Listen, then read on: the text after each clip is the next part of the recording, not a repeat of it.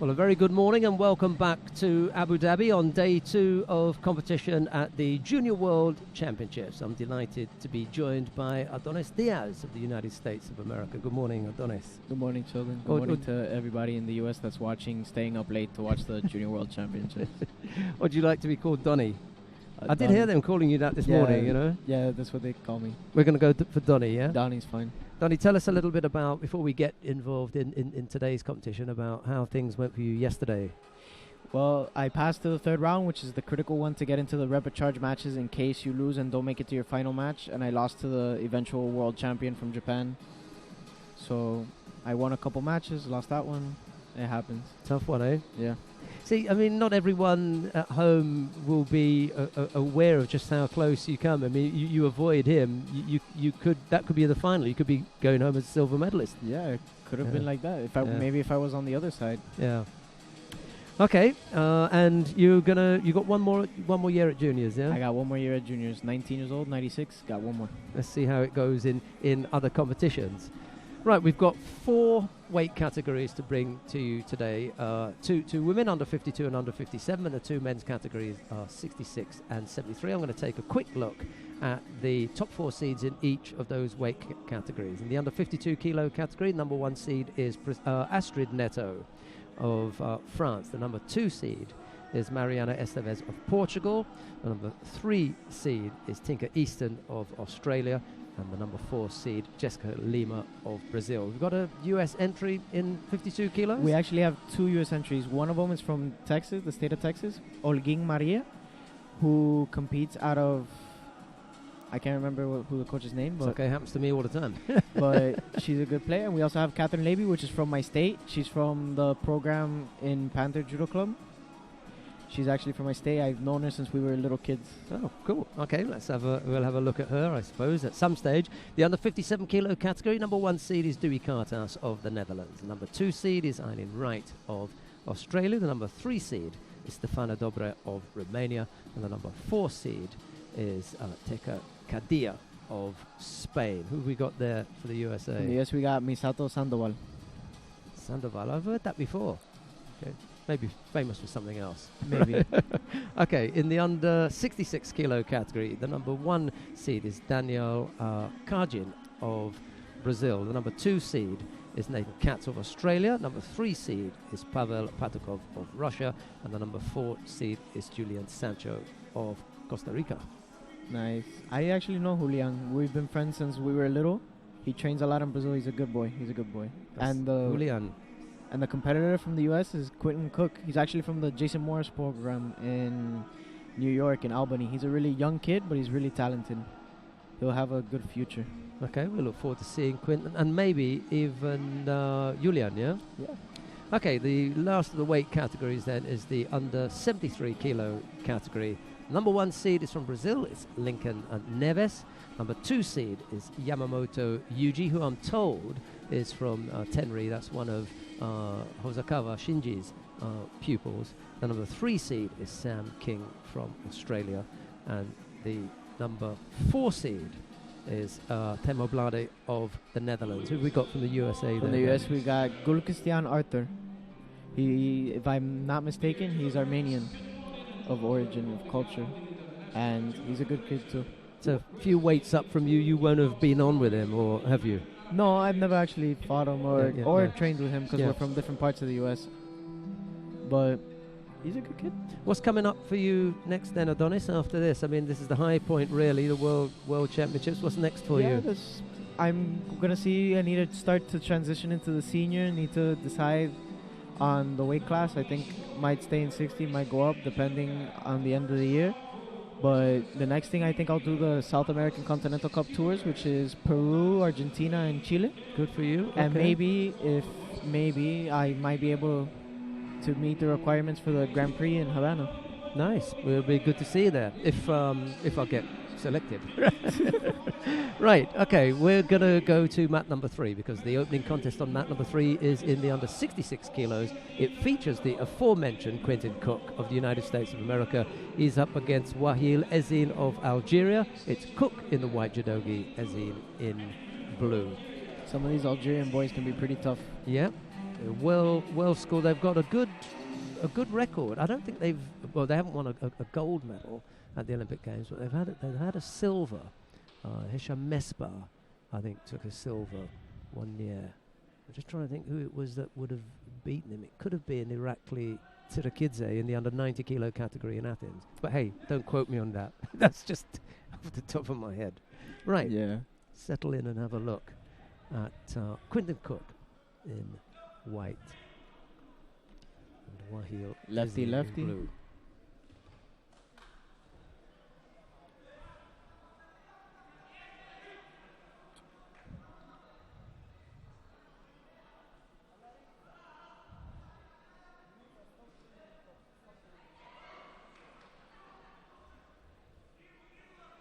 He had a little look left-sided there, didn't he? Yeah. Thought he didn't get close enough for Harai Goshen. He was nowhere near close enough for a Maki Komi, but somewhere between the two was that kind of shape. It seemed as though it was a little indecisive. Yeah, Oh. yeah. And then he might collapsed, didn't he? For the Kansetsu Waza. Maybe. Oh, he's getting choked.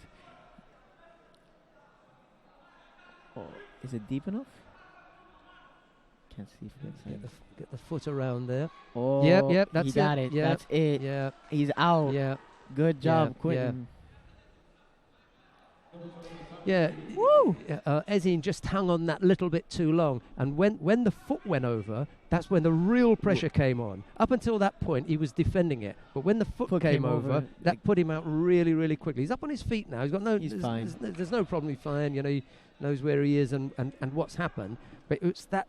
You know, there's a fine line between being able to tap out and then when you just go that little bit too far and then you've just gone. trying not to lose, trying to wait for the mate. Yeah. But And it was a leg going over that really finished him. that That was finished it off, awesome. yeah. That was really nice. Good win, eh? Yep. See, he's still not 100% sure what happened. No, you wake up. I've been passed out. When you wake up, you have no idea. What was that? I'm Where- here. I'm in Where Abu am Dhabi. I? We're not laughing at Ezine. No. We're laughing at the situation No, of because course it's something not. that we've both experienced, you know. So you Yeah. just know how How embarrassing we just that pass is. out and Yeah. it goes, yeah, but no way are we making fun of him. That could happen to anybody. Yeah.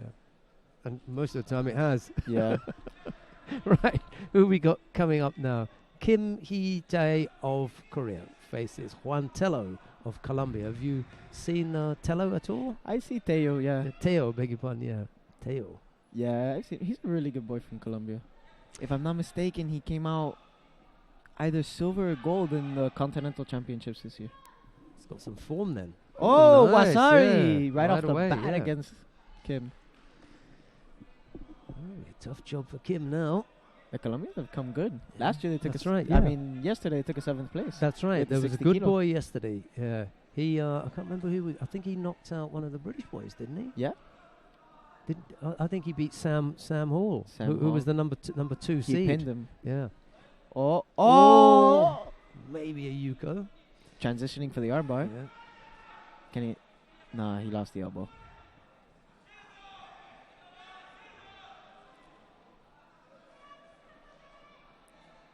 Now he needs to maintain his lead for 3 minutes and a half. Well, we've seen how well prepared the Korean fighters have been. For sure. He can't give up, not for 1 second, because he'll get knocked over. But he's doing good up until now.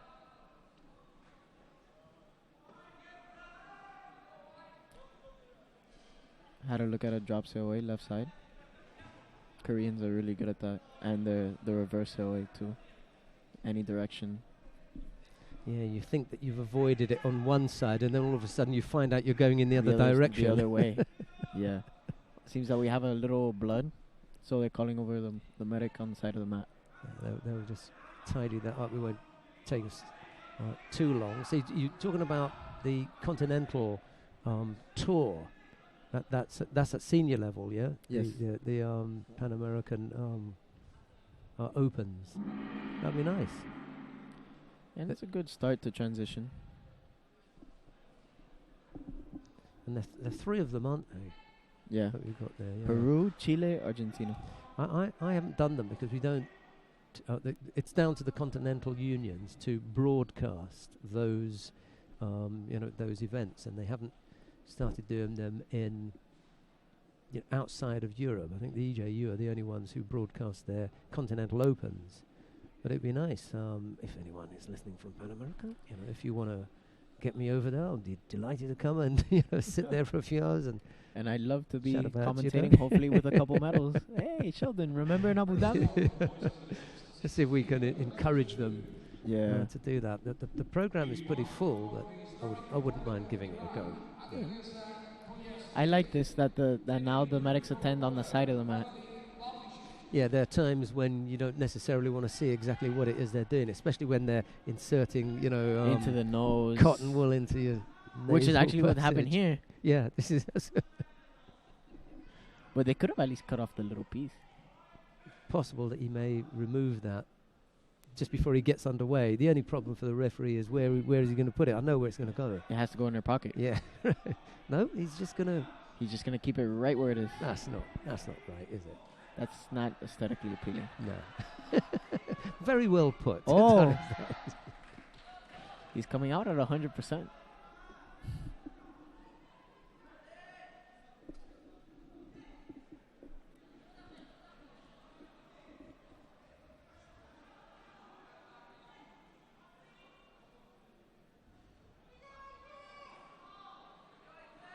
Oh! Almost came up with a makikomi there. Oh, that was close. Is that Juan Teo tried to hug him? Korean was up for it, smart about it. Yeah, it was in that hug movement that he put himself in some trouble there, didn't he? Yeah. Still, Wazari the lead. Little over 2 minutes left to go. Right, it wasn't Hisham Mesbah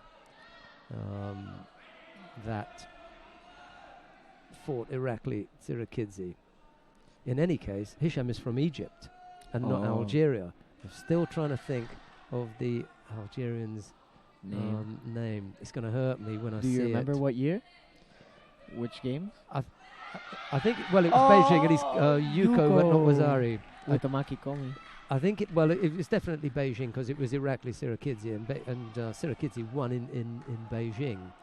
And then there are people at home now feverishly typing in and looking for maybe you'll get a message in a few seconds. Hey, Sheldon, look, this guy. Almost. 2 Yukos. One was Ari.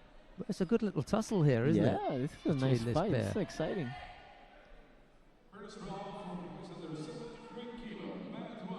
Yeah. Oh, but he's dominating the sleeve now. It was the Algerian who came second, but it was Amar Beniclef. Beniclef. Yeah. I knew it was Algerian, then I made that mistake with Algeria and Egypt. Okay, so my apologies for that. But the Algerians have taken a medal at the Olympics, a silver for men, and it was Amar Beniclef who did that, losing out to Irakli Tsirakidze in the under 90 kilo category. So they've got that kind of pedigree, that kind of background. Yeah, some they have success.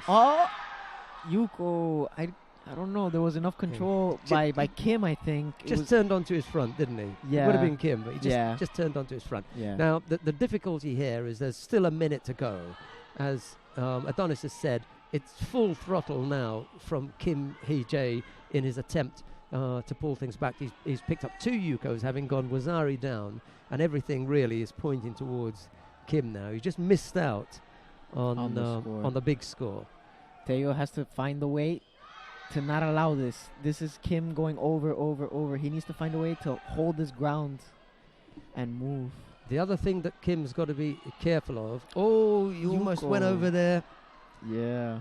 Well, 2 things. One, don't be too open and then end up getting caught. Like that. Like that. And if you've got to be really, really determined in your attacks, because you're not going to get Teo penalized 3 or 4 times now. So that's a waste of time trying to get him passive or false attacks, which he's going to pick up 1 now. It's not going to matter. He's not going to pick up 3 more penalties in that short space of time. So whatever you do has got to be big. It's got to be big enough to come up with Wazari, and it's not going to be. That little ankle grab is kind of worrying.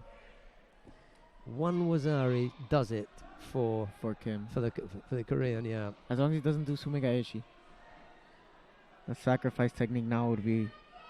Yeah. Yeah. That'd be the end of it. Yeah. I'm glad you pointed that out, because everyone on the commentary team agrees that in the last 40 seconds, no Sutemi Waza. Yeah. Most of the time, people get around it. Yeah. And if they do, That was close. Still not there. Time's got to run out.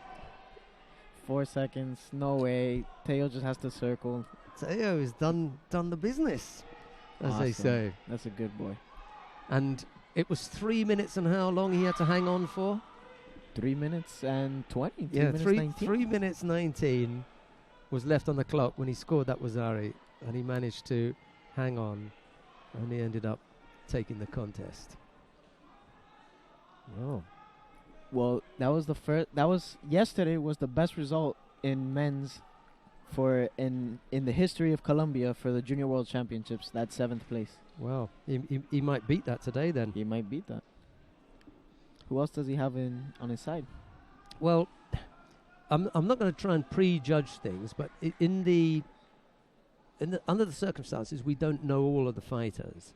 So his next opponent is from Cyprus, who traditionally, if we look at the backgrounds, don't have the kind of results. Well, there's always one guy but that it could be. So he's got the Cypriot in the next round. We'll see how he goes there. He's in the same side as Quintin. Now Quintin has got Nathan Katz coming up after that, so there could be a 3rd round match between Teo and Cook. That's my money. My money is on that, and I'm not taking anything away from Nathan Katz, but he's there by virtue of the fact that he's won their continental championships, which again traditionally are not that strong. Right, on the mat now. Let's see who we've got. Right, let me get off this list, because the names are so long that they won't even come up. And I'll just let you on our screen. Well, one is Georgi Gugulashvili. That's the Georgian, so that's that one out of the way.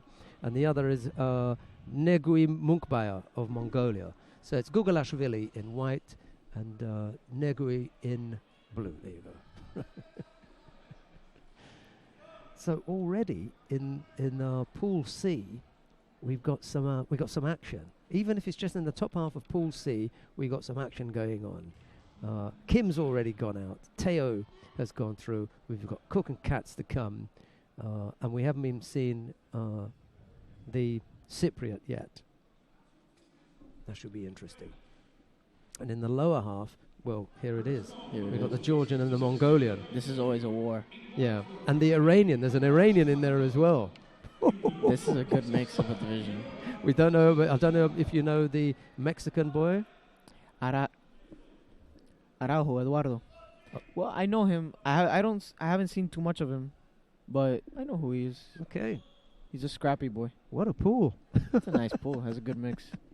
And traditionally 66 in Pan America, we have some good guys. Yes. Arencibia, we had him for a while. Yeah, the Cuban. Yeah. The Brazilian was a double world champion. Joao Daly. Yeah. Joao Daly. Yeah. I'll tell you, I saw him in Tumen not that long ago. No, it was Astana. Did he come to the World? Yeah, he was in Astana at the World Championships. He must be 90 kilos. Really? He's put it on. I mean, absolutely put it on. He's no taller. He's just absolutely. Wow. I'm not going to say he's ballooned, but he is a lot bigger than he was. Than he used to be. Yeah. There's another Georgian down on mat number 1. I wonder who that is. Katsiashvili, yeah, against the Moldavian. That's on mat number 1. That's in the under 73 kilo category, and in the chair down there is the former heavyweight. And that's all happening down. That's Lasha Gojigiani, the former Georgian heavyweight, down there. Well, we'll concentrate on mat number 3, where we've got round 1 of the under 66 kilo category. Gugulashvili has picked up the single Shido at the moment, so the Mongolian with the advantage. Oh! That was a nice look at it. Yeah, a lot of the younger Georgians are adopting this big arm around the waist or around the back, and then coming up with a big hip technique, a la Lepatiliani. He's kind of leading the way. So they're all looking at that and saying, hey, if it works for Lippo, why won't it work for us? And now Becca does that too. Becca Jivenashvili, who we'll see tomorrow. Absolutely. I'm looking forward to seeing Viniashvili. Georgian's done the business down on mat number 1. That was pretty quick, wasn't it? Yeah.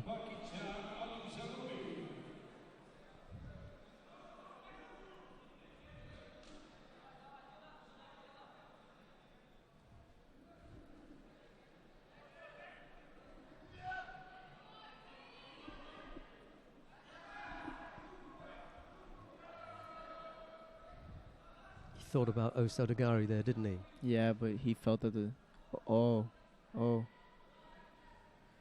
He might get a Shido for bending over. Yeah.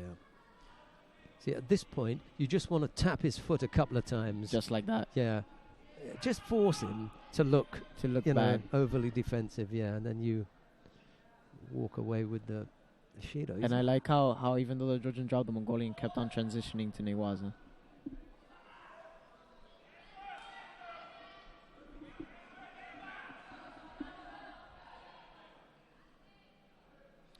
Need to keep an eye on the upcoming matches and see. Yeah, it's the Artur Gukasian coming up next on mat number 1. We'll run down there to have a look at that. He's up against Martin Hojak of Slovenia. So when that comes up, we'll have a look at that contest. That's in the under 73 kilo category. Oh. Well, we weren't able to persuade anyone to come up with an answer for the Amar Beniclef question. So we got in there before anyone else did. So no embarrassment. No embarrassment. Saved by the bell. Sometimes I surprise myself in remembering some of these obscure names, things, that happen. But it just sticks, It just sticks to you. Like here, you're going to remember who fought who, when, and did what, in 10 years' time. And it's just gonna stick. Almost. And Mongolia's going to take this contest. That was a nice little fight there. A single Shido picked up by Gugalashvili was enough to give the advantage to, I think it may be Negul, yeah, because G-U-L, Gul is but it can't be because there isn't, we have got L's, yeah, it's Negui, but we can ask one of the Mongolians just to check. Just to make sure. But you're far better at pronouncing these names than I am. I'll give you that much. I'm just guessing with this one. Negui, Munkbai is okay because those putting together of names, Munk and Bayer, that's easy. That's the first time I've seen that one though. Now I'm just wondering if we should stay here or go up to mat number 1 because we want to see the contest between Gugasian, and that's coming up next. So rather than get involved in Zadro and Esposito, oddly enough, that's how the Italians pronounce it, because I know in the United States, I know in the United States of America it's Esposito.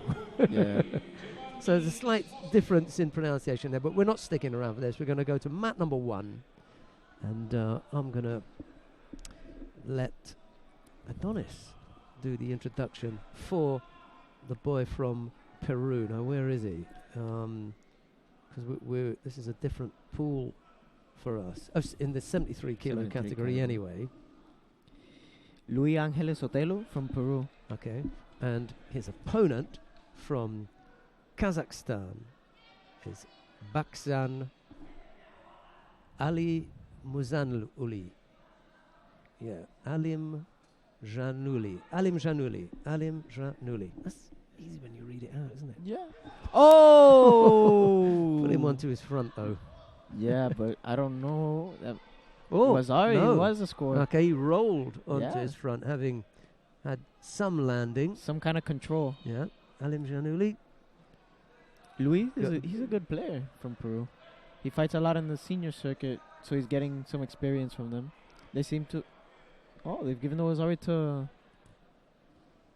Hold on. Yeah, there was a. That's what I thought. I thought the Lozoya was for Luis Angeles Sotelo. I don't know why they put it on Alim Janouli's side. Oh. Okay. Yeah, for me, that's the best thing to do. Drop. You know, if Take your sheet home. Yeah. Wazari Ipon. That was nice. If you Okay, just so you go. to If Yuko. you can't get off it, collapse it. You know, you got 2 chances there. You get a Shido, Yeah. but you avoid getting knocked out of the tournament. Exactly right. 3 scores. Oh, he's going to run onto this. He's going to run right onto those shoulders. Yeah. This is a really nice foul match by Sotelo. Well, Sotelo's doing the right thing here. He knows that Alim Janouli is going to be coming at him. So there are, he's got 3 ways to go. Straight back, off to the left, off to the right. But whichever way he goes, he knows that Alim Janouli is coming onto him. So and if he picks the right way, it'll be perfect. It'll be You nice. know? Yeah. So all he's got to do is pick the right way, or having only collected 1 penalty, with he's got to be 17. clever. And again collapsing. No, I don't think there was There control. was enough. I think that's Alim Janouli looking Trying for to the Satemi Waza. yeah. And he just lands on top of him, doesn't he? I don't think there was Ipon, but Yeah. this is definitely a wealth. So far, it's been going good for the Pan American Union. Oh, I tell you.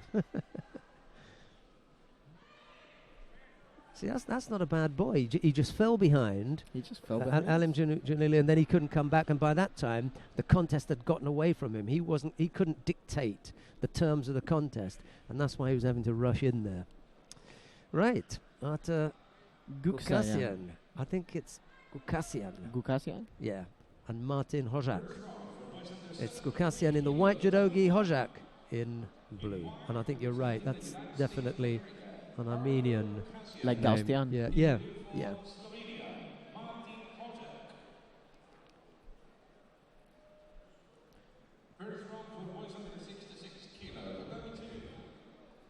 It's a nice start to the day. We've had a good bit of action. Yeah. Usually in the beginning round, sometimes you get some Dead. play, Yeah. some nerves, some people. Yesterday it was very nervy at the beginning. It really was, but it picked up, and there was some nice, head-to-head, some good matches. But right from the get-go, this has been good. We managed to pick out a few good ones.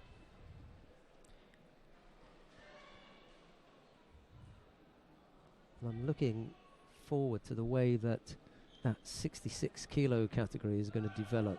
Yeah. Just from that one pool, I can see a few interesting names coming out then, and a few good matchups.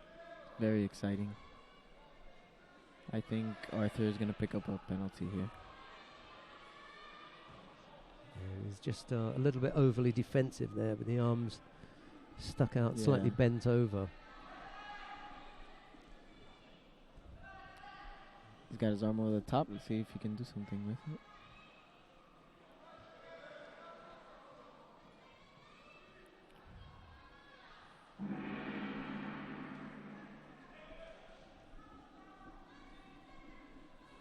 Normally the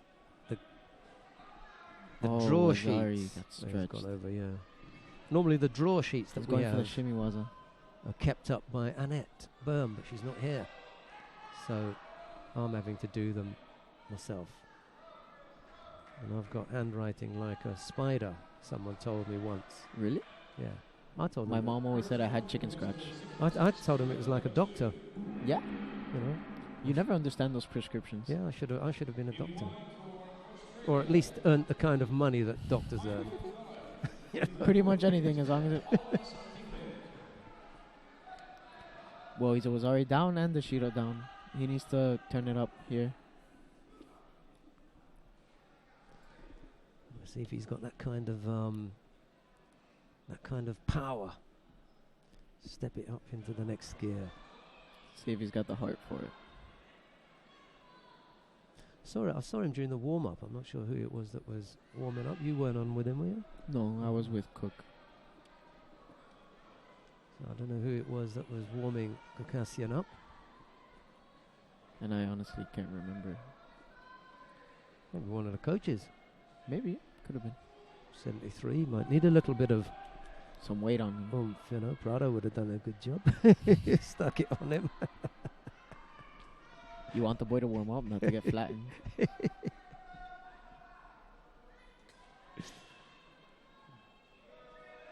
Strong whack at the left leg there from Hojak. Lucky he had hold of him. If he didn't have his hands on him, that would have been a shit. He's had another little dig there. And those really hurt the next day. Yeah. It all kind of...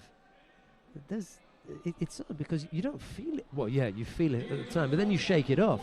Yeah. But then come the next day, you put your hand there, it's like, what? And it's swollen and pain, discoloured. Wazari's still the lead for Hojak. He's working on the Kansetsu Wasa. Let's see if he can... No, it's not there. It's not there. Not tight.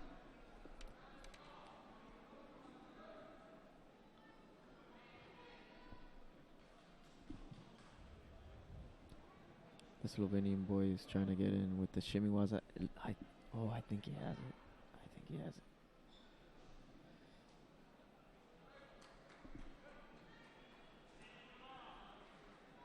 Yeah.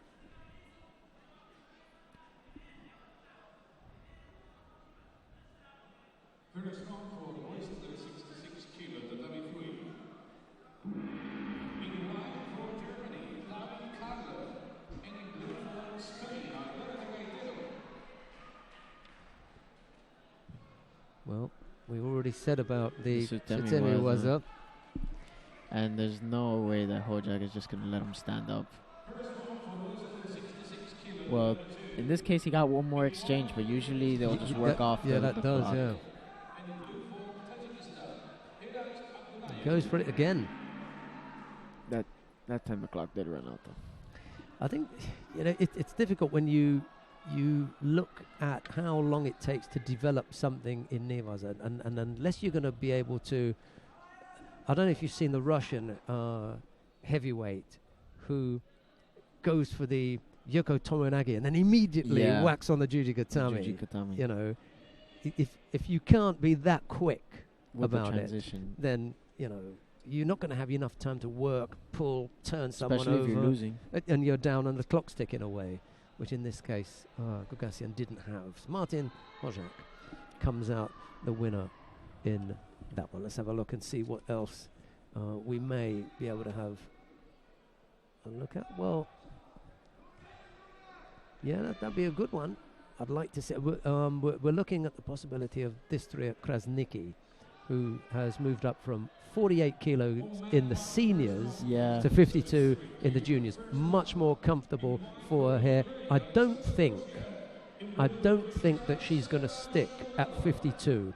I think she's just doing that because it's juniors and she can relax. And she can relax about it. But she's taking some senior Grand Prix medals. Exactly. At 52.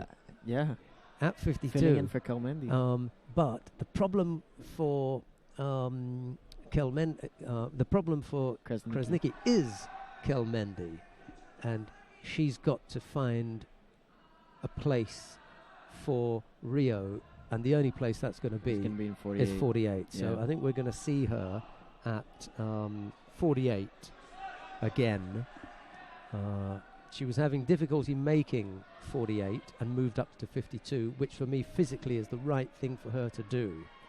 But maybe it was so little for Rio, she can maybe do it for that short span. This is the thinking. She's chance on the arm here. That looks painful. Yeah.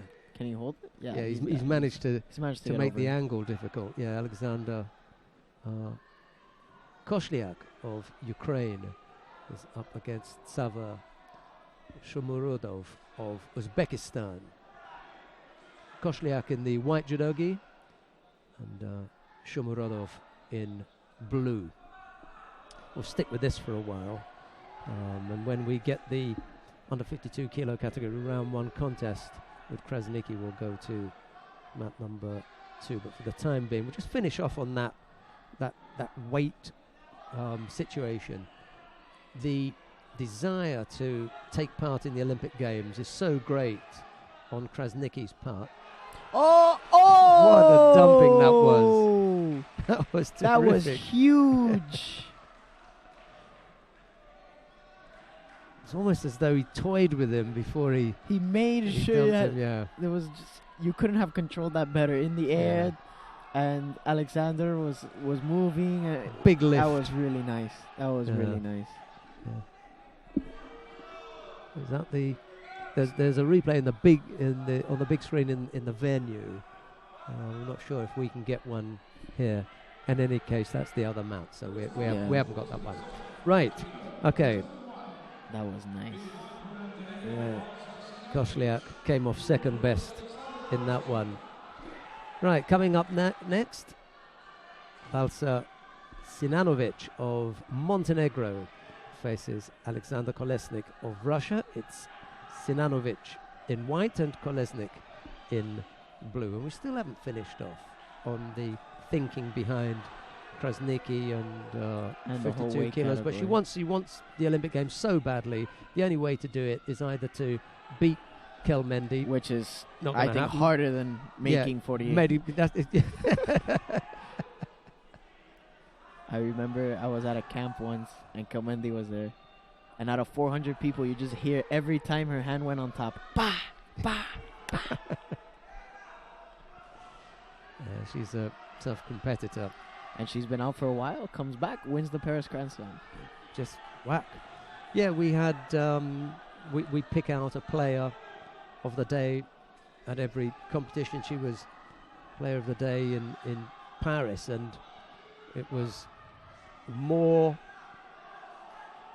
that the fighters in that weight category, that was nice. That was a really Came nice up with sweep. Yashi was a big lift as well first, and then Yashi was on the way down. It was more that the players in that weight category had a rest from Kelmendi than Kelmendi had a rest from the 52s. That was good. And we wanted to put the headline, normal Kelmendi returns, normal service resumed.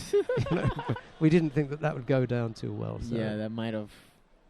Too much like making fun of the... Yeah. Or making light of the other players in the weight category, so we avoided that. Yeah. And 52 is a really good division. You got Chito. Yeah. You have a couple girls. Miranda from Brazil. Yeah. Kuziyutina. The Russian. Yeah. Yeah. The Russian girl. Yeah, there's actually two Russian girls, if I'm not wrong, that are pretty decent in that weight class. Who's the second in the 52 kilo category? She's, onward and upward, isn't she? Is she a blonde girl? I'm just trying to remember. Yeah, I think so. Remember the face, but not the name. Yeah, you're right. There is. I know because my teammate fights that weight class, Angelica Delgado. Yeah, Angelica Delgado also had a prize. It wasn't Player of the Day, but it was Looker of the Day when we had the. When she had the black eye? No, in Fort Lauderdale she came along to an evening event. It was a presentation of, I think it was like induction into the Hall of Fame, USJA Hall of Fame, and she came along, and of course we'd only ever seen her in a judogi, in judogi, up, sweaty. Exactly, and she came along, so it wasn't an official IJF prize, but I gave her a prize. Looker of the Day she got, because she did. She looked like a knockout. I said, I'd never seen you looking as lovely. Are you sure you got the right person? I said, yeah. Yeah, that's me. That's you. Yeah. She did. She looked lovely. So, Krasnicki is actually on the mat already. Is she? Right. Okay. In that case, she actually won. Oh, in that case, we missed it. That was quick. Yeah. Or 3:21. 30 seconds. Yeah, the Kazakh fighter still getting to her feet here. It must have been a nice throw. We can actually see the replay on this one, I think. That's on the big screen. That's on the big screen. Venue. Here it is. You at home can't see that one. Uchimata it was. Yeah, nice. Yeah. Okay, we'll see Krasnicki, and we'll make sure, we'll make a point of being a little bit more attentive. It came up before we knew what was going on. There's another Krasnicki in 57. We could ask her if that is a family member. Yeah, might be. Could be. Yeah, we'll do that next. That's interesting how there's a lot of siblings that do judo at high levels. Yes. Yeah, you're right. It's difficult to pick out the ones in Korea, though, because a lot of them are called Kim. Yeah. There was one time when the whole Korean women's team were all called Kim, and none of them were related. Wow. Everybody was called Kim. Well, there's actually the 52 kilo here is named Kim. Yeah. Yeah. It's just one of the things. I think they've got really big groupings of names like Lee as well. There's plenty of Lee. Wang, W-A-N-G. Wang Ki-chung. In Korea, yeah.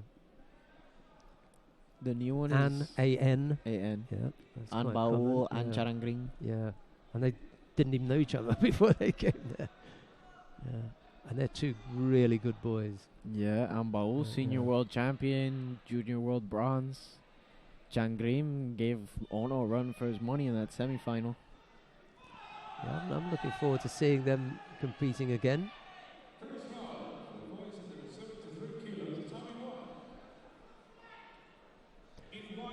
Right. I'm going to look a little bit further down to see who's coming up. But there's nothing really that catches my eye. And in that, only Akil Zhakova in the under 73 kilo category, but he's on mat number 1 anyway, so we can stay here. Well, let's continue with the under 73 kilo category. Usama Jedi of Algeria faces Lauris Stations of Latvia. It's Jedi in the white judogi and Stations in blue. So we'll stay here then. The Latvian is a lot taller, but the Algerian's got that hand on top and making things kind of even. Size-wise, anyway. Oh! That looked for a moment as though it was going to be huge, didn't it? If you would have had a bit more control. That was really nice. Almost like Shohei Ono's on Le Grand. He flew. He flew. Yeah, there was a real debate about the technique that was used and how to classify it.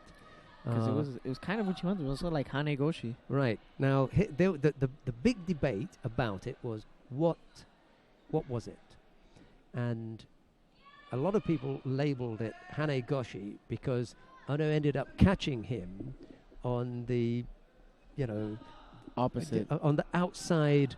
It wasn't the inner thigh like Uchimata. It was the outer thigh. Right. So, and his leg never really got past into the leg. So because it was Legrand was shutting the legs to avoid the Uchimata. Maybe do Right. Sukachi, but So, does Legrand's action? Here's the question: does Legrand's action impact on the execution of Ono's execution? does it change the technique? Exactly. Can you affect what I'm doing? What I'm doing. Is it Uchimata or because you reacted, is it something else? This is the question. What do you think? I don't think that the opposite. I think his intention was to do Uchimata. That's what I wanted to do. That's what I tried to execute. I don't think it makes a difference what Legrand does. You're going to go far. You are going to go far. Because that's the exact explanation that Hosokawa Shinji gave Really? with regard to the classification of techniques. Your attempt to execute a waza doesn't change if you go through with it, isn't changed by my attempt to avoid it. To avoid it. I yeah. can't turn your attempted Uchimata into Hanegoshi just because I close my legs, because it's what you do, not what I do as the uke. So it's Tori that you have to look That at. decides the technique. Tori decides the technique. So you're a winner. Woo! At least I took one prize Yeah, in this tournament. You nailed that one, man. Yulia Ritsova is the other Russian. Ritsova. Yeah, Ritsova. Yeah, a couple of others lower down, but it's those two who really are doing things. Apart from Anna Dmitrieva. And the reason I'm going to mention Anna Dmitrieva is because she is new on the scene for seniors, but she's not new on the scene to us on Judo TV, nor is she new on the scene for US fans, because US fans will remember Anna Dmitrieva as the Russian fighter who lost in the Youth Olympics to the young American Boisu. Caitlin Boisu. Caitlin Boisu won the Youth Olympics and defeated Anna Dmitrieva in that final. And they very famously were on the medal podium. Dmitrieva was smiling; she was fairly happy with a silver medal. Caitlin Boisu was in tears, and there's a nice picture of Dmitrieva wiping away a single teardrop from Boisu's cheek, and they snapped that at that moment. At that perfect It decisive. was absolutely perfect. Yeah, we had them up here on the show together at one point, chatting about that match. That match. Yeah, and Dmitrieva said, much to the effect, "Don't speak too much about that, because I don't want to look weak." Oh, beautiful as she was. Was it Sasai or Yeah. Hisaguruma? I would like to see the I replay think on it's that one. Sasai. Yeah, That was nice. right at the end there. There were 7 seconds left to go. He was leading anyway with 2 scores, but it's nice to finish off. And there we come back to the Algerians. The Algerians. Yeah. They have they have some scrappy boys. I'm telling you, and girls too. That was quality, though. If I'm not we go. mistaken, Yes. He catches him a little bit high up, but Yeah. again, when we come to intention, yeah, that's Sasai yeah, for Surikomiyashi. sure, for sure. Yeah. You'd have been just that little bit further away and a lot higher up for the Hisaguruma. Yeah. And there's And this see that little step there that he takes. That's the That's thing what that gives does him it the for me. Yeah, that gives him the lift. Yeah. Bang! The step in, and then he's got the balance. I right. like to do Sasai like that too. Yeah. That was beautifully executed. Speaking of the Algerians, and there's also an Algerian girl that went with me to the Youth Olympics now in Nanjing. I believe she's fighting 52 kilos. She here? Yeah, she's here. Oh, She's a tough little girl too. we may get to see her then.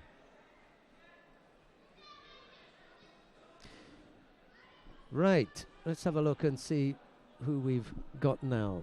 Ahmed El Meziati of Morocco is on the mat now against Abdel Rahim Mohammed of Egypt. It's El Meziati in white and Mohammed in blue. Speaking of the Egyptians, yesterday they had a really good showing with the 60 boy. Yeah, 5th place. they've got a few good fighters. It's been an extremely difficult time for them because of the political situation issues, yeah. in Egypt, and they haven't always had sufficient enough Participation. funding, support, that kind of stuff Yeah. to get them abroad. They've got some useful fighters. And they have a heavyweight that's pretty good, if I'm not mistaken. Yeah, Islam El Shahabi, the big guy. Is that in seniors you're talking about? Yeah, seniors. Yeah, he's a... I don't know what's happened to him recently, but he just stalled. The other thing is that they've lost their coach, who was himself a really good heavyweight. That coach has gone off to Tunisia now. He's coaching in Tunisia. He's now working with the Tunisian heavyweight. So that's unfortunate for the Egyptians. But, Ramadan Darwish, he's a good boy at under 100 kilos. We've got a few fighters, a few useful fighters. Don't have a big women's program. That's a nice effort. Yeah, I think that was Ippon because of the bridge. me too. See, it's away from the referee, So she can't really see Yeah. it. and What? and- Oh, the at least table he's- seems to have changed it to Wazari. yeah, at least he's got the upgrade of Yeah. the score to Wazari, and it could be that it came on the shoulder, And Yeah, not the, and the not- actual bridge. yeah, and not the head. Yeah. Could be.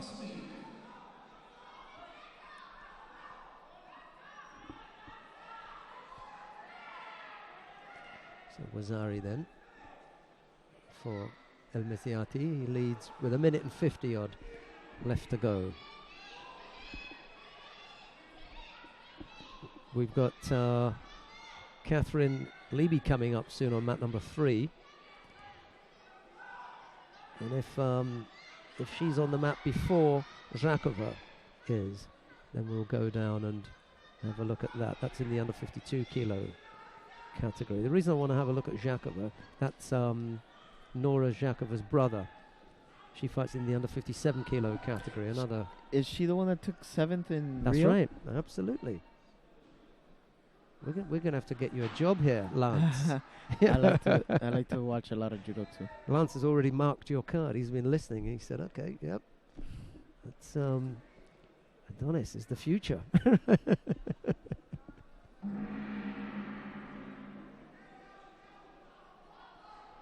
Do you watch when you're at home and the broadcast? I stay up to all the odd hours. Send us a message and we'll say hi. You know?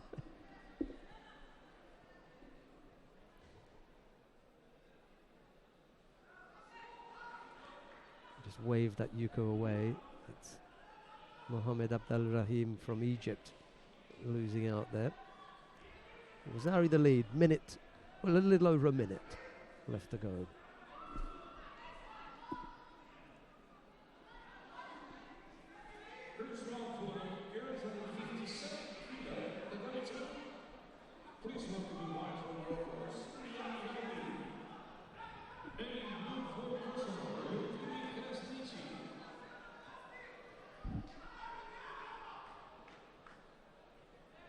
There's another Krasnicki on mat 2. Do you think that's the sister?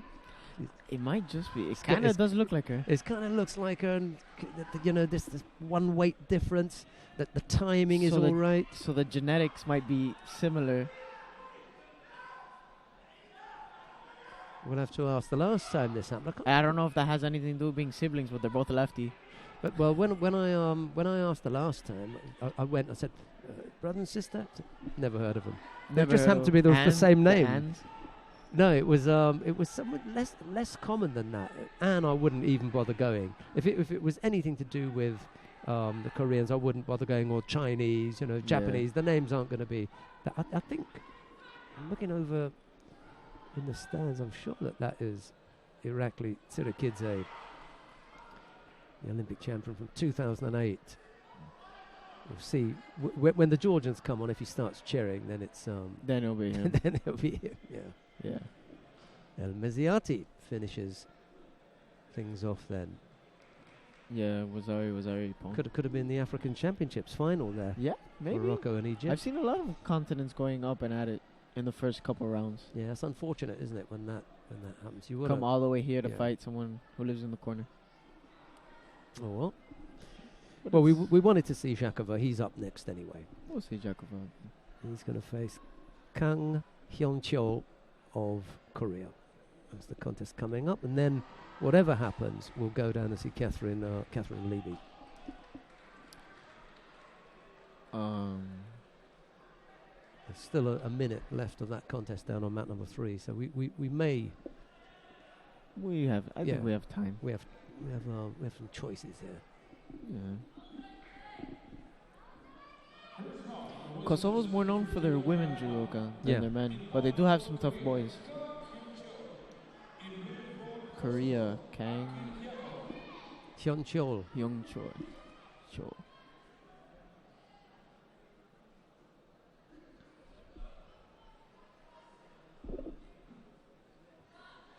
Stepped off that.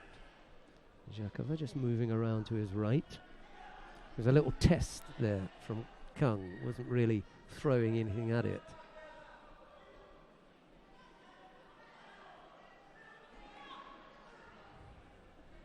They've just got the one coach, the Kosovans, and he happens to be sitting in the chair for Krasnicki. So, that's this. Well, hopefully Krasnicki can finish that match. That's tough to come to a world championships when the level's so high. When you can only be in one chair. Yeah. It's tough.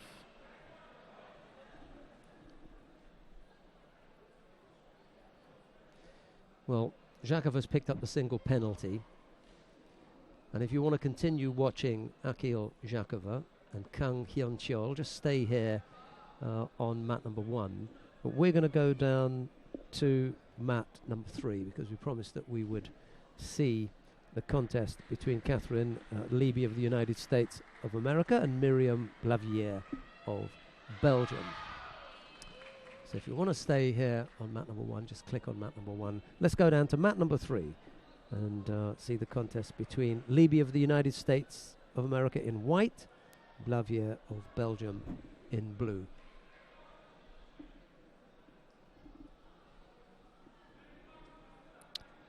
Is Helen 52 kilos from Belgium? I only know the 48 kilo category fighter. Let's have a look and see who it is at 52. If the Belgians have got anyone. They don't have a really big team. Yeah.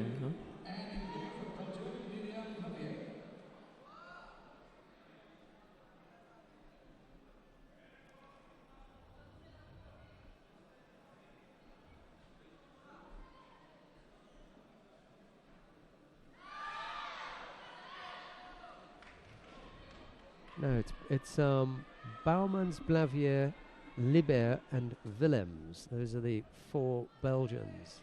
We had Gabriella Willems up here yesterday morning, because the first contest we showed yesterday was Marine Bouwmans, so we had Willems up here yesterday. So no, just the one entry at 52, and this is her. Oh, she's gonna. No, that was the worst thing. Can't roll over like that. Now she can go on top for the pin. She has more options from here.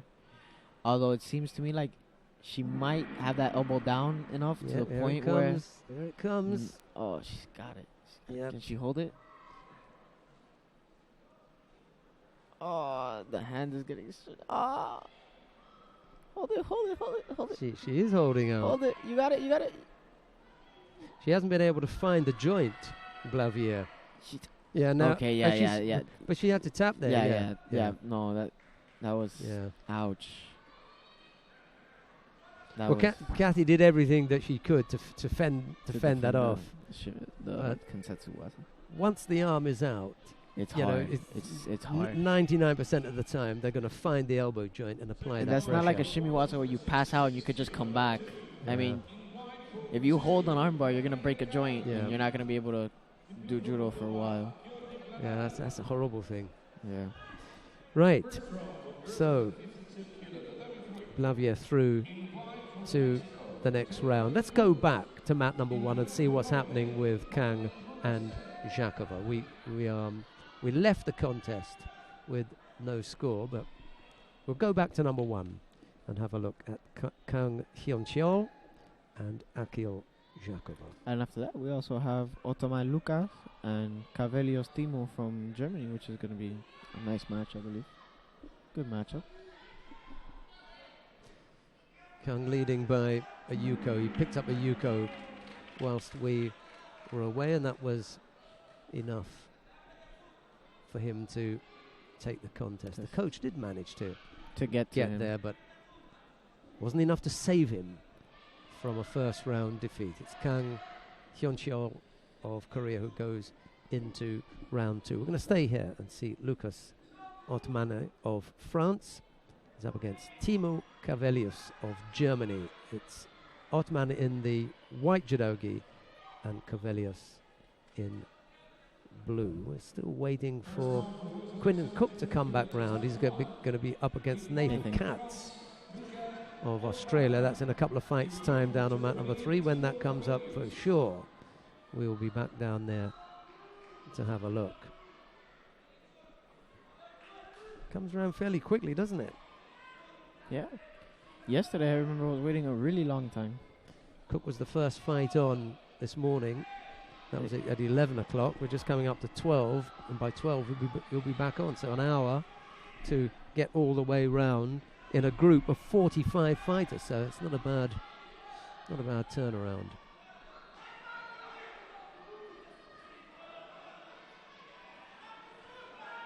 So far, it's just been a tough fight for the grips.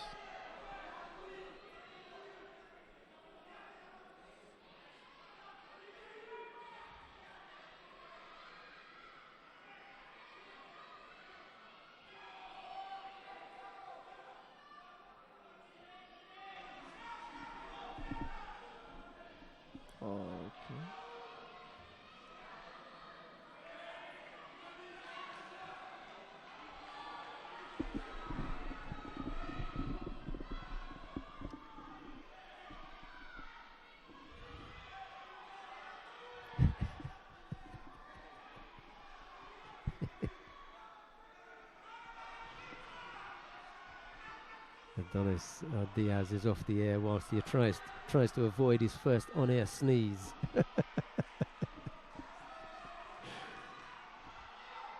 No score yet between Ottman and Avelius.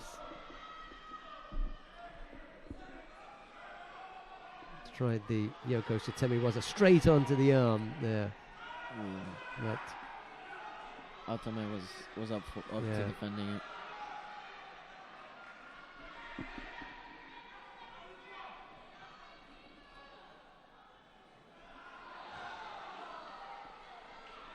Loud thud. It was just on the adjoining mat, I think that was, yeah.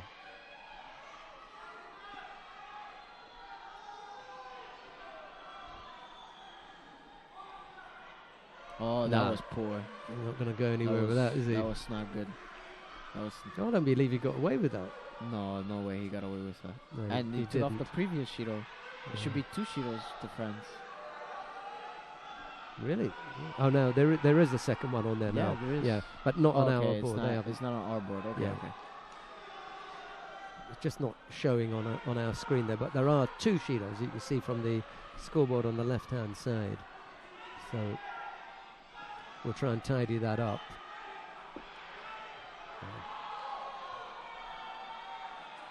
And now it's the turn of Cavelius to look a little bit untidy. With that attack. He has to try and maintain this lead, keep up the pace, not slow down, because then it could be tied. There's still enough time to get 2 penalties off. Or even worse, get a score and then...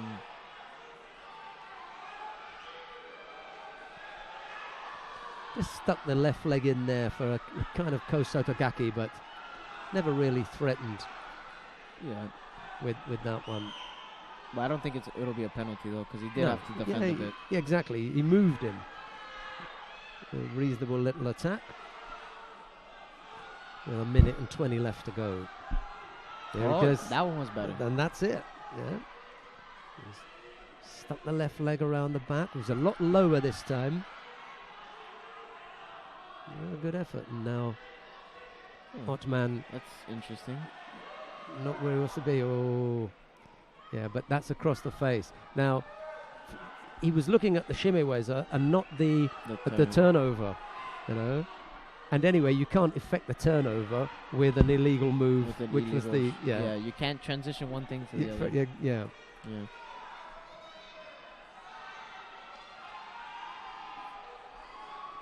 50-odd seconds left to go. I still think there's something in it for the French fighter. Yeah, it's not over till it's over.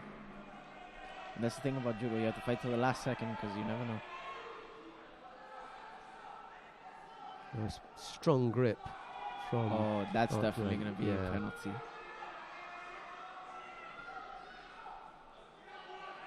He seems tiring tired. quickly, yeah. Yeah. Ooh. Oh, Got away with that as well, yeah. Oh.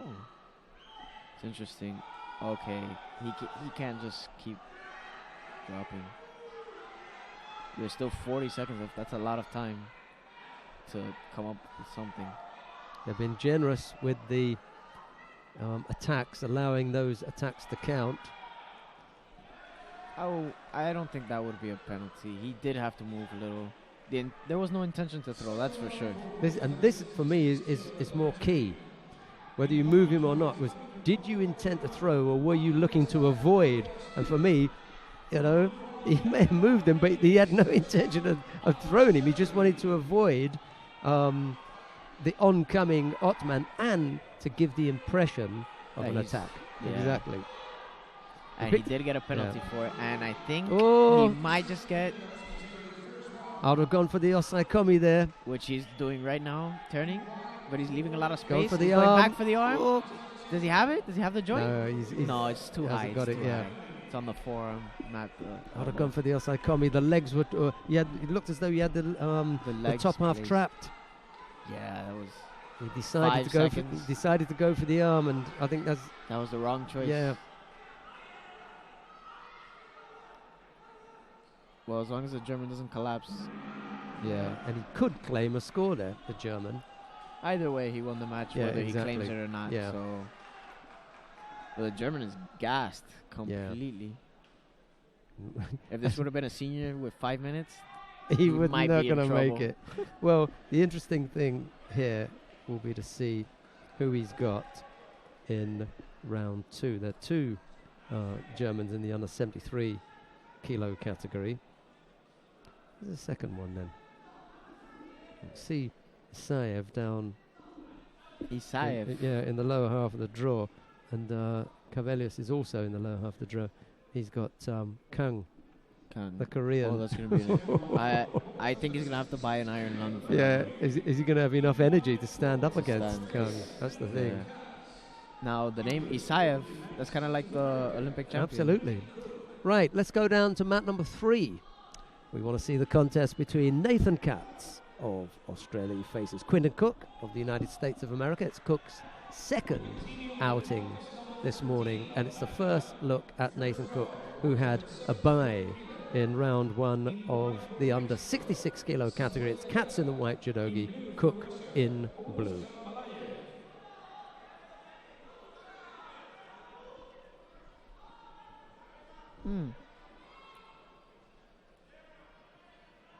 Okay. Cook just took a little bit longer to get to the mat. It's possible. No. I don't know why it is that. Oh no, it's okay. It's fine. And the coach is in the chair as well. Okay. Okay, it was to put on his credential. Apparently. Gripping inside, that's good. Managed to free up the right hand as well. Yeah. Got it trapped again. It's just the sleeve It's the at the sleeve. moment that Katz is. It's the yeah. cat claw.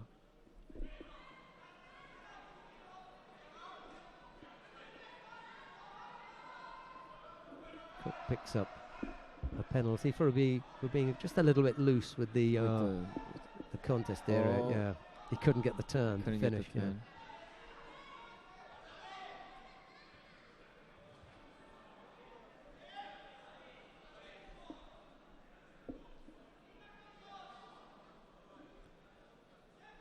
Nathan Katz is almost got Sukachi there. Yeah. I was gonna say he's that was a good look at it too. But the only thing is Nathan Katz is getting a little bit more initiative on the grips than Cook. Yeah, as long as he can avoid getting trapped, getting that right hand trapped, because Katz isn't looking to do anything positive with it. You know, there is also the chance that the referee will have a look and say, hey, it's the second time that you've controlled that grip and done nothing with it. You know, that's Shido. negative gripping. You'll pick up a Shido. At the moment, he got away with it.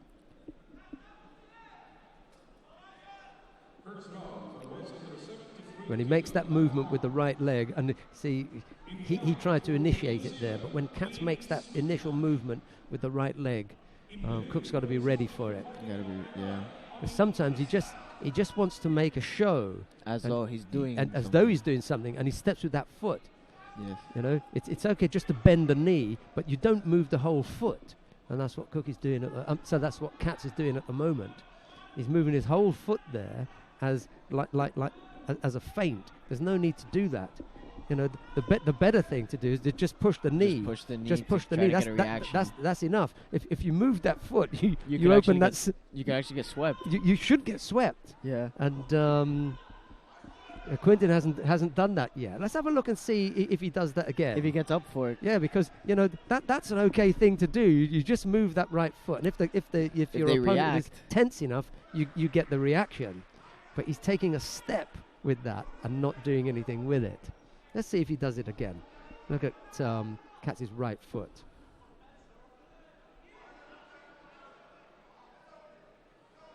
Yeah. Yeah, well, he He actually tried- attacked the yeah. leg there. There he goes There he again. does it And again. now, and the second time, he moved across. And he can and, actually again. and again and again Yeah. and again. Yeah, it's true. You've got to be. If he's not going to go properly, and he's only going to halfway, you've got to be ready for him. Yeah. Marusha Stanger threw the Japanese yesterday just like that. She didn't give the full go. Oh, but he does there. That was a good effort. That was a good effort, but not enough control on the sleeve. Right. Now the other thing is that just as he gathers himself here in this exchange on the ground, Quinton's got to know that Katz's Uchimata is valid. He's got a nice big right-sided entry. So the Tsukeshi that he missed out on once, and this little feint that he's got. Let's see if he does it again here. Now he's just Missed there. missed on the broken nose, little blood. I really think that if he's quick here, he can catch him.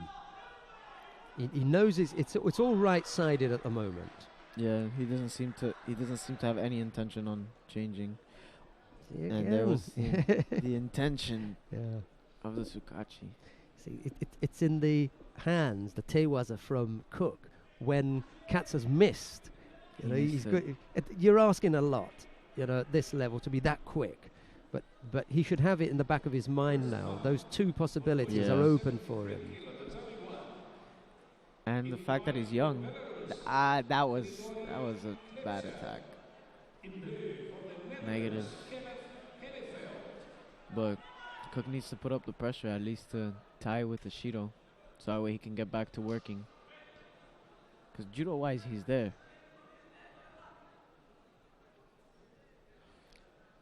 Katz, if he's clever, is going to close up shop here. He's got the advantage, and once they've given an advantage, they don't like to then change it. They say it's up to you now to do something. So you know, Cook has really got to come with something here. He has to push. He has to pile it on. Oh, could have gone. Ooh, there it. Ooh. Ah. Your coach knows that you missed the chance there. 30 seconds. That was close. Left to go. He's had 3 bites at that possible Tsukeshi. Yeah. So close. He's just losing the sleeve every time. I'd attack that right leg. He just did there, and now he misses himself because he put everything into that. Yeah. Lucky not but to. He has no choice. He has no choice. He has to go. Just where he doesn't want to be, on the ground with time ticking away. Katz is going to take this one. He's even had a chance to work on the arm here. He's not going to get it, but there's going to be so little time left that Cook isn't going to be able to even come up with an attack here. Nathan Katz of Australia worked this one out well. And it's the Australian who came in here as the number 2 seed and has defeated Quentin Cook. Up next is the boy from Cyprus, Anteo. See, this was a good draw.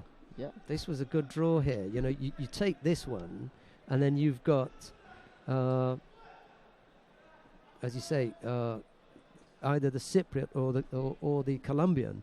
You know, you're really looking at quarterfinals here. This was a good draw, and then it'll be the Mongolian, I think.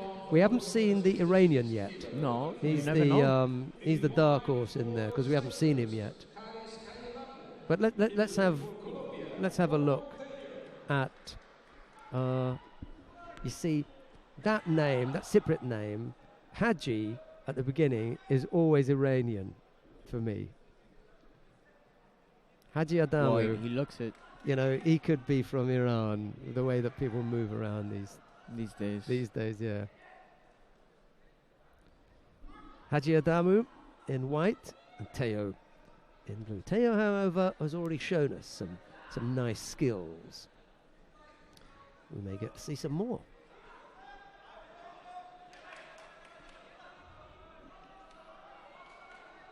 Last time he scored with a nice solder. Let's see if he can.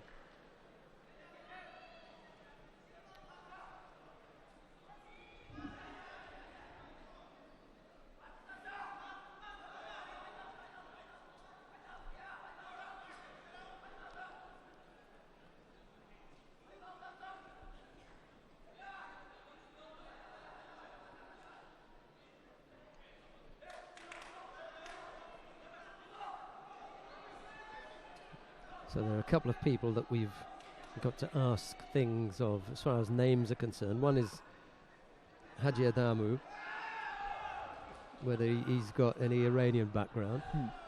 Who's the other one that we said we were going to ask? The Krasniqis. Krasniqi, are they sisters? Yeah. Okay, we'll do that.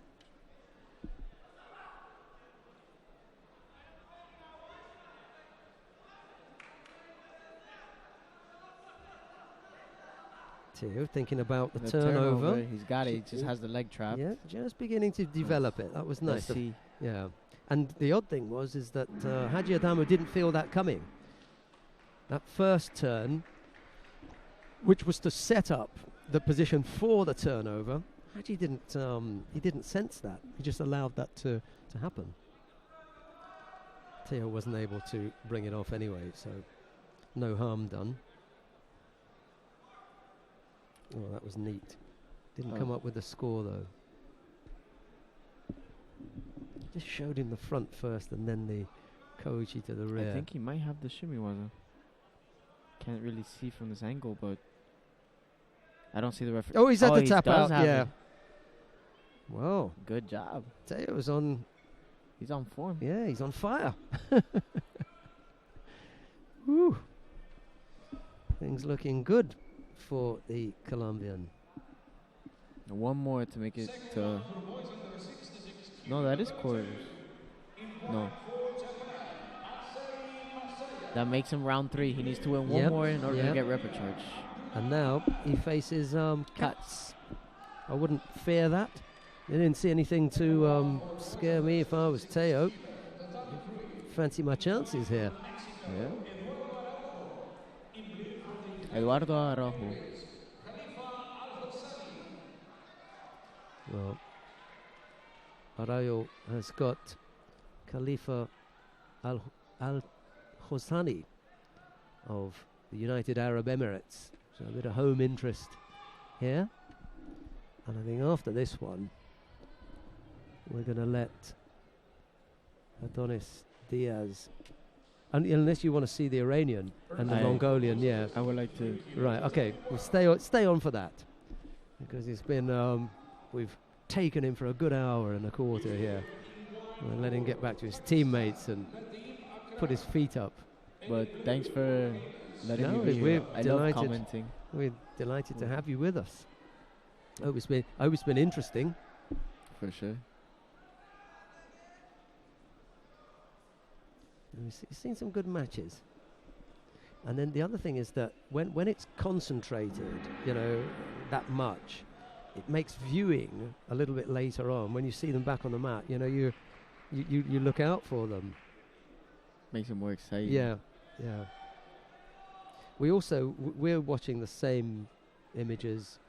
We've got a screen here, although we could stand up and watch the mats, but we've got a screen here and we watch exactly what you watch at home. The difference is that we're kind of glued to it. Yeah. We can just stop, make some popcorn. Glued to almost every move.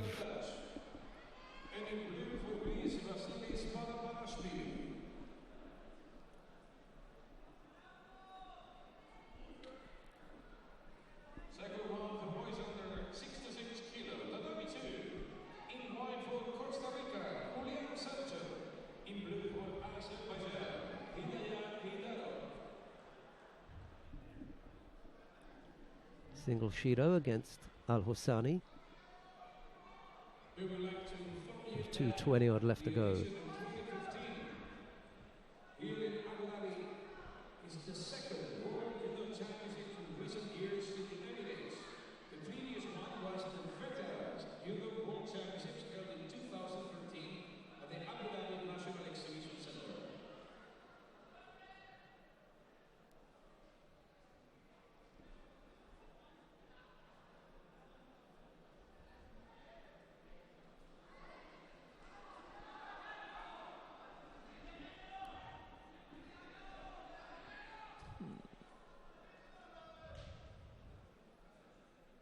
This contest hasn't come to the boil yet. No, so far it's just been on that one penalty.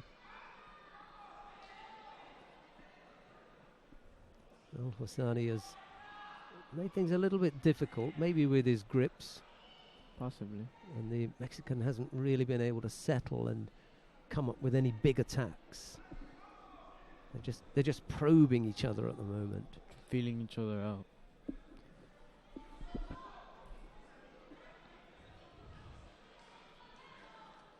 Just going to take a moment to point out the scoreboard on mat number 3. The name of the Greek there. Okay. He's Greek. Still just a single Shido against Al-Hosani. If you had to take a guess, where would he be from? Oh, yeah, 100%. I remember the first time I saw it, it was just, whoa. Big name. Into the last minute then.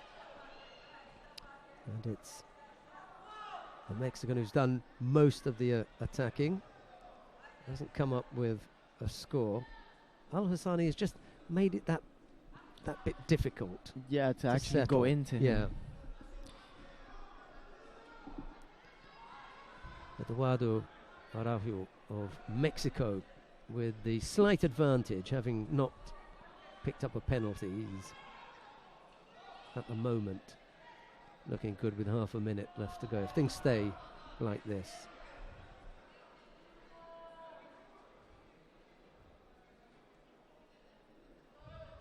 Kathy Mouet, the referee in the middle, just asking the fighters to tidy up. She's refereed at 2 Olympic Games. Beijing and London. I wonder if she's going to Continue. manage to get a third. It's quite unusual. How does that work for the referees to... They go through the most incredible selection process. It's really tough. They're only going to be, I think it's 18. Well, they're 18 and then they'll take 14. So 4 are going to get, thanked along the way, and they won't be going.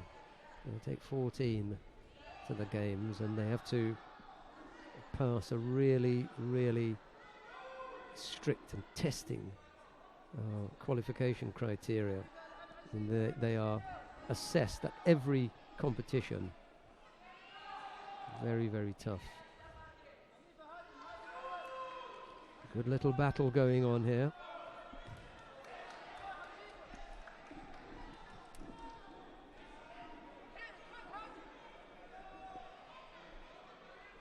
Last few seconds. Al-Hosani should just go for it here. He's had a quick look at the clock. One more big attack. Well, there was an attack, but it wasn't big enough.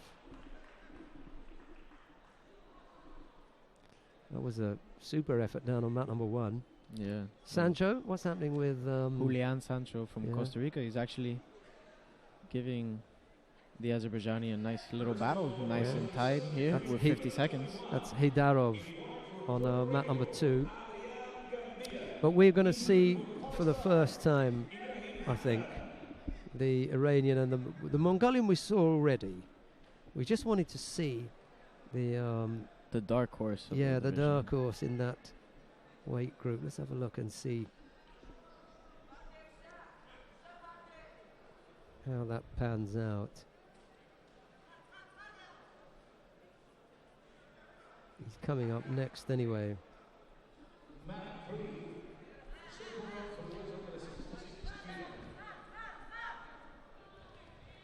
So, coming up next then is Mehdi Fatihpuradal of Iran. He faces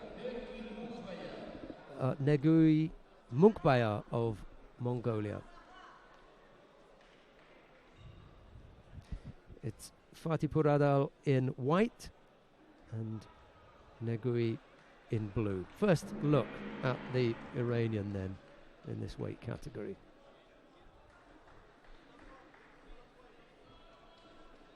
We'll sit back down for this one.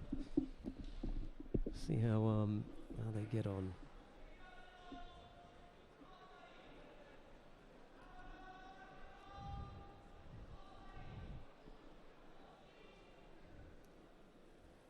Shaping to go over on the right side there, Uchimata. Mongolian manages to ride that. Thinks about the arm lock, but the Iranian's got that fairly close to his chest, so there wasn't even the attempt there. Half a minute gone. Can't remember who it was that we saw the Mongolian against in the opening round. Oh, it was Gugalashvili, the Georgian. Yeah.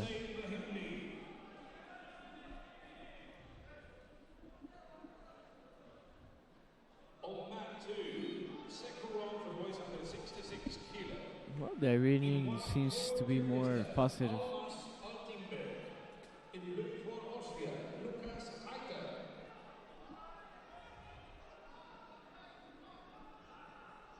They're struggling with the light boards. Sorry if that is a little bit off-putting. I'm sure they'll sort that out shortly. Can't remember what they call that. Some people can't look at that quick flashing at all. Epilepsy. Yeah, is it? So you got that condition. I'm really sorry. Yeah. Hopefully we'll sort that out quickly.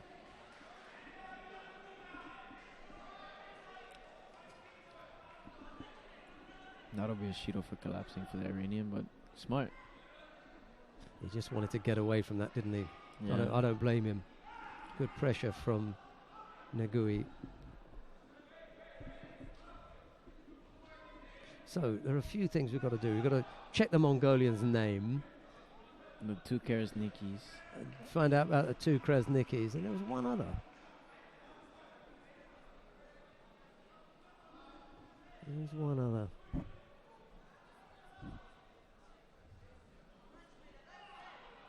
It was one of the fighters who won.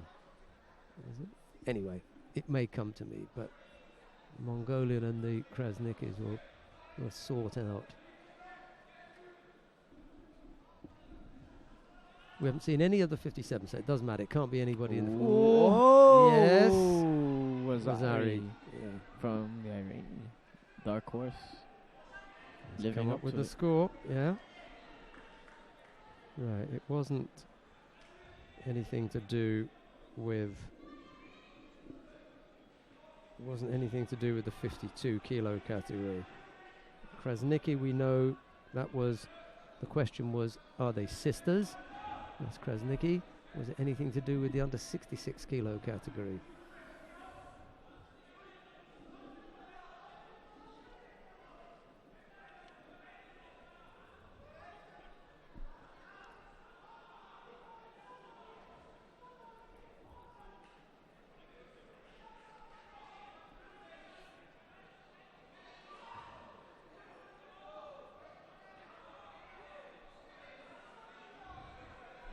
Nothing catch your eye in the 73 kilo category that you remember us talking about? I can't remember it offhand. I can't either.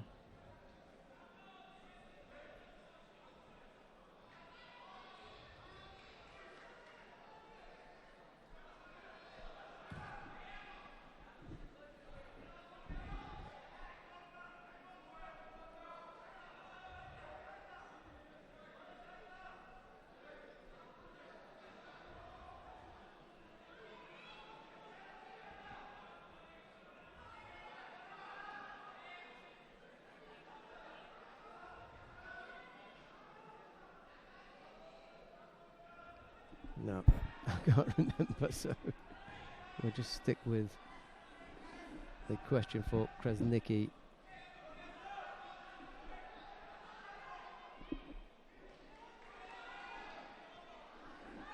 Fatih Paradol picked up an unusual penalty there for just opening up the judogi.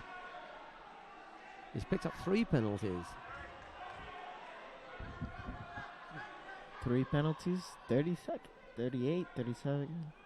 That actually might. It's a little dangerous. Yeah, definitely. One slip here. See if the Mongolian can capitalize on this. Oh, but Well, see, that'll be enough for an attack. yeah, That little Uchimata there. So you and won't that's have what he to, caught him with the last time. That was already. you won't have to worry about that.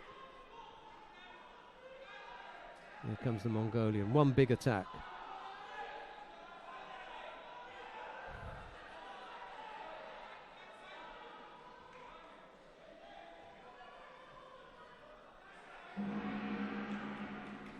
The Iranian's gonna take That's this it, one. yeah. Dark Horse comes out.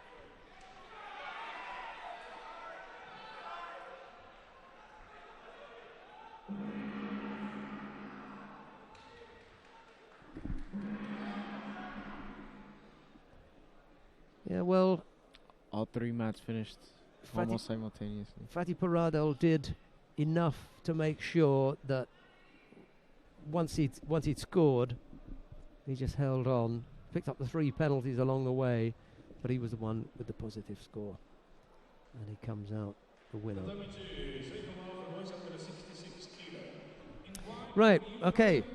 Might be time for start thinking about a little bit of lunch. Yeah.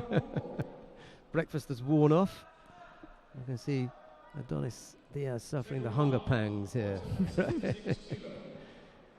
Oh. Right, so thanks very much for taking the time to join us. Thanks so It's a much real for- pleasure. We look forward to seeing you again. I don't know where it's going to be, but maybe on that South America tour if they invite me. Well, just saying. Thank you for having me You up here, take care, Sheldon. Adonis. Oh, okay, all the best. Thank you. Adonis Diaz, who competed yesterday for the United States of America. And it was a real pleasure to have the young man up here. We'll give him a bit of a break now.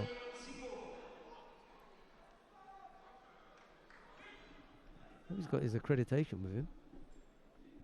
Yeah. Adonis Diaz. Right, we've got Pavel Patakov of Russia up now against Giovanni Esposito.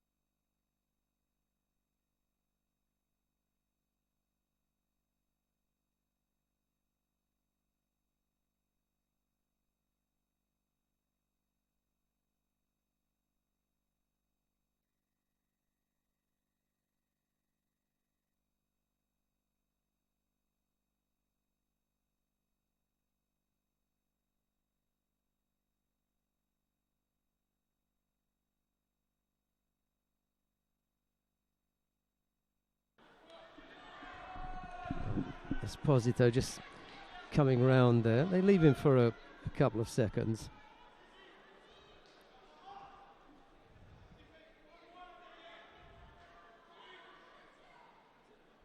No, he's good now.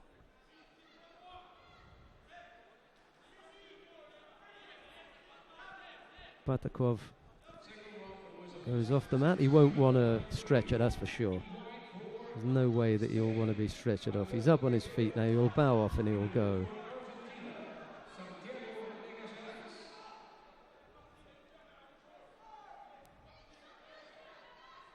He knows. He's good. And you can see from every movement that he's come round. He knows what's going on. He's okay.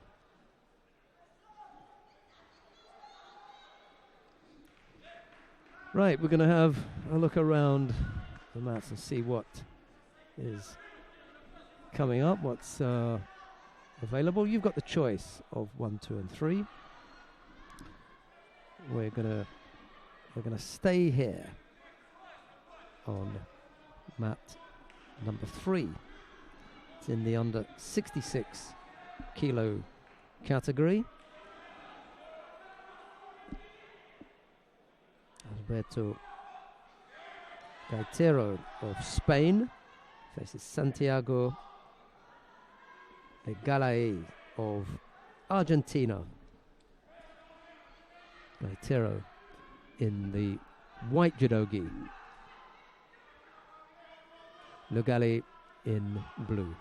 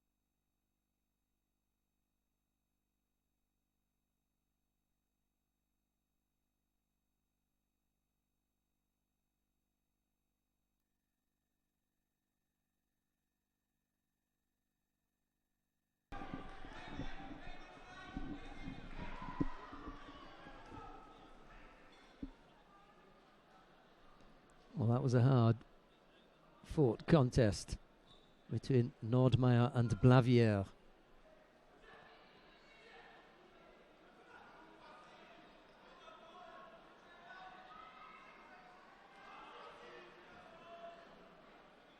Maybe a second or so before Nordmeyer comes back round.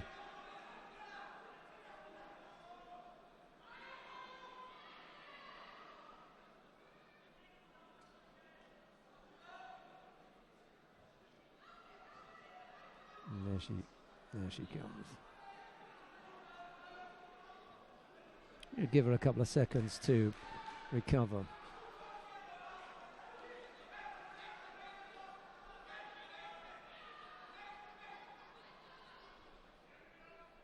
It's when they get back to their start point and bow that you know that they've done everything. And she'll get to the mat edge, bow, and then you know she's got 100%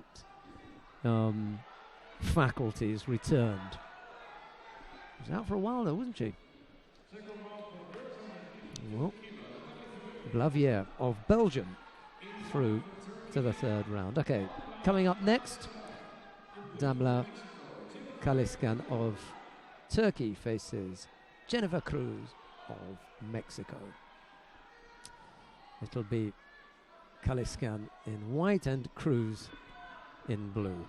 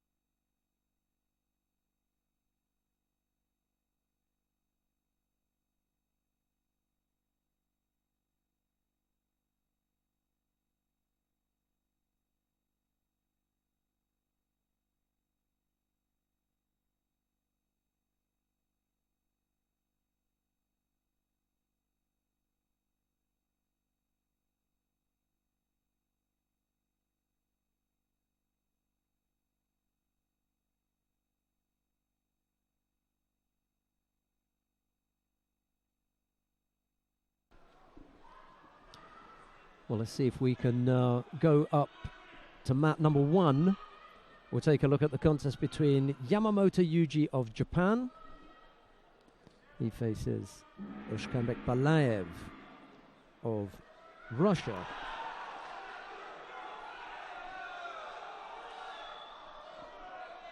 And it's Yamamoto in white, Balayev in blue. Should be a nice bang 'em up, smash 'em up contest here. Lots of fans in the arena off to my left looking, well, shouting out for Balayev.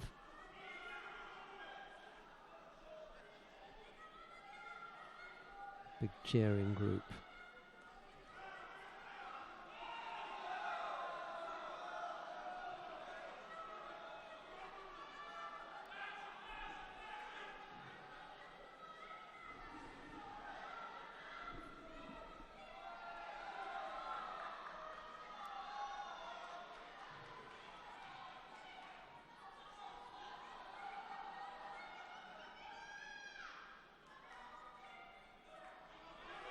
Yamamoto picked up a penalty there for a false attack.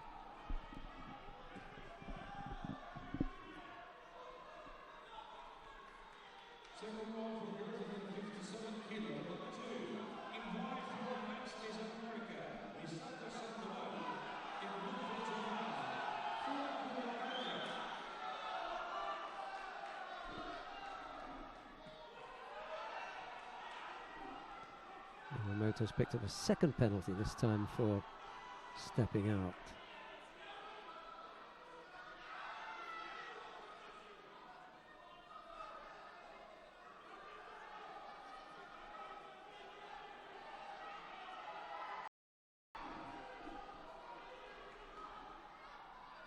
Nice tense battle here. Yamamoto could have done without the 2 penalties.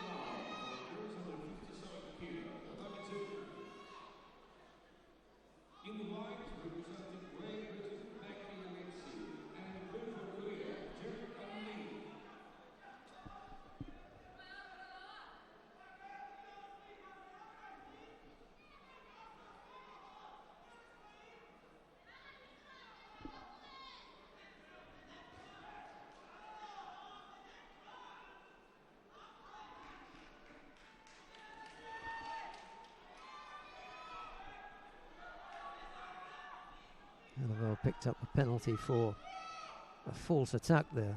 It's the third penalty that he's managed to acquire. Attack leading by Wazari. A little over a minute left to go. And a beautiful Uchimata, and that's got to be one of the best techniques that we've seen over the last day and a half. Absolutely super. Adonis Diaz of the United States of America was saying this morning just how impressed he'd been by some of the Iranian fighters, and that in particular was an absolutely super left Uchimata. Just look at this.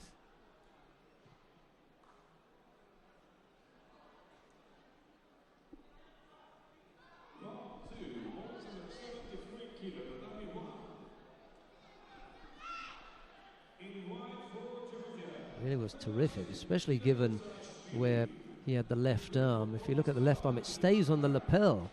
It's not around and up the neck or to bring his opponent close to him.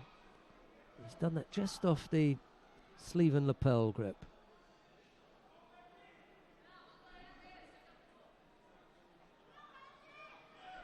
Beautifully done.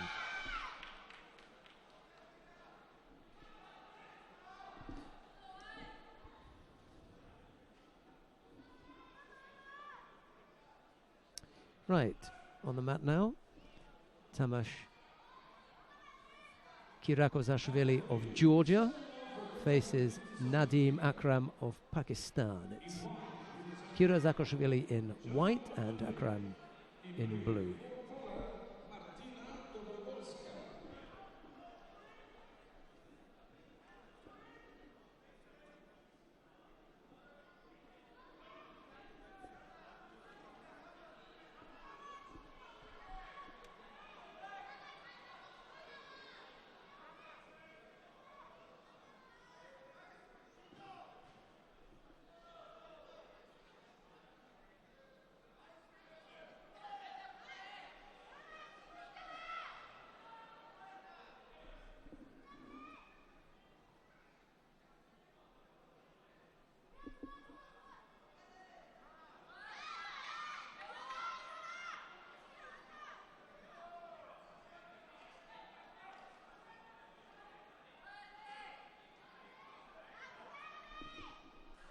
Akram picked up a penalty for a false attack.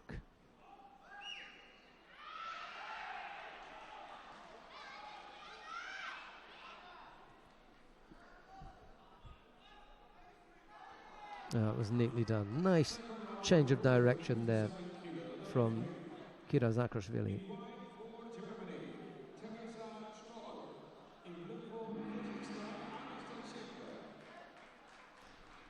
So the Georgian, after that attractive ippon,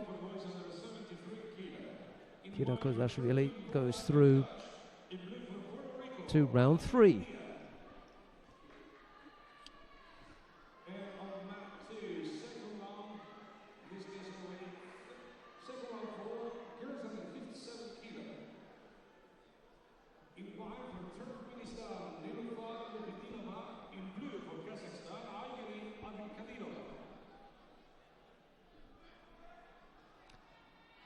On the mat now, Murat Bektaş of Turkey versus Adrian Gandia of Puerto Rico. Bektaş in the white judogi and Gandia in blue.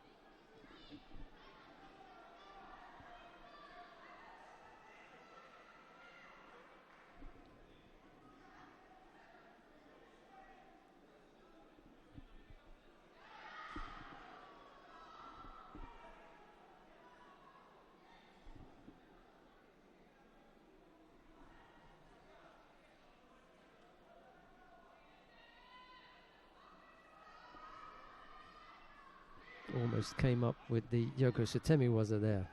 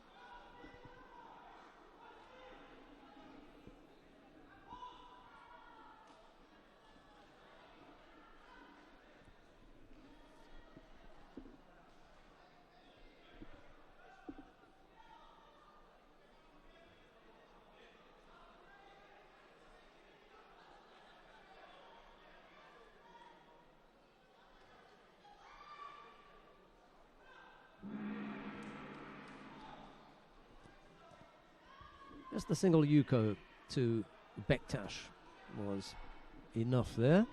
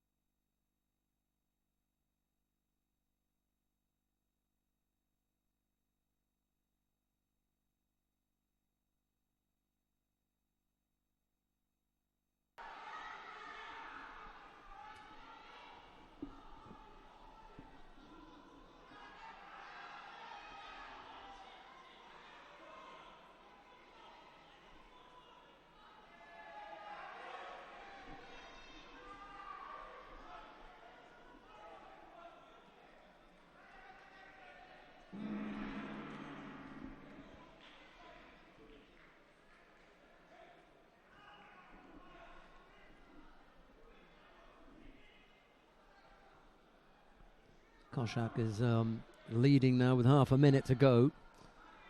Just a little aim at the foot there from Taroulis. Almost brought Koshak down. Managed to stay off his back.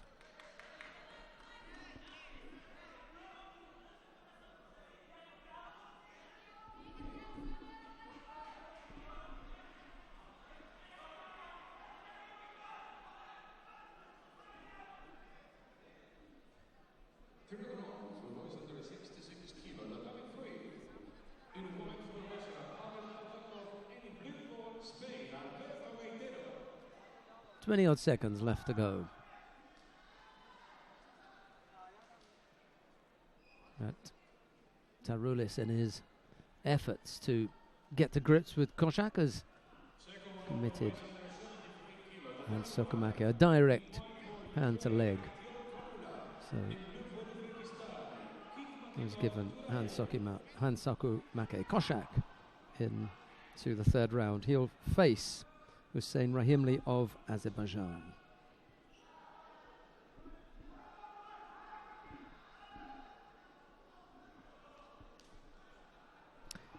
Coming up next, Artem Homula of Ukraine. He's on the mat now against Hikmatilo Turayev of Uzbekistan. Turayev will be in blue, Homula in white.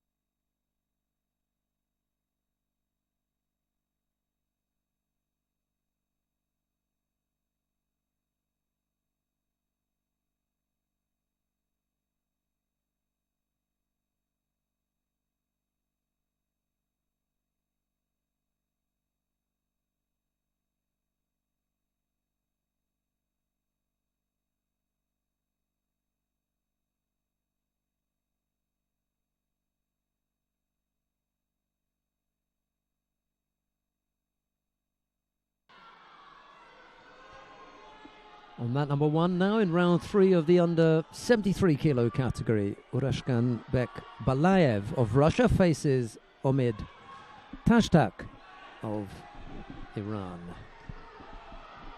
What if the Iranian can give Balayev a run for his money?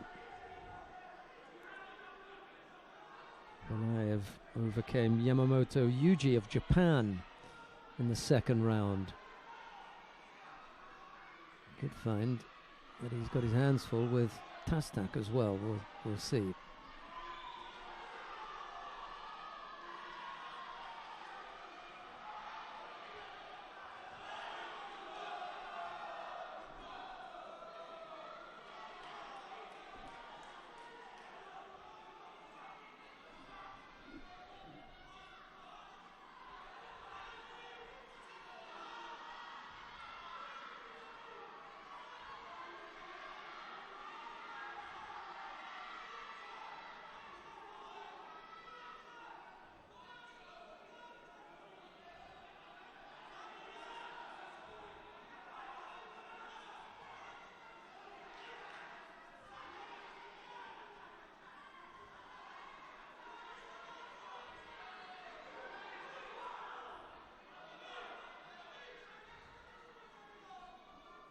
Balayev's going to need a moment just to tidy himself up.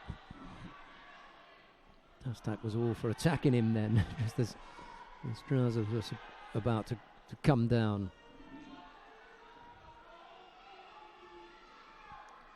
The referee came in there to save him, save his blushes anyway.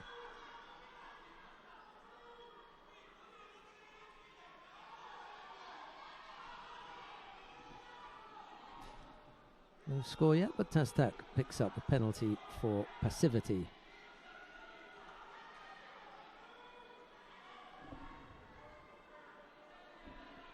Just trying to think who it is that will give Balayev most trouble in this weight category. Tastak maybe, who's in front of him now, the Iranian.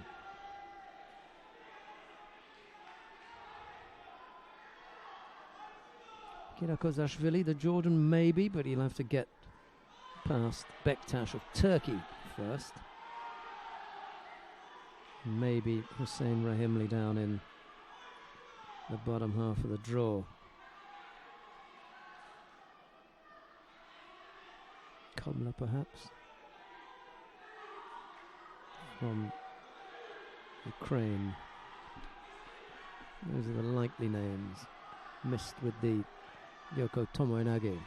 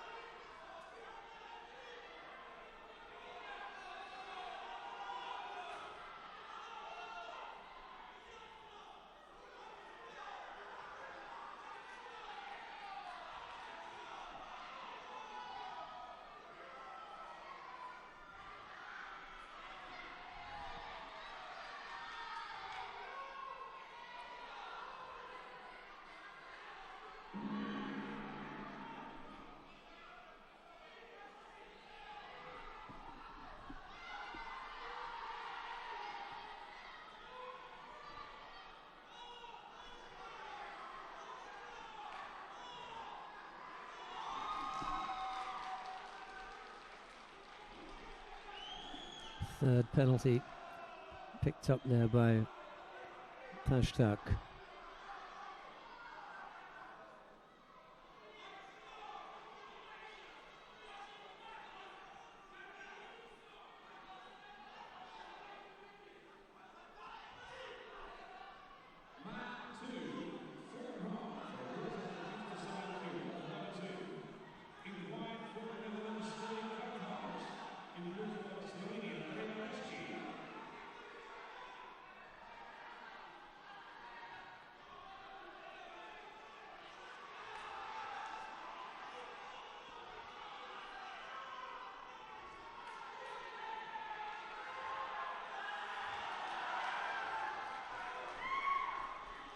Yuko for the Uchimata from Valaev. It takes the lead now.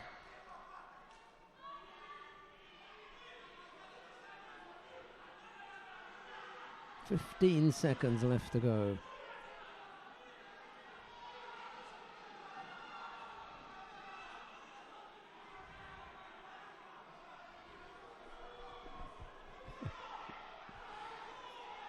Big attack at the end. Well, the thought was there, but Taztak couldn't bring it off. And Balayev gets past Taztak on that single Yuko. Romanian gave up 3 penalties, but that didn't come into it at the end. Balayev into the quarterfinal.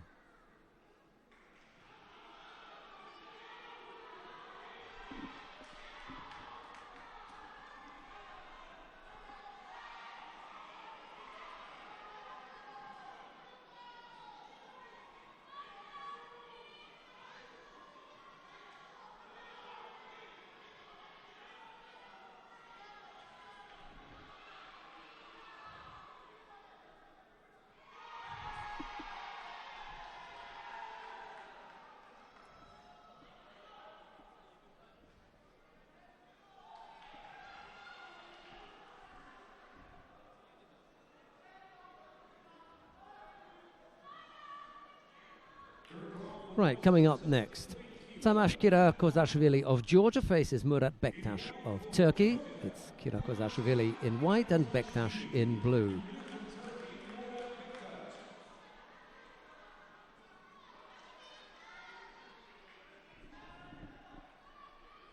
Next contest in mat 3, third round for girls under 57 kilo. In white, representing Australia, Ellen Wright. In blue from Slovenia, Maria Krot.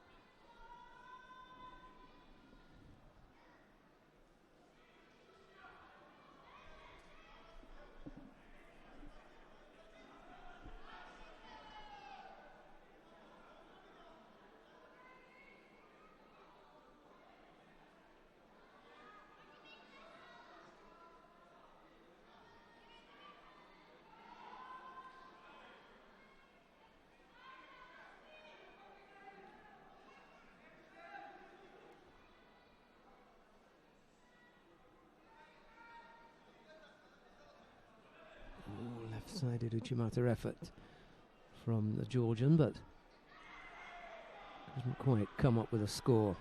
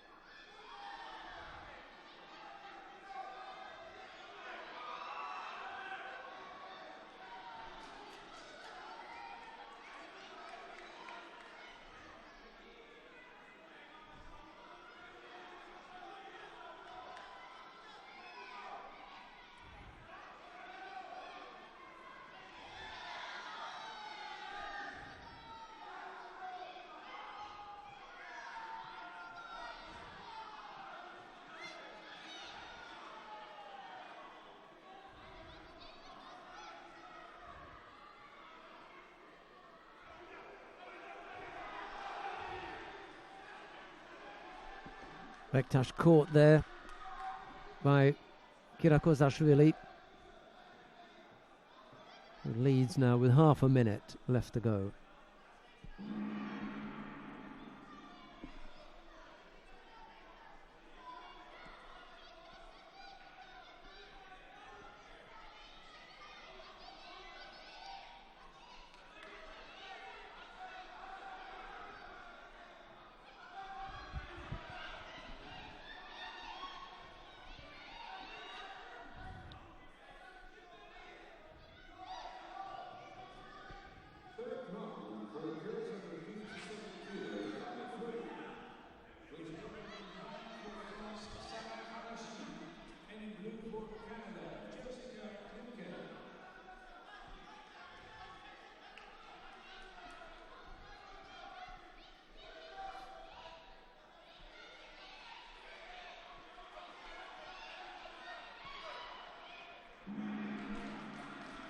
Kirakozashvili of Georgia wins out there over Murat Bektash.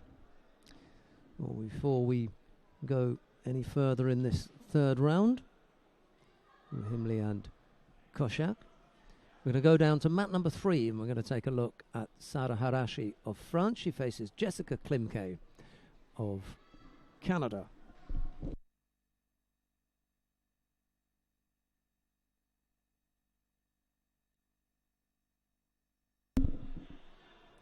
Klimke, the former cadet world champion at 52 kilos, now up at 57. Harachi in the white judogi, Klimke in blue.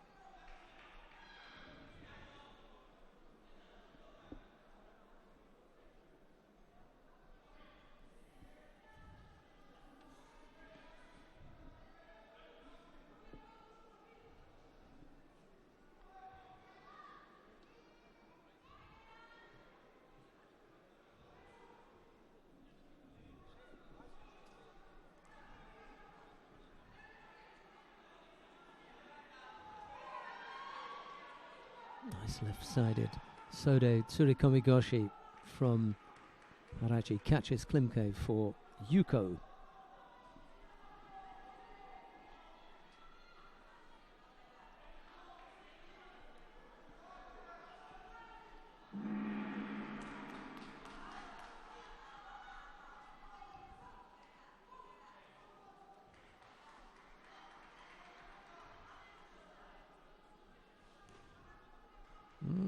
Zari. Even better for the French fighter.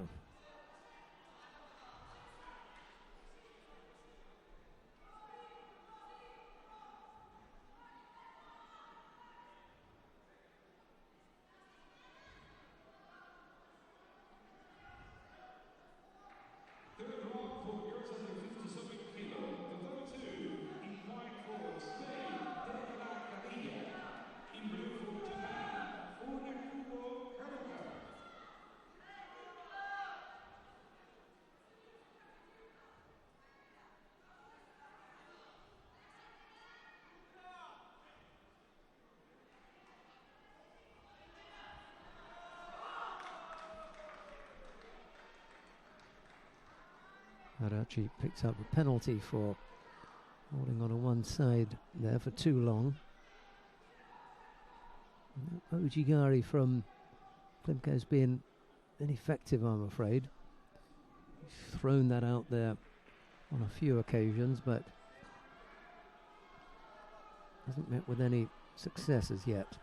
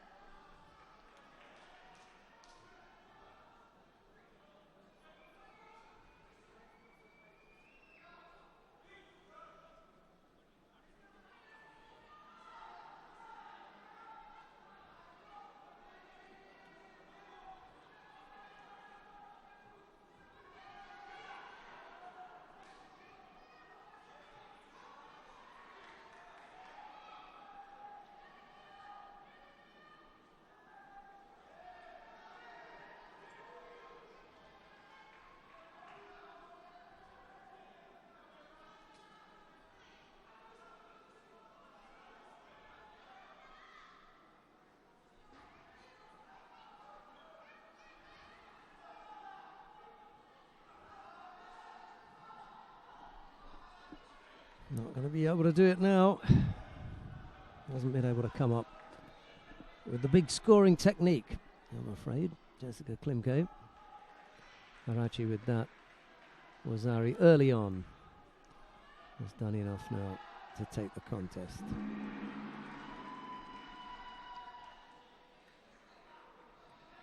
Well, we can go back up to mat number 1 now to have a look and see what's happening with Artem Homla of Ukraine. He's up against Didar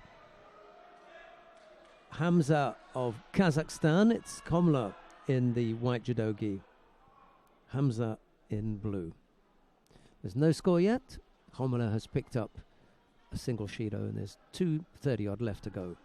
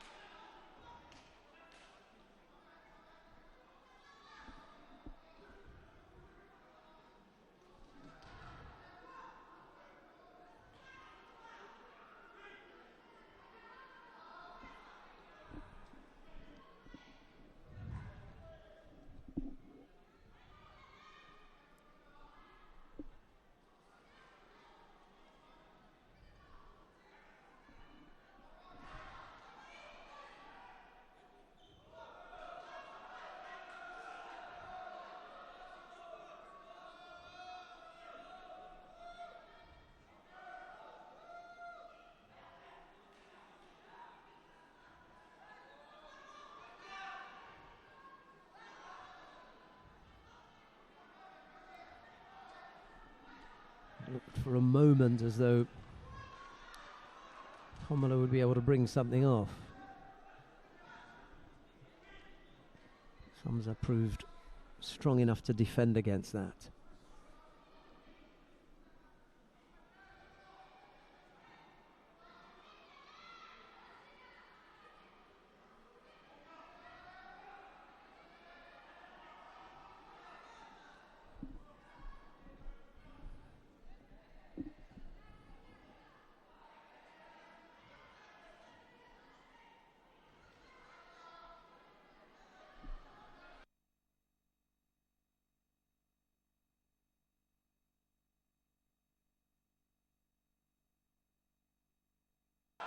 What lovely ashiwaza that was. Oh, from Hamza. Throw in Homla for Ippon.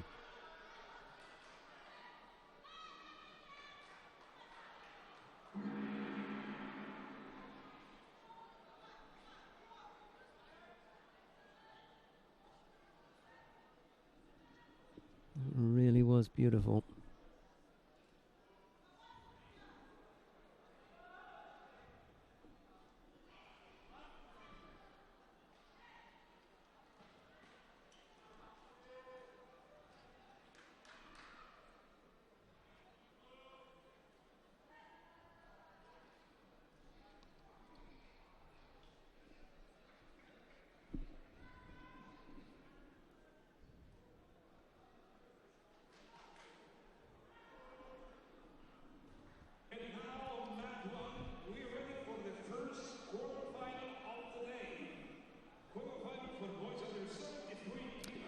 Okay, we're going to have the first of the quarterfinals. Lincoln Neves of Brazil faces Martin Hojak of Slovenia. It's Neves in the white judogi and Hojak in blue.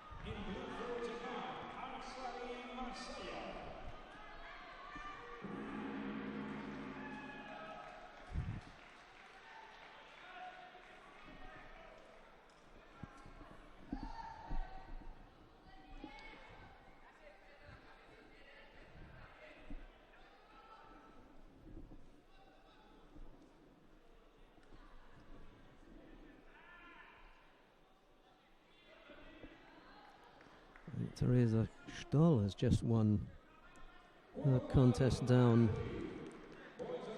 on bout number 3.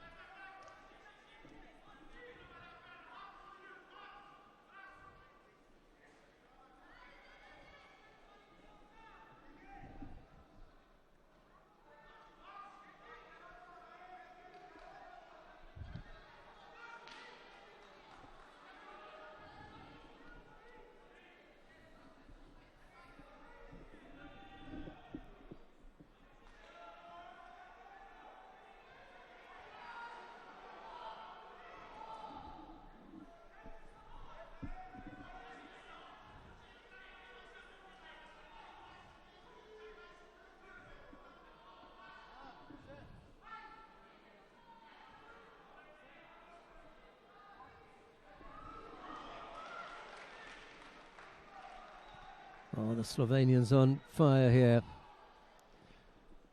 Hojak throwing the number 1 seed there, Lincoln Neves of Brazil for Ippon. And it's Hojak who takes his place in the semi-final. What a boy.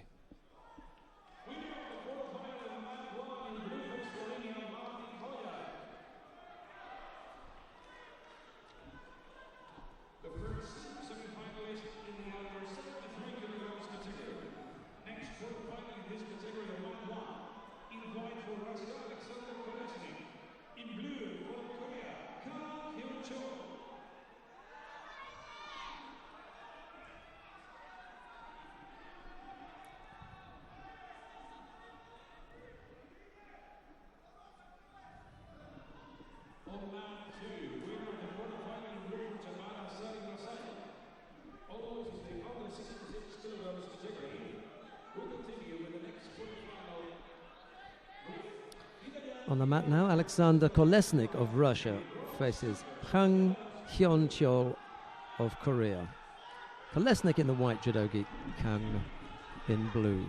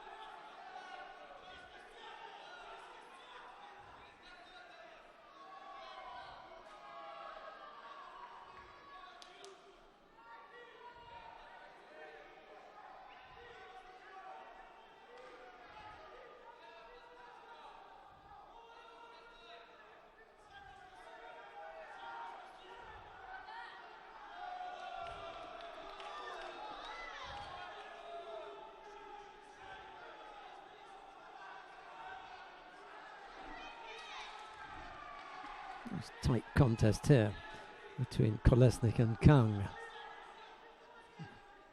See the strong gripping battle.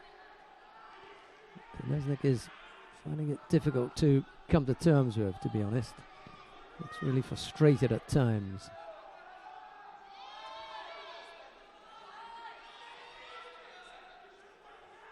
Oh, nice effort there. Look, has he got something on the ground? That's the thing. He can really press this home here, Kang.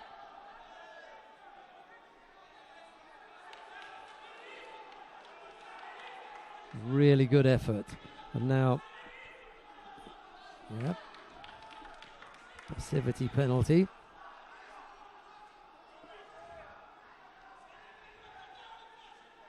There's a minute to go. Kang's been attacking just at the right time.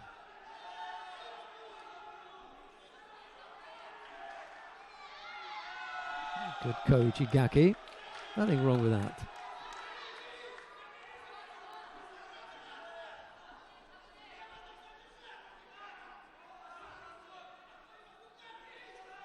He's not keen on this, Kolesnik, at all. He's having real problems here with the gripping. You can't afford to transmit that to your opponent. He was clueless at one point, and he let that out. And he was frustrated. You can see it. It's just not happening for him. Here comes Kang.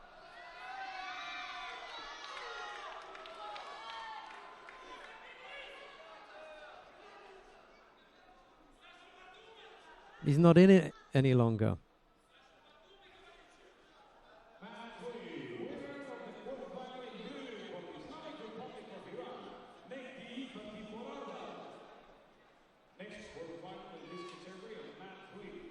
He's having a really difficult time of it as he tries to work out how to deal with Kang's tactics. It's nothing new. If you've been watching the way that Koreans fight, you know, when there's a tight contest, they're going to attack every 12, 15 seconds. Keep things busy, make the grips difficult, change them up. He hasn't gone left or right, but he's been changing grips often enough, and when he's got a really strong one, then Kolesnik hasn't been able to break it off. And if you can't break it off, then you have to be able to work from the strong grip that your opponent's got on you, and he hasn't been able to do that. And he's shown his frustration on several occasions. Now he's a youngster. Keep that close to your chest. Don't let that information out. But even Kang's aware of it now.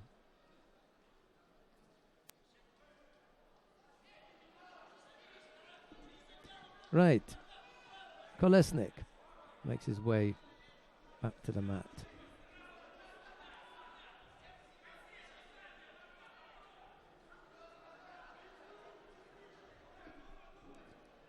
Tidy himself up here. And when he's ready, we're going to have 17 seconds to go. Here comes Kolesnik now. Only a Shido down. Can't afford to make a mistake here. Kang. He put in the big attack. 4 seconds. We'll have to go, and that'll do.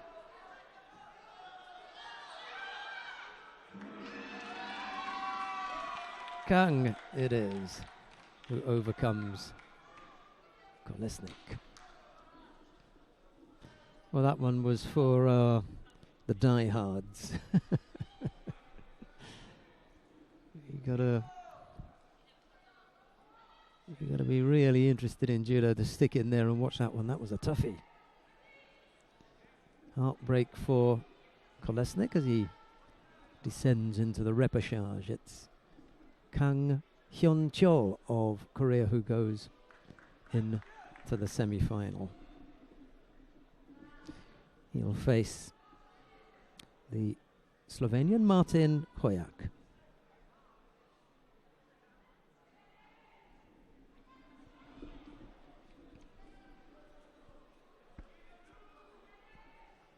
Well, it's not entirely done and dusted because the Russians have got a second chance at getting someone into the semi-finals. This time it's Uruzkan Bek Balayev.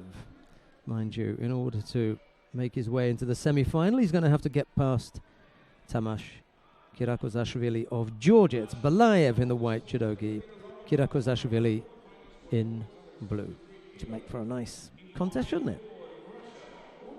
Russian versus the Georgian.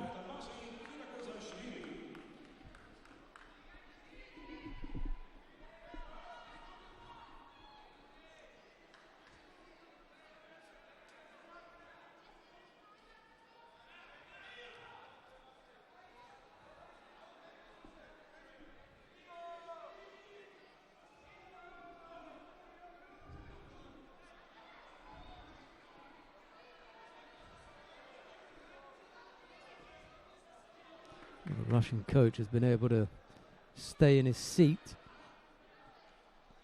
because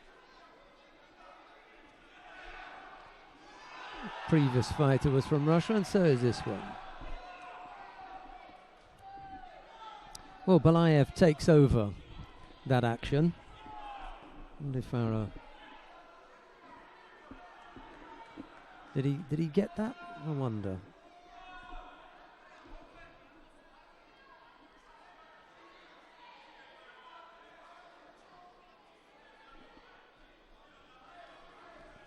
Zari on the scoreboard for Balayev.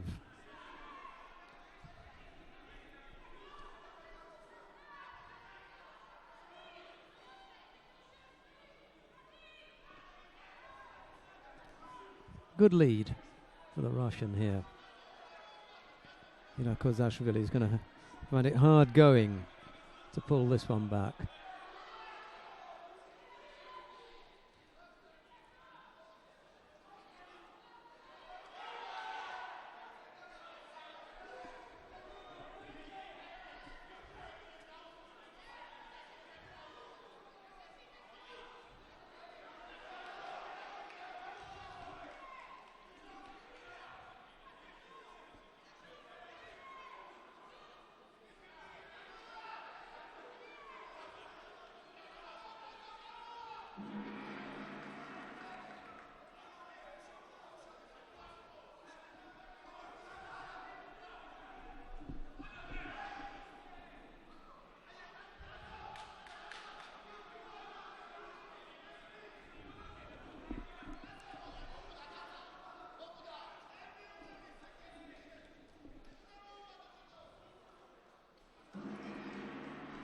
Balayev obviously injured. There's a lot of tape around the shoulder, the upper body, and he's suffering a bit here.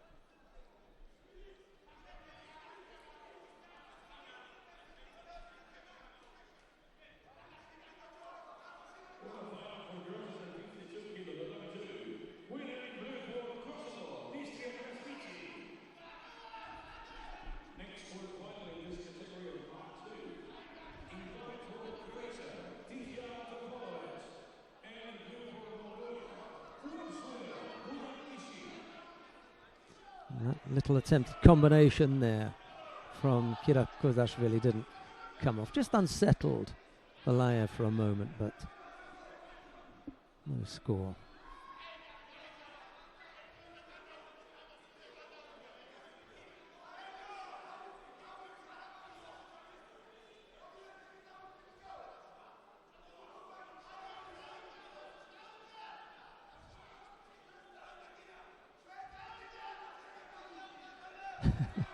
Oh, almost caught him. He's going over.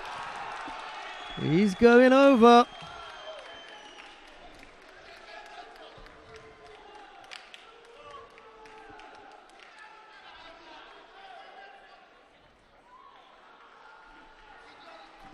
Oh, Balayev suffering from a shoulder injury. Couldn't hold off Kirakozashvili, and both Russians in the quarterfinal.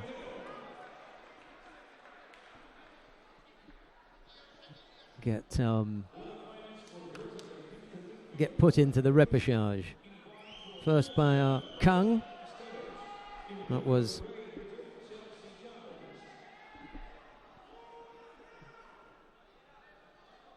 Yeah, that's good enough.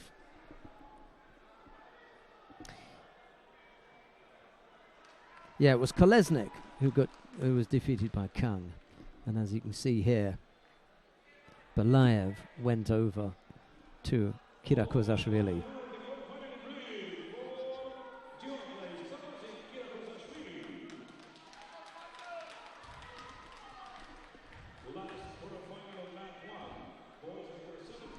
Right. Coming up next then, Hussein Rahimli of Azerbaijan faces Didar Hamza of Kazakhstan. It's Rahimli in the white judogi, Hamza in blue. So the last of the contest in this first session in the under 73 kilo category.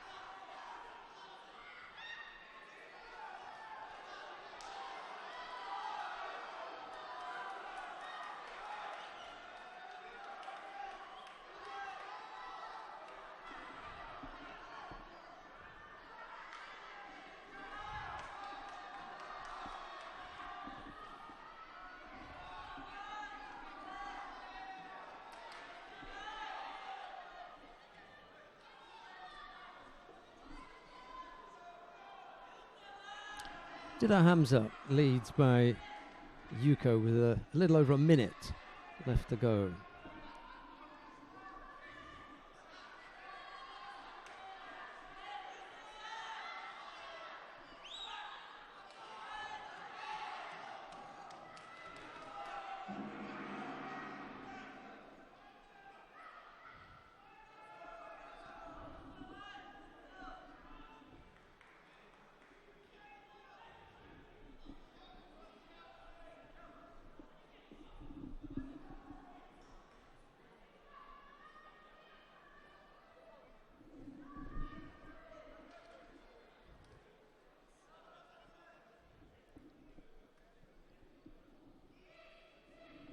Just having a look at the possibility that Rahimli may have scored a Yuko earlier on.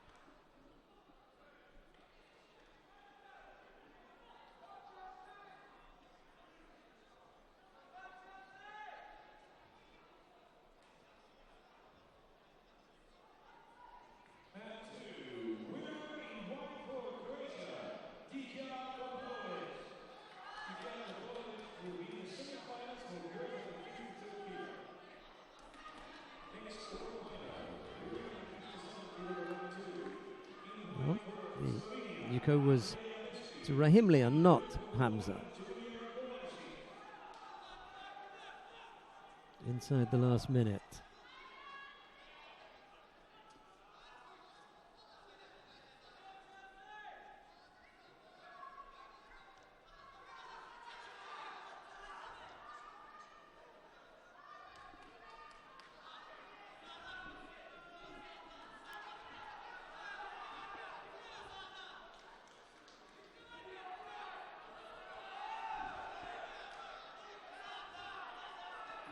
Rahimli picks up a penalty for stepping out the area, coming under pressure from Hamza.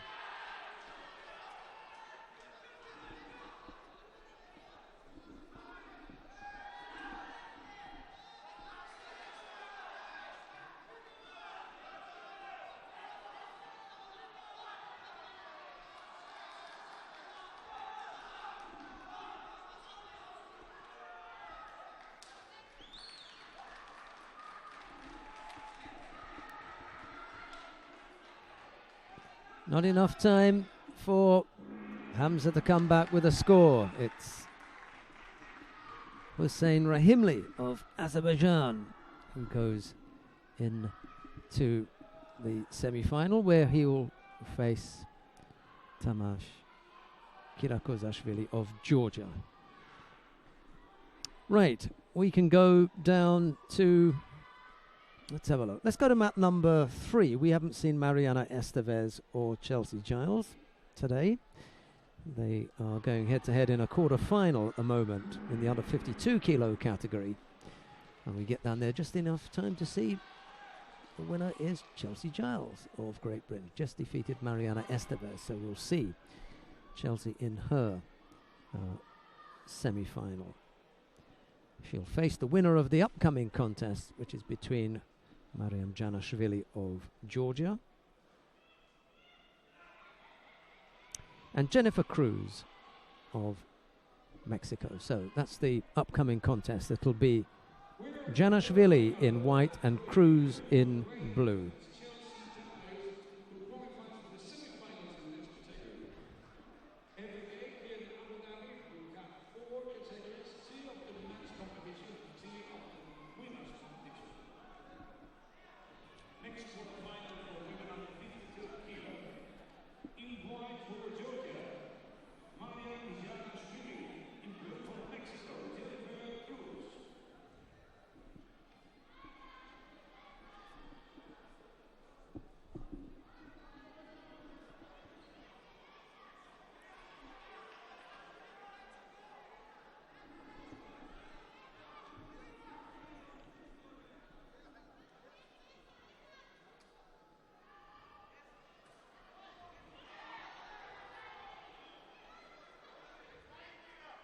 Osaikomi from Janashvili. Nice Kezigatami, but couldn't keep control.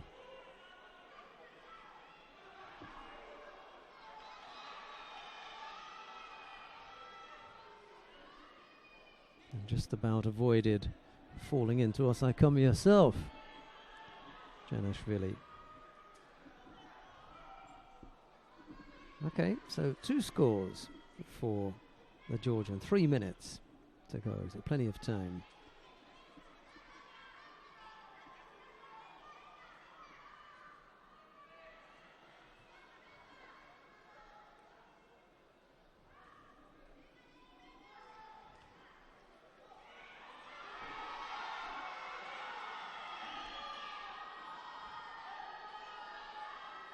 Well, they may have to look at that one again. Portuguese claiming a score, but I wasn't convinced. Yeah.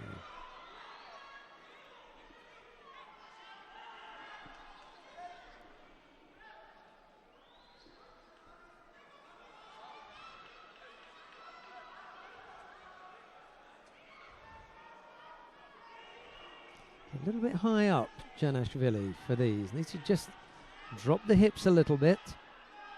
There's plenty of lift involved here, but just pulling her onto her. Not really getting underneath enough.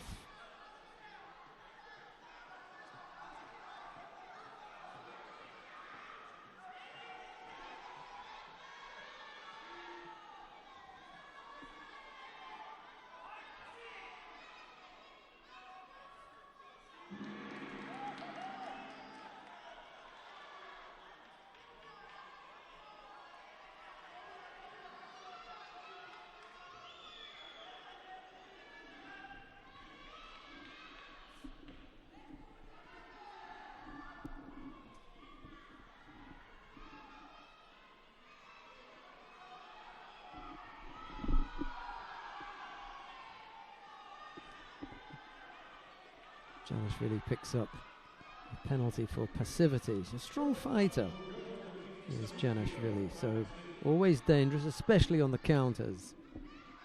Uchimata.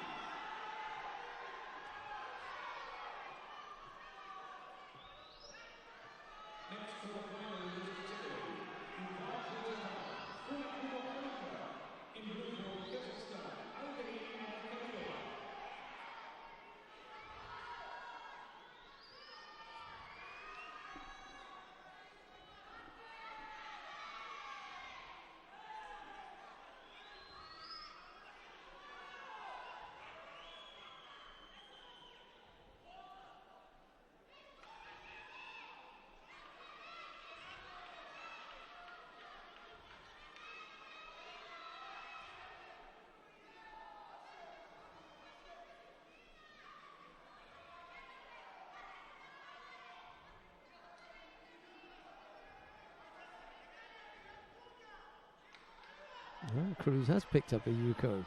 Not quite enough though. There's over a minute left to go. Here comes Cruz now.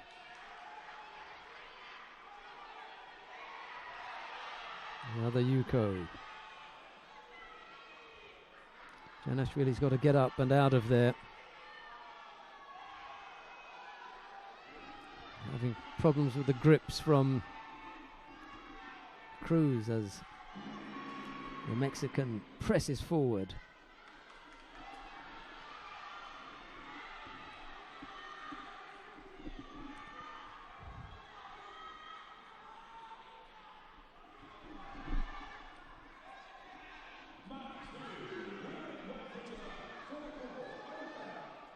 Uchigari, strong effort there from Janashvili.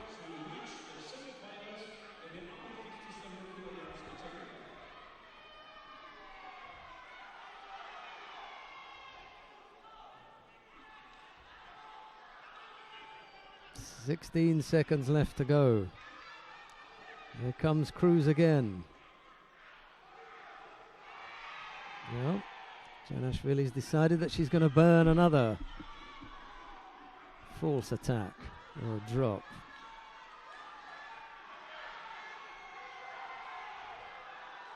She'll take another one here, but there's only a second to go.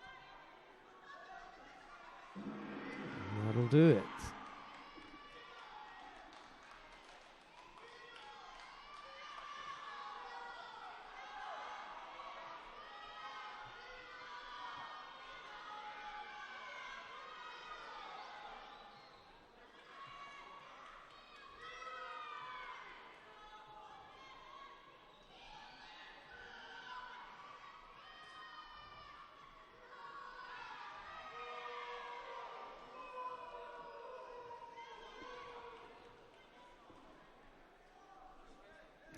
Right, coming up next, Manja Krop of Slovenia faces Sara Harachi of France. It'll be Krop in the white jerogi, Harachi in blue.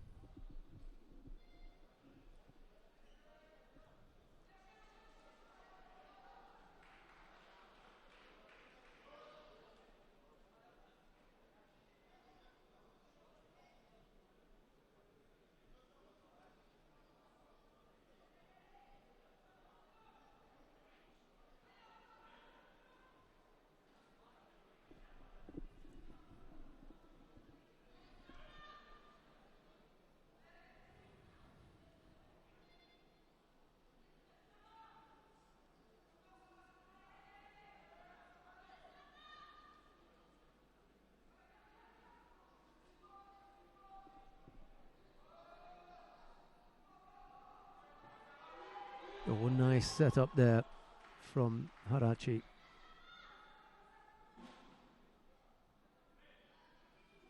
Came with a strong left-sided Soanage and caught crop for Yuko.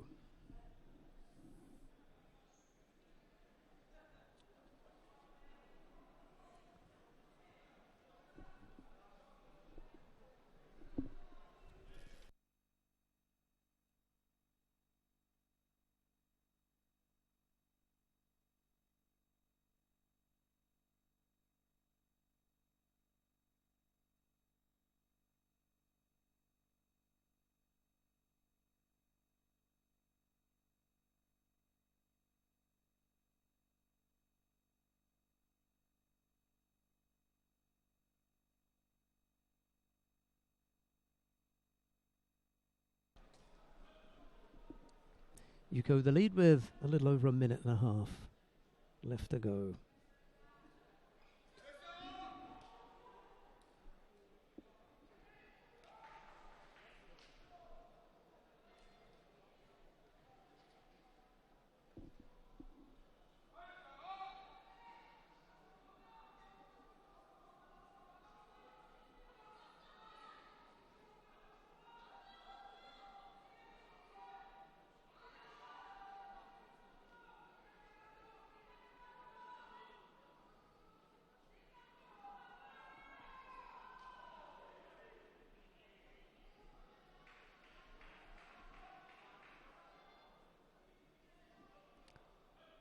Now Kropf picks up a penalty for false attack.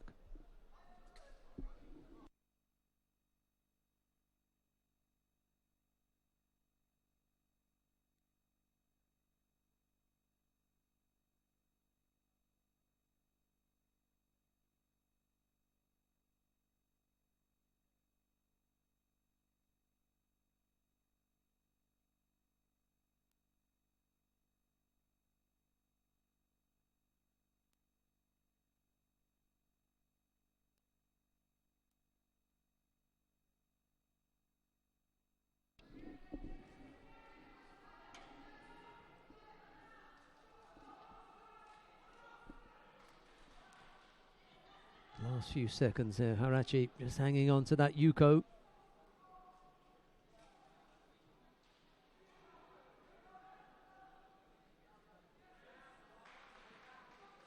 Well, Harachi may pick up a penalty for just wandering out the area. They're all being slightly overly defensive.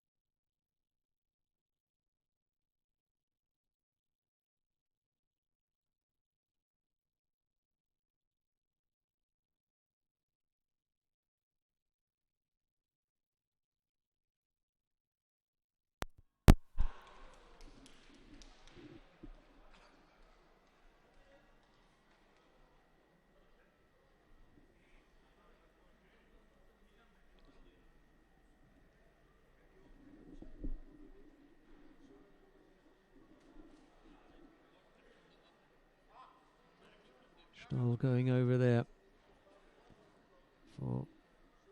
for Ippon.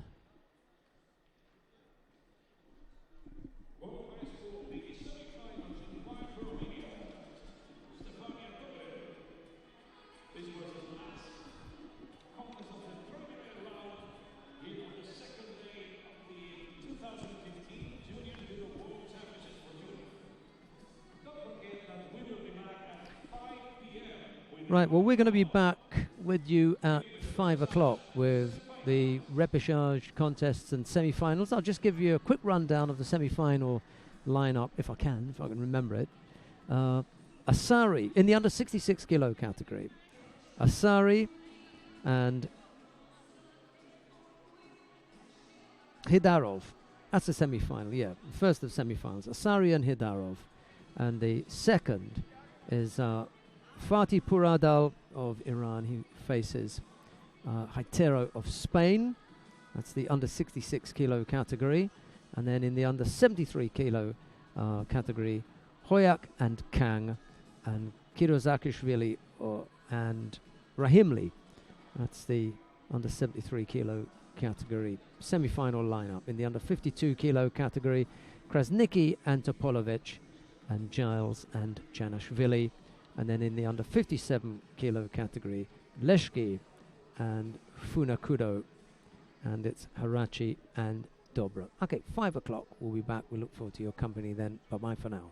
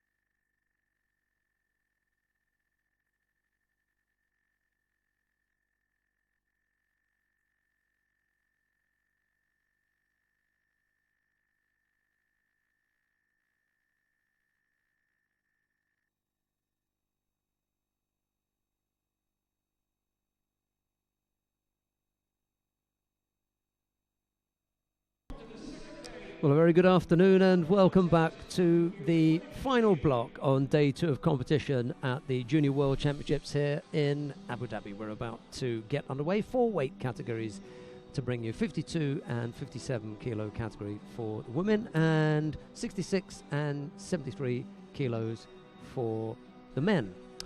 We'll start with the bronze medal matches in the under 52 kilo category. On mat 2 you can watch Astrid Neto of France against Purevsurin Buyanhishik of Mongolia. We're going to watch that contest. That's the one we're going to watch on mat number 1.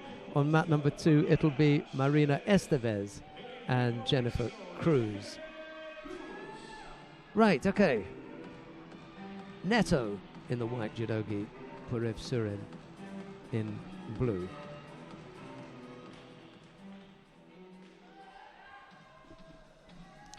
Have a look to see who it was. Well, it was Distria Krasniki of Kosovo who defeated Astrid Neto.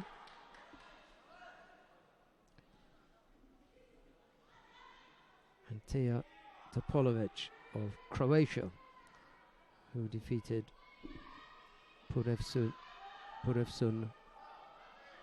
Buyanhishig of Mongolia to put that pair, Neto and Purevsun in the repechage. The winner of this will fight for a bronze medal.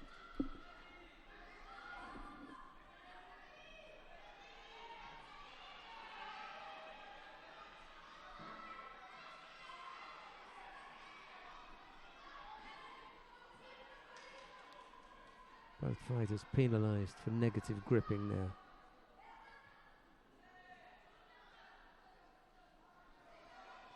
Nice right-sided OG effort from Neto, and then Purevsurin tries to work her reverse seonagi, but it doesn't come off.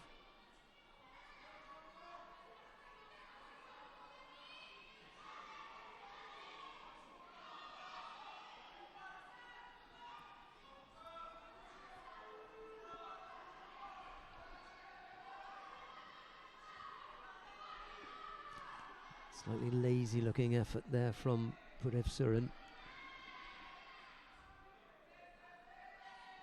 Didn't really move her opponent.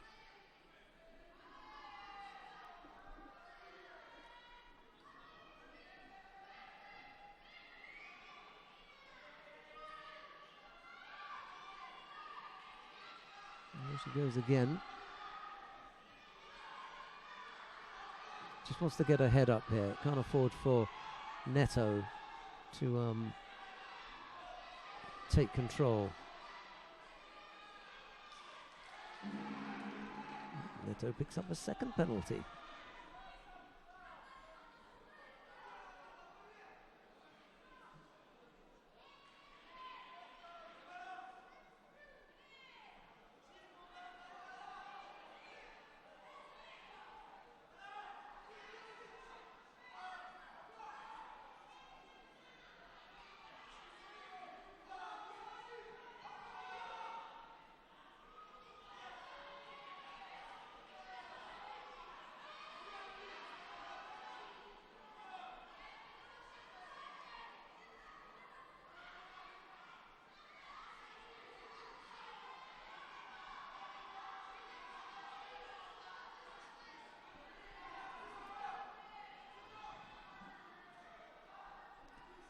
Little over a minute and a half to go. 2 penalties picked up by Neto. Purevsurin just the one at the moment. So the advantage with the Mongolian.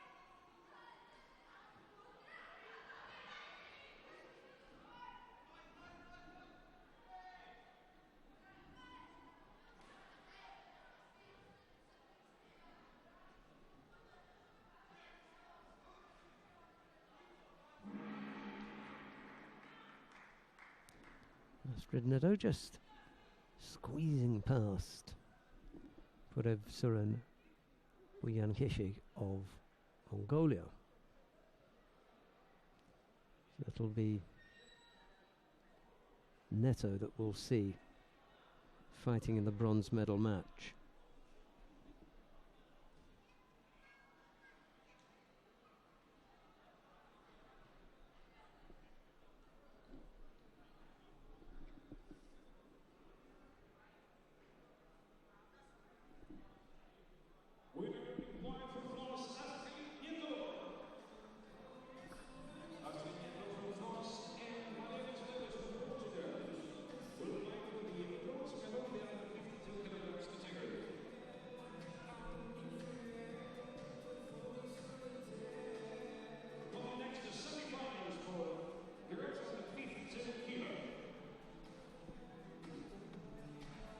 Right, we come now to the semi-finals in the under 52 kilo category.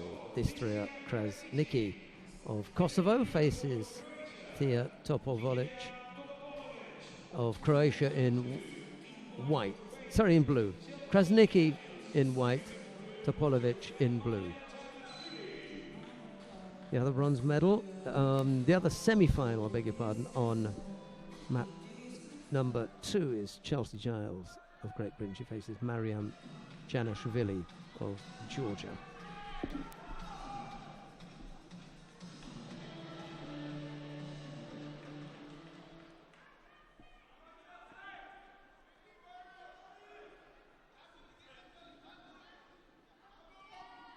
Tough order here for Topolovic against a strong and well-prepared Distria Krasniki.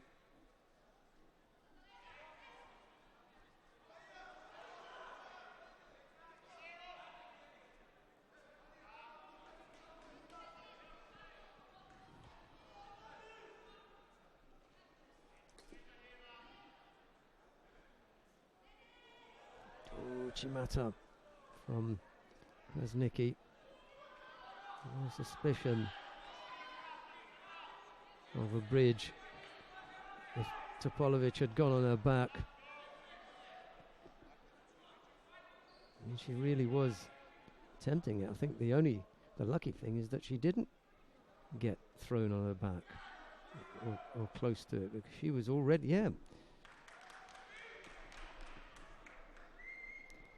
she was already attempting the bridge there. You'll see it in the replay. There's no doubt about it. She was quite lucky that she didn't get that far.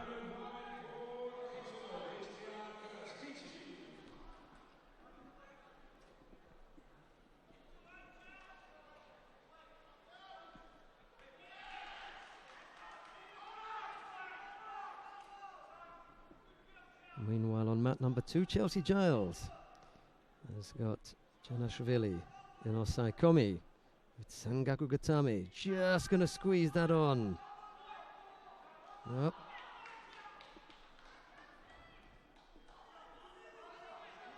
Rosari it was, but couldn't hold it. Just was Janashvili strong enough to get the head out there.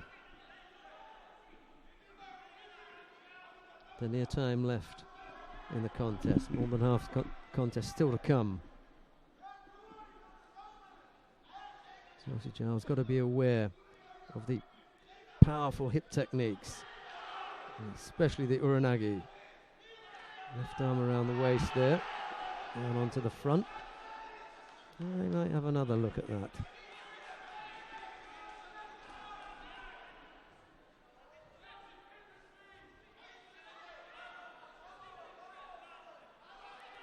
It's a nice little battle in prospect here, because Giles has got to be careful of the power of Janashvili, especially with the counters, the uranagi in particular. If she keeps up the rate of attacks and doesn't pick up a penalty, the leg techniques are a best bet, rather than attacking around the hips. Try and keep the hips away from Janashvili. Don't step out the area either. She just wandered out the area there in an effort to stay away from the Georgian. Picked up one penalty, minute 31, there's plenty of time. Good grips, get the right arm off. Try and work in Niwaza as well. You've already seen she's turned her over once. Yeah, she just pulled Giles on top of her there. Just catching her breath here.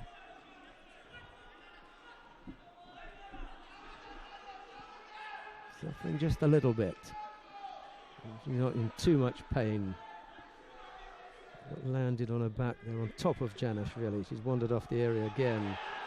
And now the referee's already called Mate. The difficulty here is that he's called Mate when, if they'd allowed that, it would have been an ippon for Janashvili. And he's called Mate to give her a Shido. Janashvili said, well, why don't you just leave it? You know, the thing to have done there would have been to have left it and given the positive score. Wouldn't have made any difference.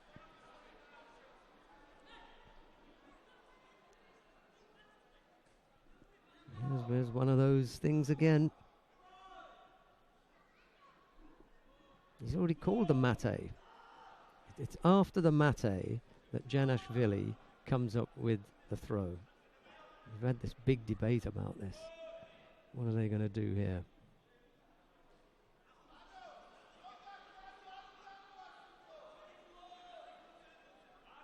Having a good long look at it. Oh, Wazari. So Janashvili now leads by Yuko. Don't panic here. Charles shouldn't panic and try to get in again too close. We've already seen what happens there. Backwards. Change of direction. Oh, and it's Janashvili who almost goes over. Big effort there from Chelsea Giles. Just got to hang on to the right arm here.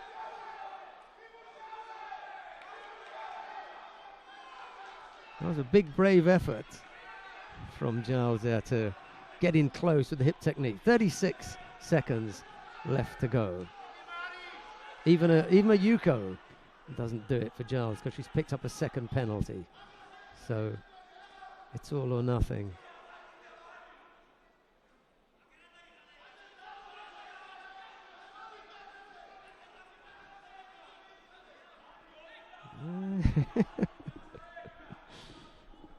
There we go. Both coaches with plenty to say to their fighters.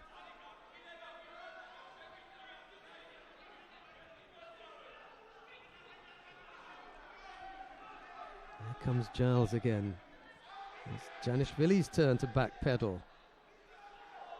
Hey, what's going on there? That's the block with the right hand on the leg. Block with the left hand on the leg. That's kept her out. And she picks up a penalty for overly defensive posture. Here comes Giles again. Oh, Sodagari. Yes, could be Yuko. Close.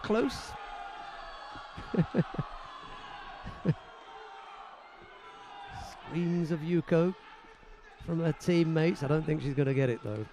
Wasn't quite there. Sure, she blocked with the left arm. Full on block. And gave her an overly defensive posture penalty, but that wasn't enough. Got to go right now. Not enough.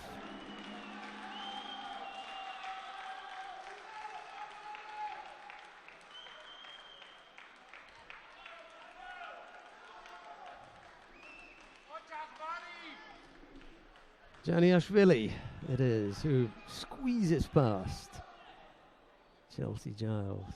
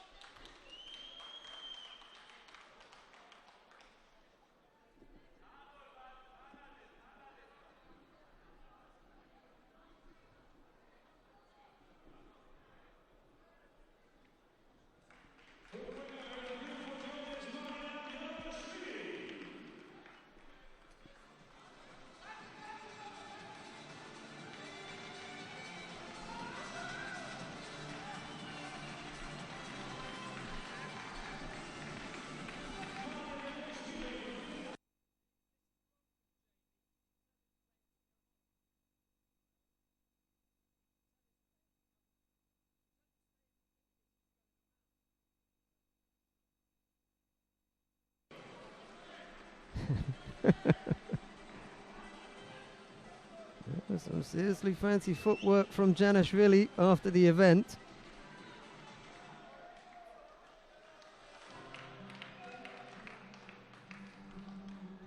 Right, let's see what we've got coming up for you next. It's the repechage contest in the under 66 kilo category.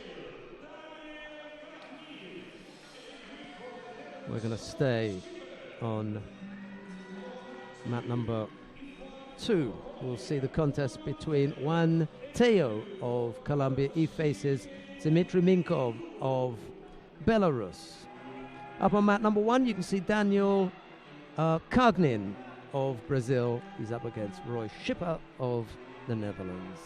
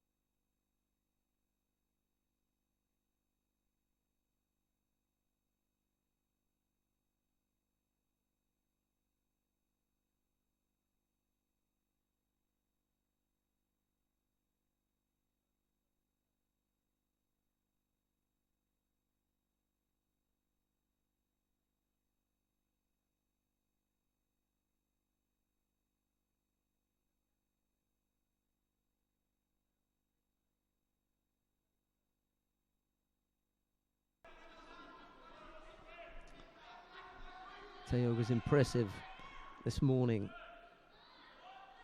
Just had that one slip that put him into the repechage.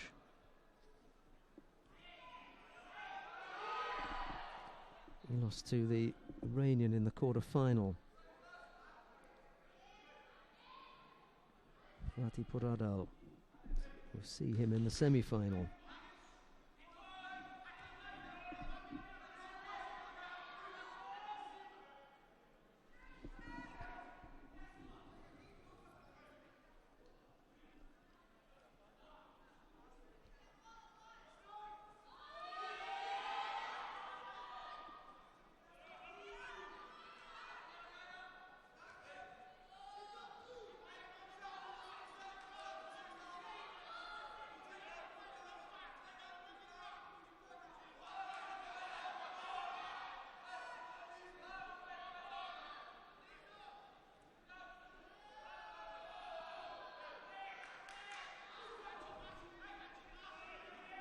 Got nice throwing skills, the Colombian. He's been positive all day. Really looked to be on the attack all the time. Trying to work off the sleeves there, Minkov, but Teo is up to defending that.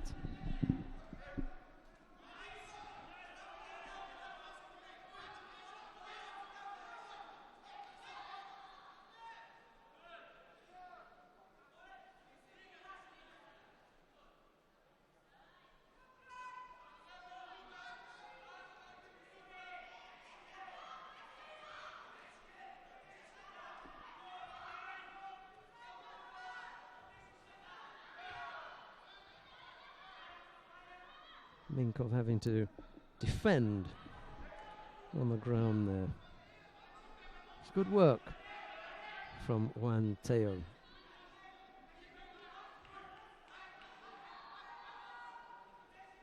Another reasonable effort. Ooh! You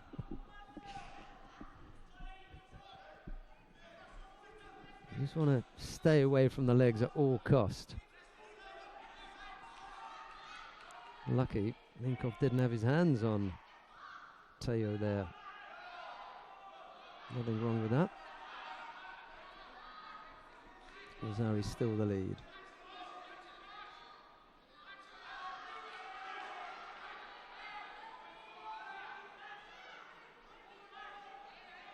And it gave Teo a penalty for a false attack. Yeah. Yeah, it was close.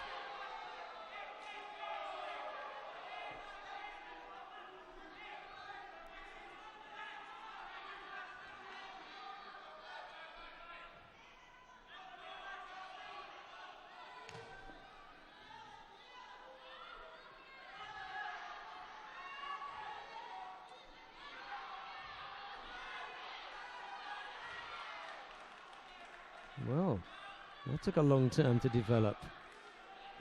I thought it took too long to develop, and they've cancelled it. I just thought that it took too long in coming. I wanted to give Wazari the referee, but it wasn't there for me. 20-odd seconds left to go. Juan Teo of Colombia leads. Nice effort there from Dmitry Minkov. Doesn't catch Teo, and now he's on the ground where he wants to burn up the rest of the clock.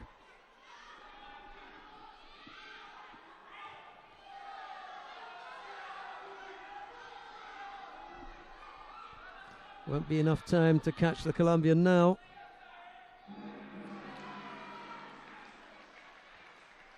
Juan Teo of Colombia, it will be who will compete for the bronze medal in the under 66 kilo category. Dmitry Minkov will have to settle for a 7th place finish. And on the adjoining mat, it was the number 1 seed, Daniel Cognin of Brazil, who defeated Roy Schipper of the Netherlands. So Cognin will also get a chance to compete for a bronze medal.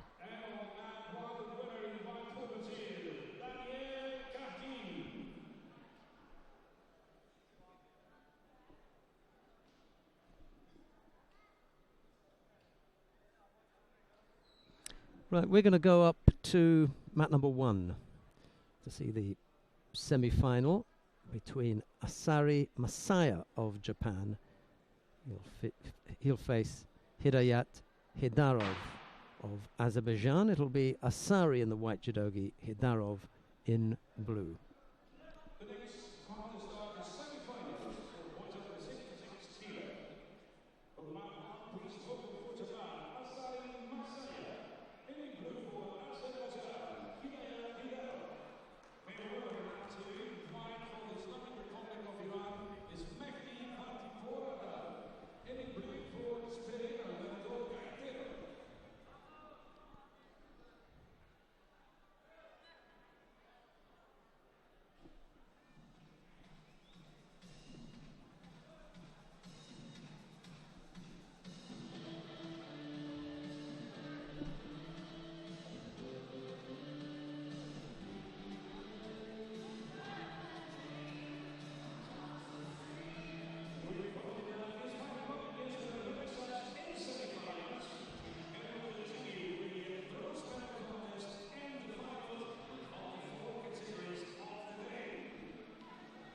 Right, Asari Masaya of Japan in white, Hidayat Hidarov of Azerbaijan in blue. These are the 2 semi-finalists that we'll be watching here.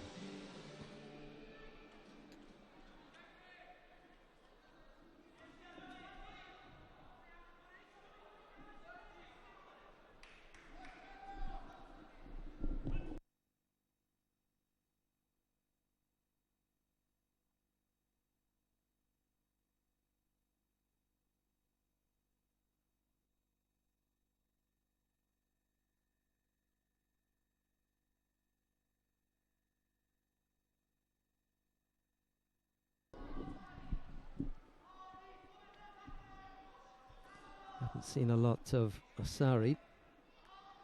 He's going to try and work away on the ground now. Hidarov having to defend here. He'd like to roll off the tatami and get a mate call. That's exactly what happens now. First half a minute gone.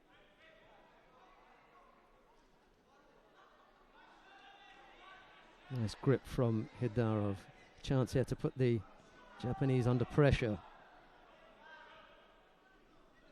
I'm not sure what Hidarov's newaze is like, but he really didn't give it much of a go.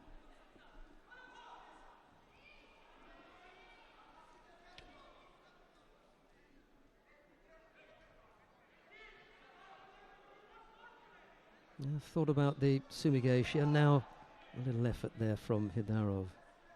That's a better one if he keeps pushing here. Close. Couldn't quite get the finish there. Nice position. It was a good entry, good strong attack, and he almost got caught with the ashiwaza there. Just a little tap on the leg, on the foot anyway.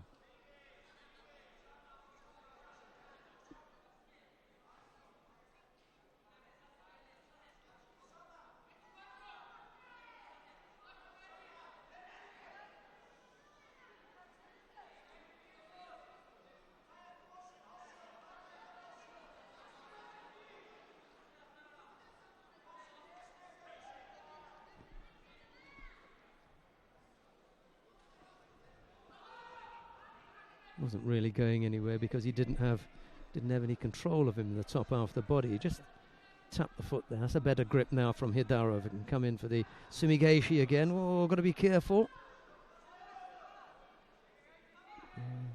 Recovered quickly on the ground. There's two good efforts here from Hidarov. He's putting in the stronger of the attacks, standing up. Asari, however, looks pretty dangerous. Only because he's got that red sun on his left breast. That's the thing that really does. He hasn't shown a great deal. Attempted shimiwaza? No, he just slipped the head there. The only time that Asari's looked really dangerous has been when Hidarov has made an attack, it's failed, and then he comes up with, Asari comes up with something in newaza. Hasn't really threatened the Azeri standing up. Let's have a look and see what happens now. Minute and a half left to go. No score yet. Hidarov is dangerous when he gets the right hand over the top. That's right there, but this time Asari attacks right away. It's not a strong attack, but at least it breaks up any chance of Hidarov coming up with something. And that's why he did that. Oh, left-sided low Tayatoshi, and then the Sutemi was, but Hidarov had that blocked. A little over a minute left to go, and Hidarov has just got a little bit of blood there. The referee's having a look and he's saying, well, just wipe it off. And now we're back underway. Normally you get a bit of a break and they clean it up, but there wasn't sufficient to stop it. And he comes with the right hand again. He saw that coming this time and blocked it.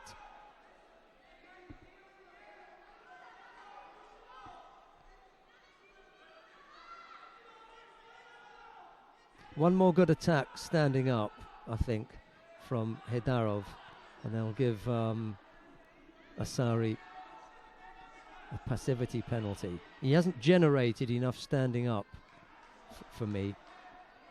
He's been reactive. Every time Hidarov has done something, he's looked to take advantage of it in newaza, but he hasn't produced anything standing up. Hidarov has always been first. He gave that little low left-sided Tayatoshi a moment ago. That was about it. That wasn't the strongest of efforts either. Oh. He's put up a good show here. Hidayat Hidarov. And this time they do have to stop and tidy it up.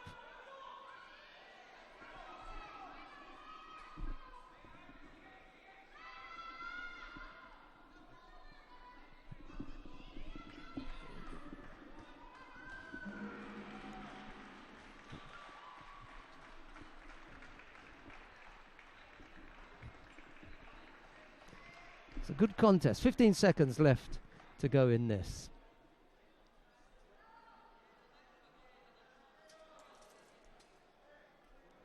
I just have the feeling that Asari's been waiting He's just been waiting for Hidarov to come up with the attacks.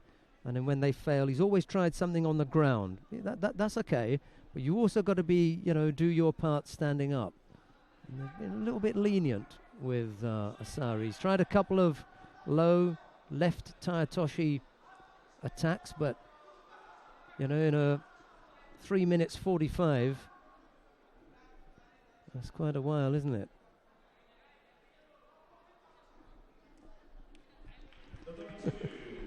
Right, 15 seconds to go. Let's have one more roll of the dice and see if someone can come up with a score in these last 15 seconds. Or else it'll be golden score. I think they both fancy golden score. They haven't even taken hold here yet. No, they're just waiting for the golden score. Then it was 15 seconds of waiting for golden score. I could have seen that coming.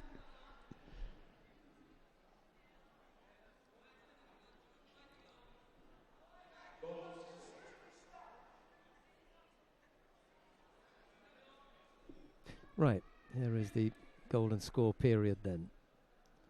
Asari and Hidarov. Again, a good grip on the right hand side, and immediately it goes in. Well, they're going to have a look at that. Let's see how the turn. If he turned off his shoulders, that's okay. If he turned off his head, then he'll have to give it on. I think it was probably off the shoulders. Let's have a look and see.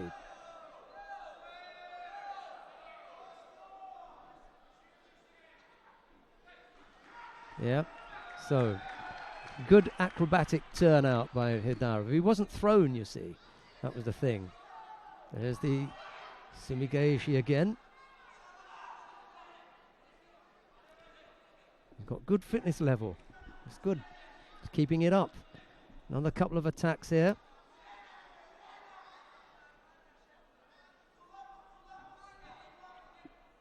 Just got to look for that low left Tayatoshi. That's what Asari has come up with. All right, he's avoided that one as well. Why not? Have a little go on the ground as well. That was a afterthought, though, from Hidarov.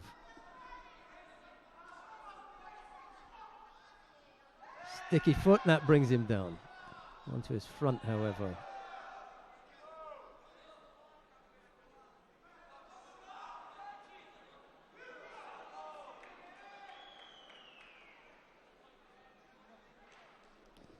Well, the Yuko for the Ashiwaza. Can we have another look at that? Is that possible? Last action there.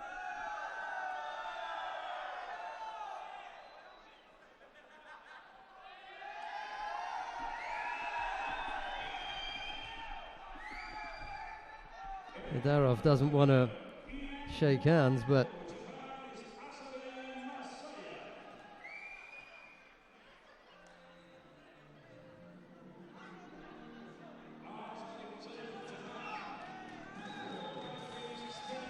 let's have a look and see what happened here. Okay, this is what all the action is about. Yeah, I think it's good enough. For me, that's good enough for Yuko.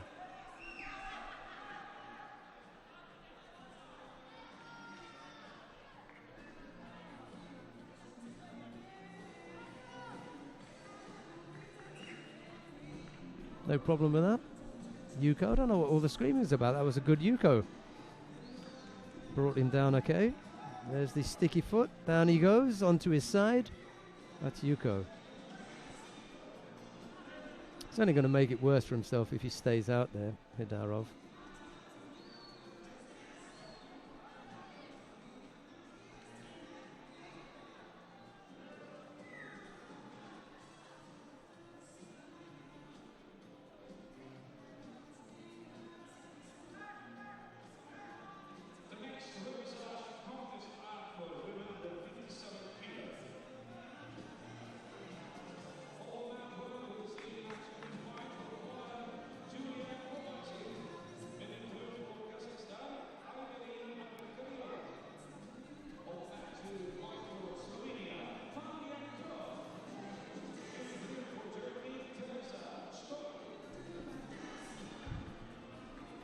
Right, What have we got coming up now?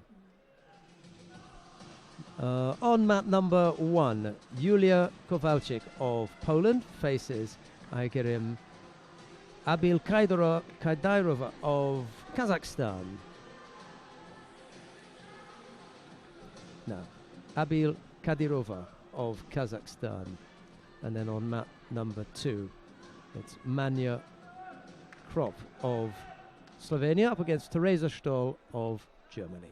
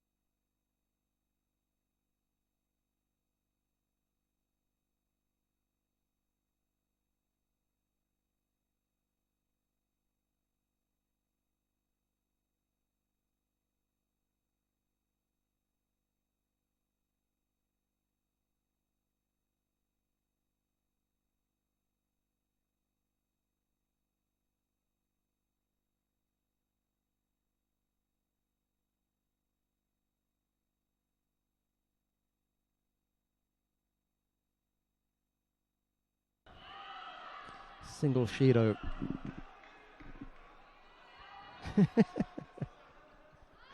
Coach is hopeful. He's still signalling. And now he does get a Yuko. I'm sure that was a Yuko signal there. Yeah, it was. So confusing.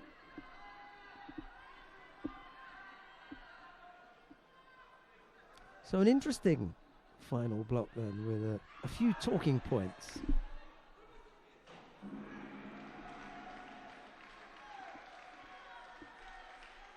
Teresa Stoll it is, who comes up with the win over Manja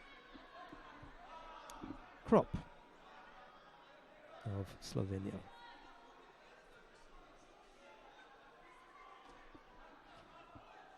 We've still got a little bit of time left on the in the contest between Julia Kowalczyk of Poland and Aigerim Alib Kadirova of Kazakhstan.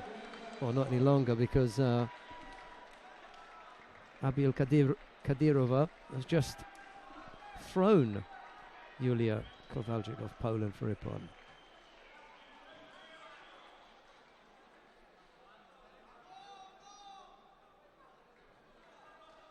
21 seconds left in that contest.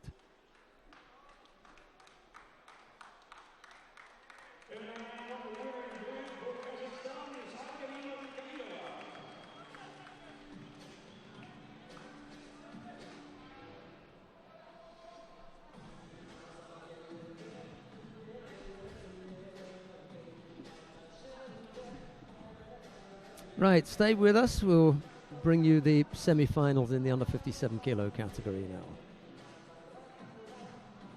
Semi-finals for girls under 57 kilo.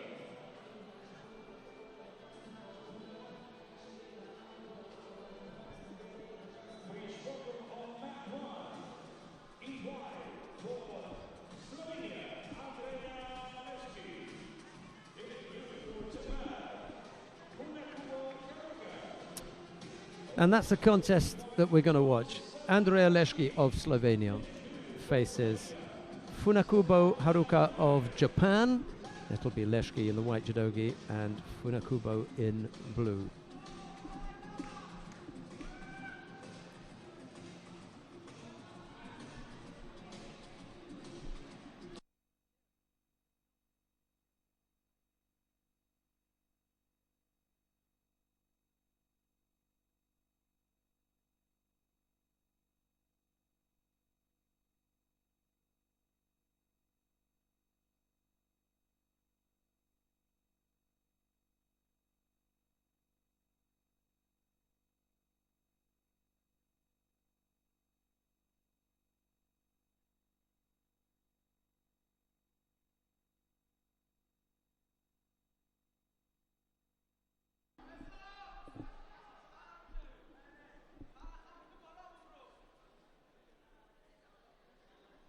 Right, let's go up to mat number 2. Sorry, mat number 1, because that's the one we want to have a look at. Andrea Leszki and Funakubo Haruka of Japan.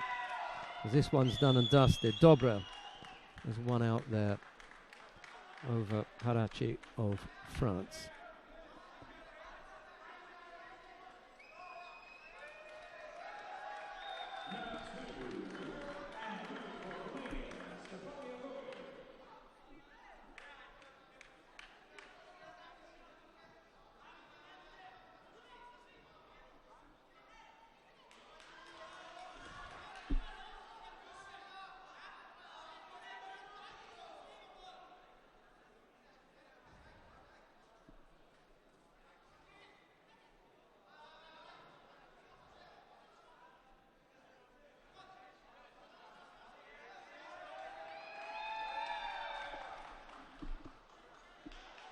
Leszki picks up a penalty for negative gripping there. It's a second penalty.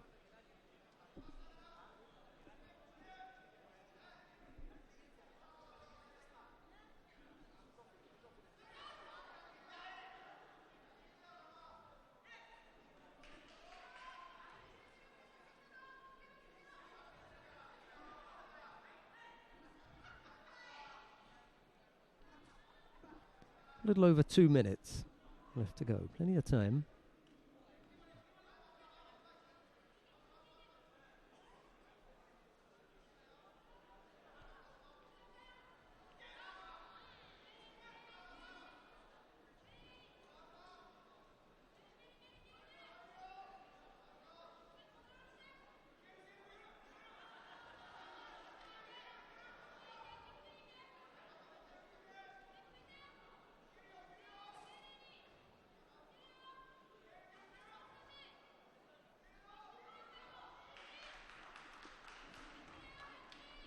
Tatishi Ogatami from Funakubo.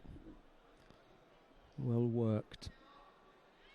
Well, the Japanese there, not the strongest. It's going to be good enough to take this contest.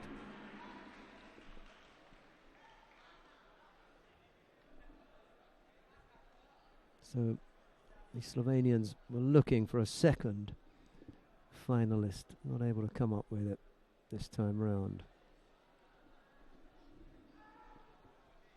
But it's been a good effort from the Slovenian team. Really shown some good judo. And Leszki may yet be on for a medal.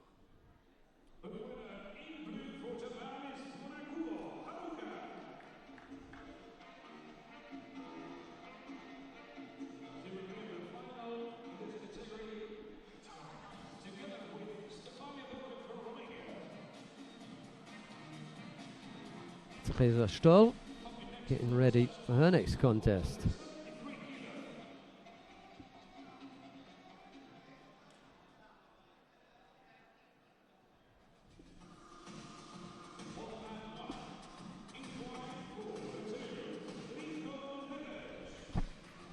Right, it's the under 73 kilo category now, the repechage contests. Lincoln Neves of Brazil faces Alexander Kolesnik of Russia, and then Urashkanbek Balayev faces Dida of Russia faces Dida Hamza of Kazakhstan. Let's have a look on mat number 1.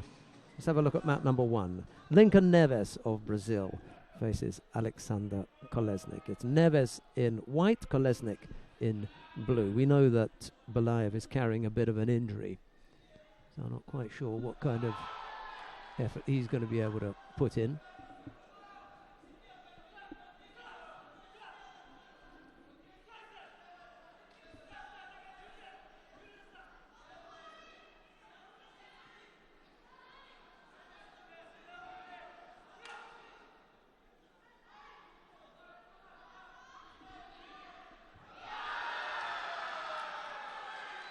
Well, Neves throwing Kolesnik for Ippon there.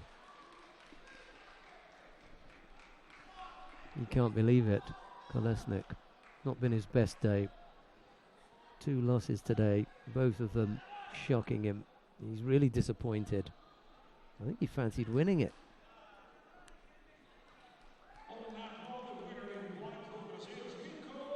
He can't believe it.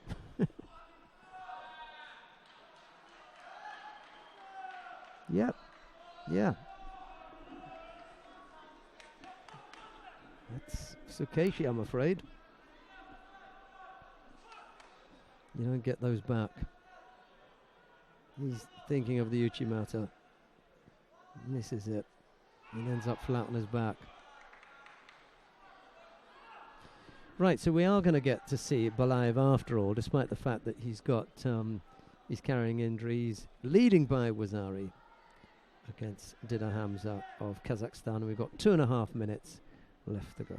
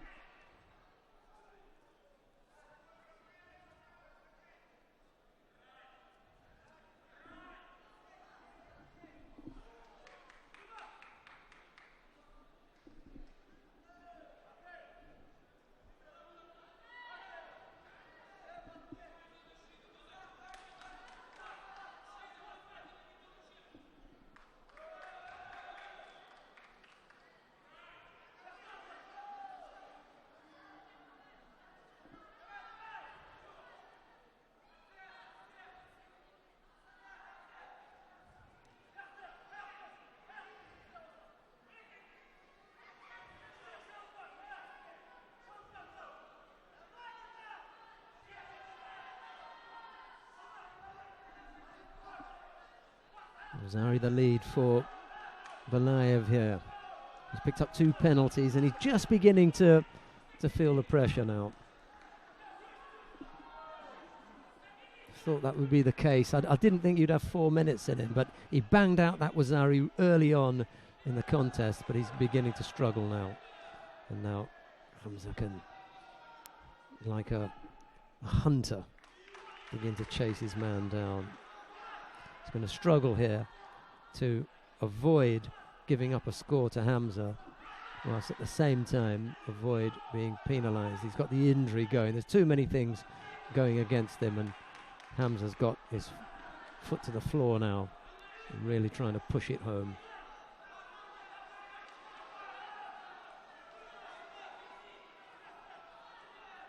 Really running on empty here.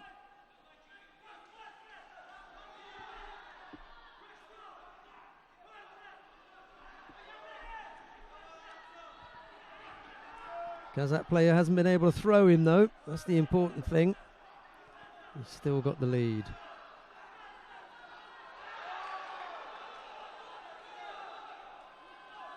Keeps him up.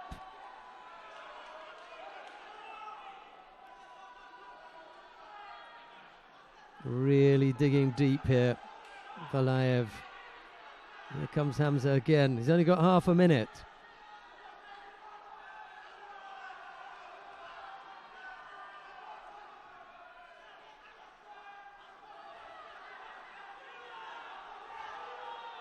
Oh, and he throws him for Ipan with Ashiwaza with 14 seconds left to go.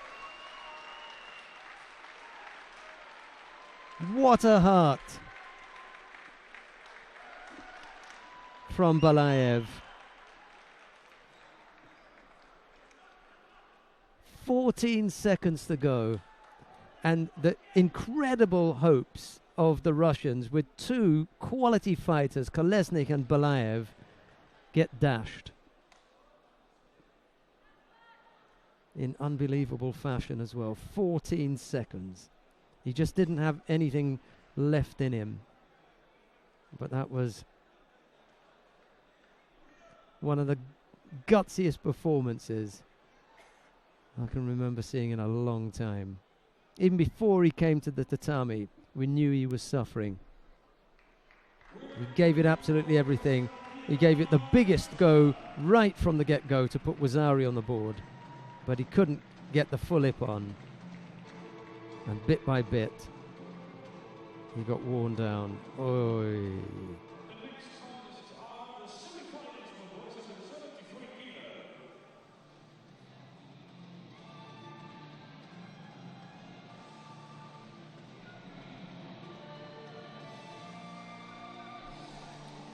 That was quite something. Right, we're going to stay on mat number 2 to see the contest between Tamazi Kira-Kozashvili of Georgia is up against Hussein Rahimli of Azerbaijan. It'll be Kira-Kozashvili in white, Rahimli in blue, and down on mat number 1 it'll be Martin Hoyak of Slovenia and Kang Hyun-Chol of Korea. Let's have a look at Kira-Kozashvili and Rahimli. Rahimli was up here a couple of minutes ago watching his teammate. He came and sat down with me for a little while. He didn't want to have a chat though. Said he was too nervous before his fight to chat, but he came and sat up here quite happily.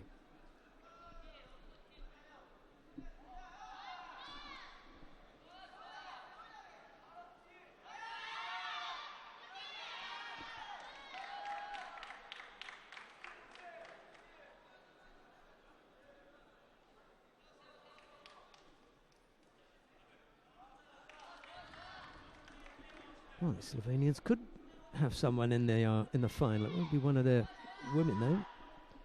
Could be Martin Hoyak if he gets past Kang. Up on mat number 1, we'll keep you informed as to what's happening there. But you can see it in the top left-hand corner of your screen.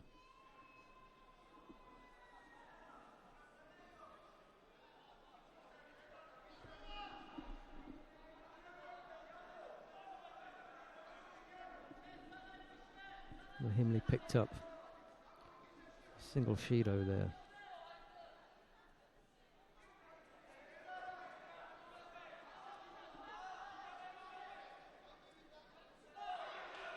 Oh, he's got turned.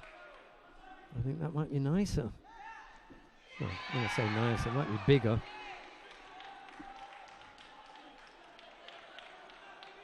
Yep. Wazari it is. Kirakozashvili leads by Wazari. Can't write Rahimli off though. He's got terrific throwing skills. Kang leads by Yuko down on mat number 1 against Hoyak in the other semi-final. 2:28 left to go in this.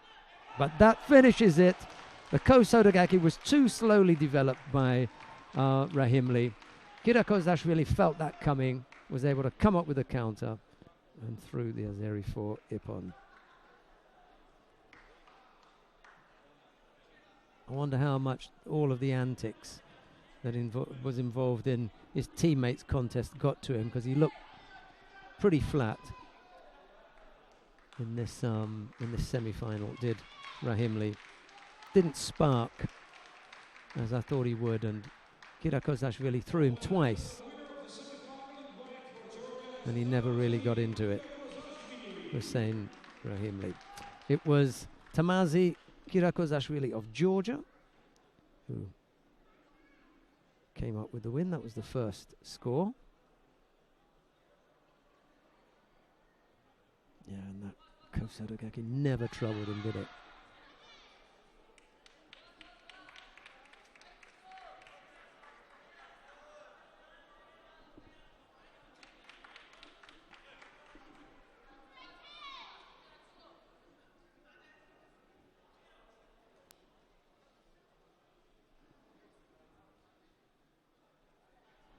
Right, we're watching the contest between Martin Hoyak of Slovenia and Kang Hyunchol of Korea. It's the Korean who leads by Yuko with a little over a minute left to go. Hoyak has picked up a single Shido.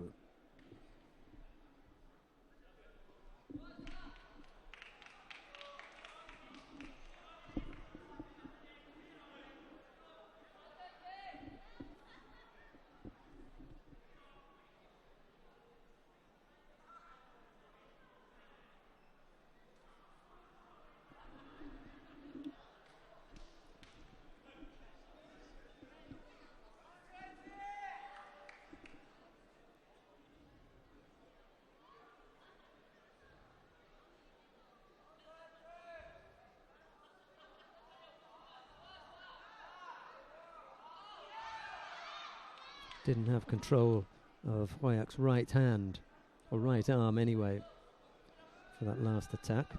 Ichimata, left-sided, couldn't come up with, oh that does, yeah. It's a good score. Thought it might be Wazari, yeah.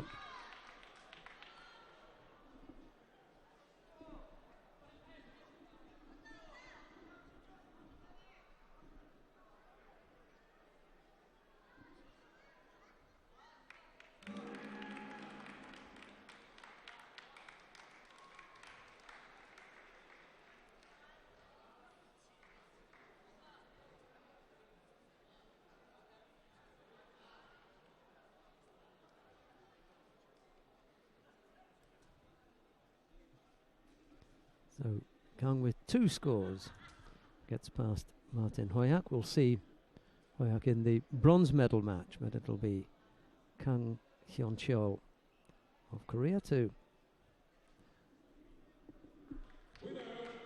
face Tamazi Kirakozashvili in the final of the under 73 kilo category. Okay. We've got the medal matches coming up next. It may be that we'll get right underway with them. 2 minutes then. Stay with us and we'll bring you all that live.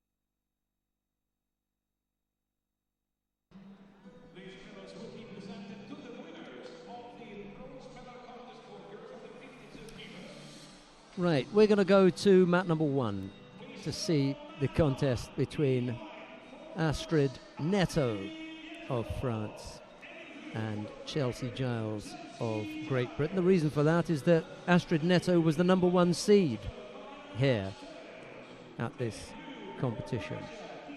So it's not because Chelsea Giles is from Great Britain.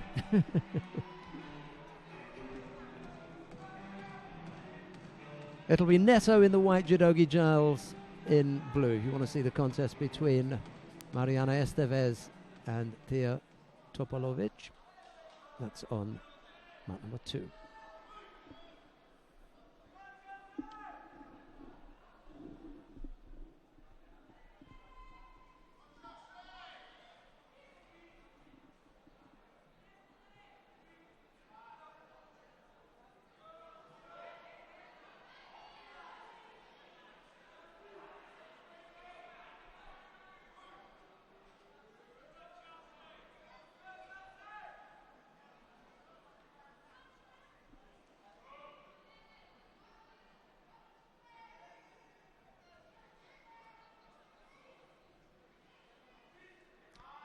Want to keep that right hand of Neto off. Going to get penalised for being bent over there. If you can just keep Neto's right hand from getting that strong grip. Also going to have to stop wandering off. Did that in the last contest. Picked up a second penalty. Need to tidy up a couple of things.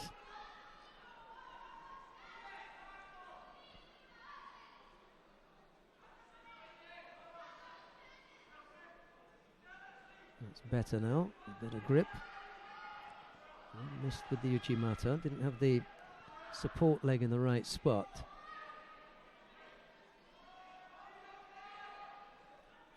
She did that time.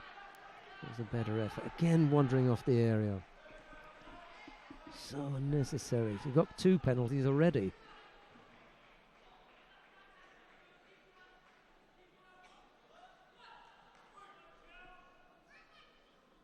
Got to try to do this in the middle. Contest area isn't that big.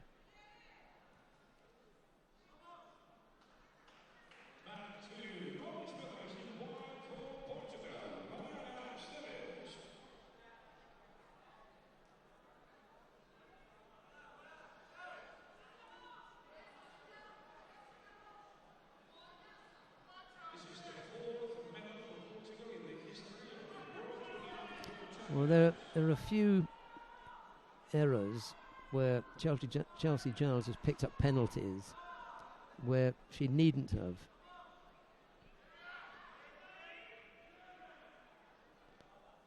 Three penalties with only half the contest gone.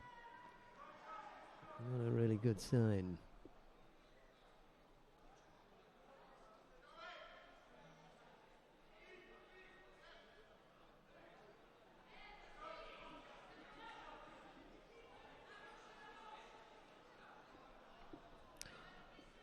If you're going to go out in a competition and get thrown or you lose by whatever you lose by, that's one thing, but to lose by 4 penalties with a minute 41 still left on the clock.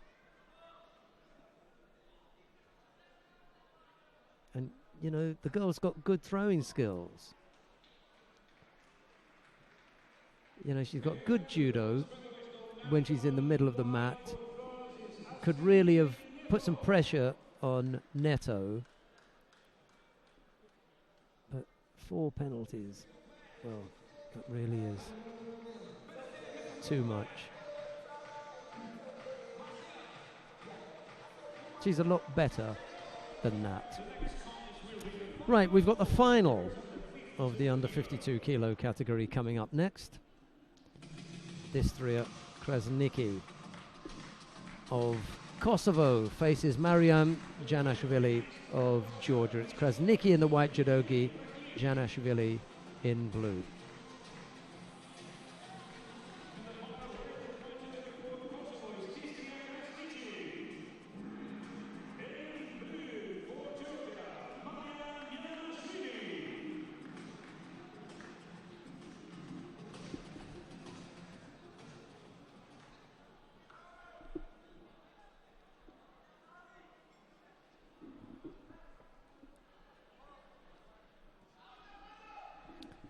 We're on the way with the final of the under 52 kilo category then.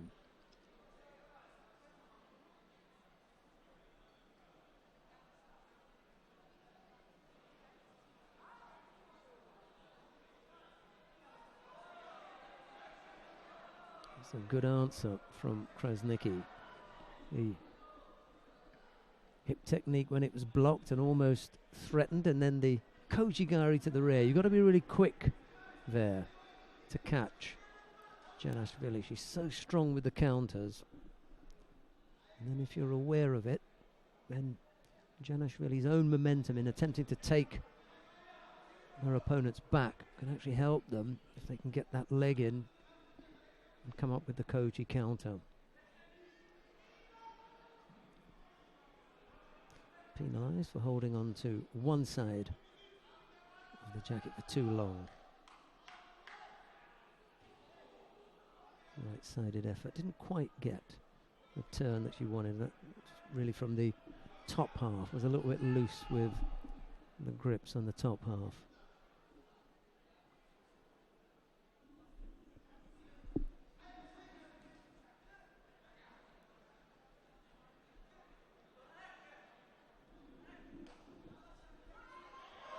Oh, beautiful Ashiwaza. Terrific work there from Krasnicki. Over goes Janashvili. She's lucky not to go over for Ippon here. That really was beautifully done. I think when they have another look at this, they may decide to give Ippon. I've just had the one look, but yeah, she really did go over there, Janashvili. Yeah. Last week's chat. We had a long chat last week. Krasnicki. He's done the job for Kosovo here.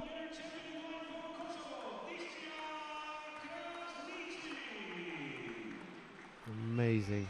Terrific. Look at this. Yeah. That's good enough.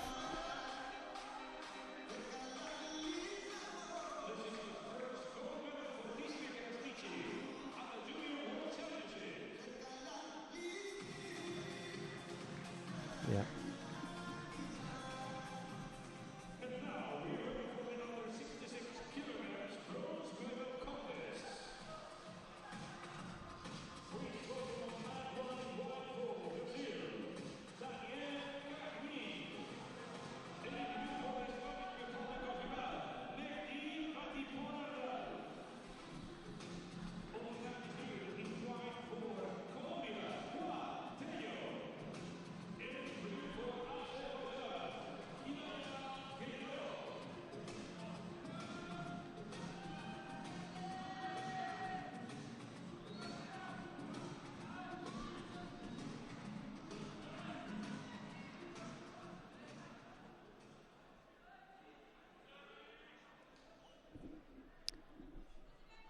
Right, the bronze medal contest between Juan Teo of Colombia and Hidayet Hidarov of Azerbaijan. Maybe we'll see a comeback by Hidarov. He was really disappointed in his semi-final.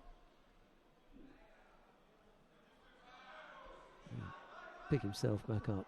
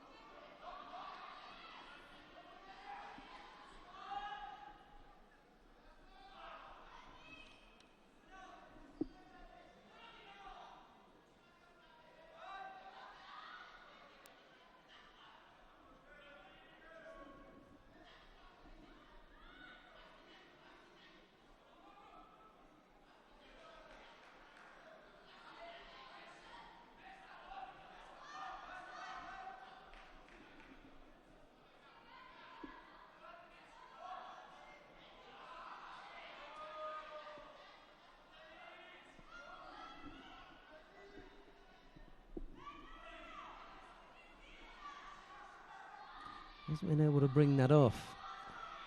Didn't come off in the semi-final for him, and now misses out here.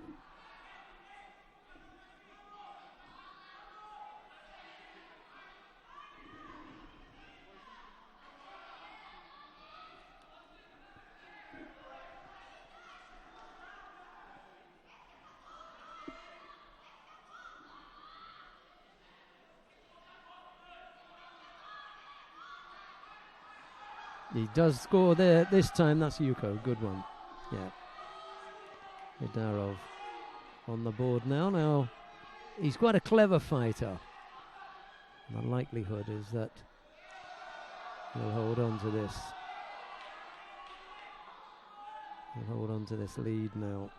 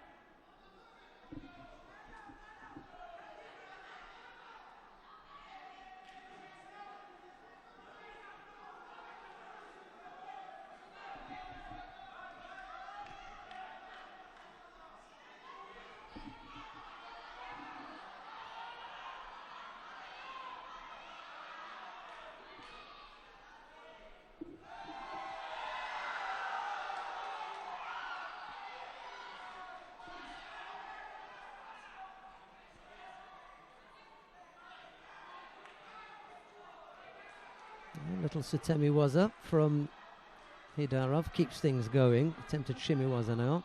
Not sure if it's on there or not. Yeah, it looks good. He's had to tap. Teo's had a terrific day. He was so disappointed at not being able to come away with a medal.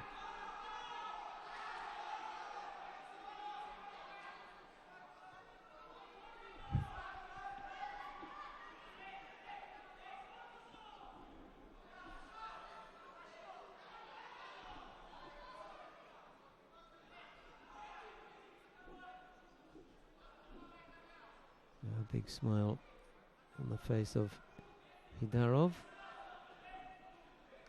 Came back strongly there to win the bronze medal for Azerbaijan. Okay. He had to tap a couple of times there. Oh.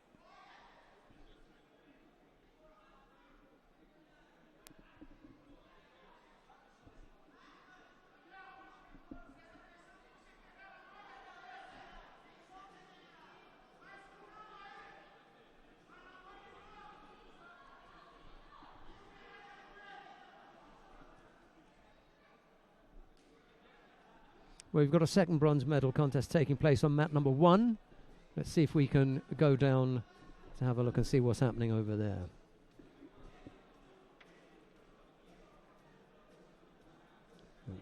No real rush because one of the competitors is having a bit of treatment. We've got that now. Last minute.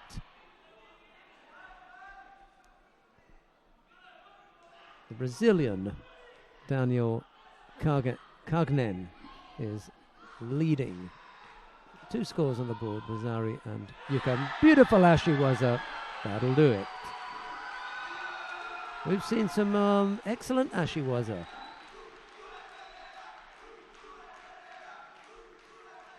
We don't get much better than that. Distria Krasniki executed one. Beauty for Ippon. And Daniel Cagnin. Yeah, Daniel Cagnin just executed one there. Real beauty.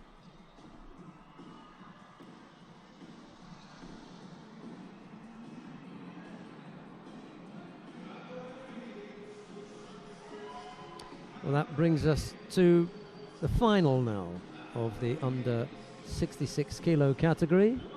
Asari Masaya of Japan faces Alberto Gaitero of Spain. It'll be Asari in the white judogi, Gaitero in blue.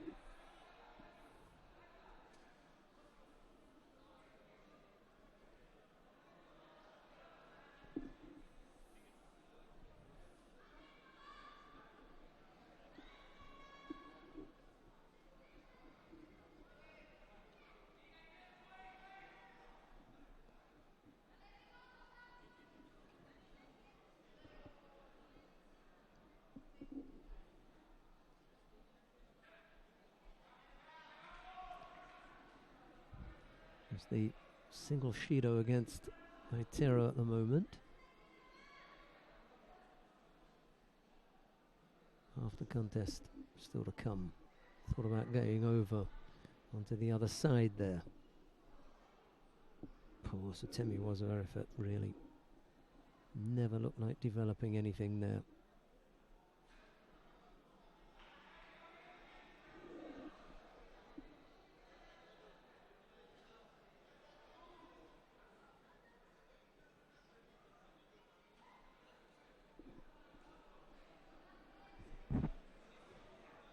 Over on the right side, but Gaitero rather acrobatically avoiding getting caught there. Just managing to get a hand down.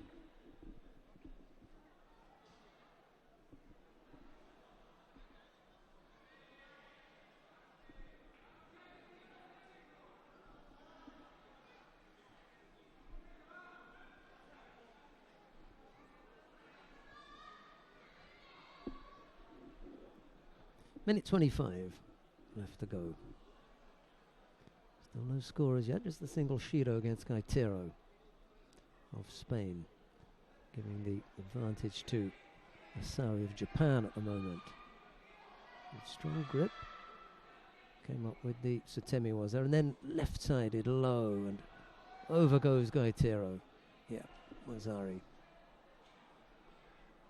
slowly developed that Morote Seonage, but it came off in the end.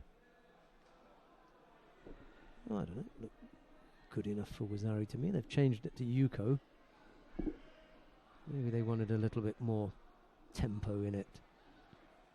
Developed too slowly for the commission's liking. Anyway, Yuko's on the board. He's working the arm out now. And Asari it is who comes up with that Jujigatami to take the gold medal.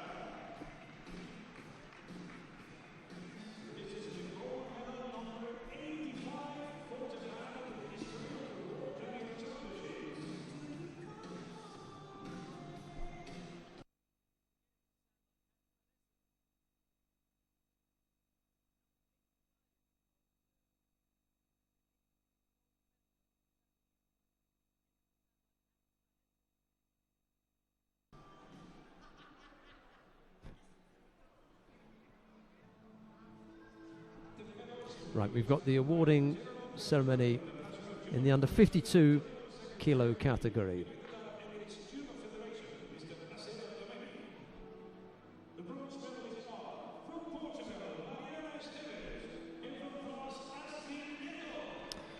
Right, the medals. The bronze medals go to Mariana Esteves of Portugal and to Astrid Neto of France. Silver medal goes to Mariam Janashvili of Georgia.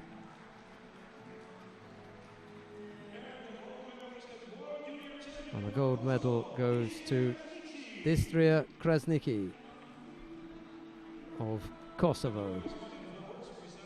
I wonder if family and friends and teammates who couldn't be here are watching at home. If they are, you must be cheering now. What a moment.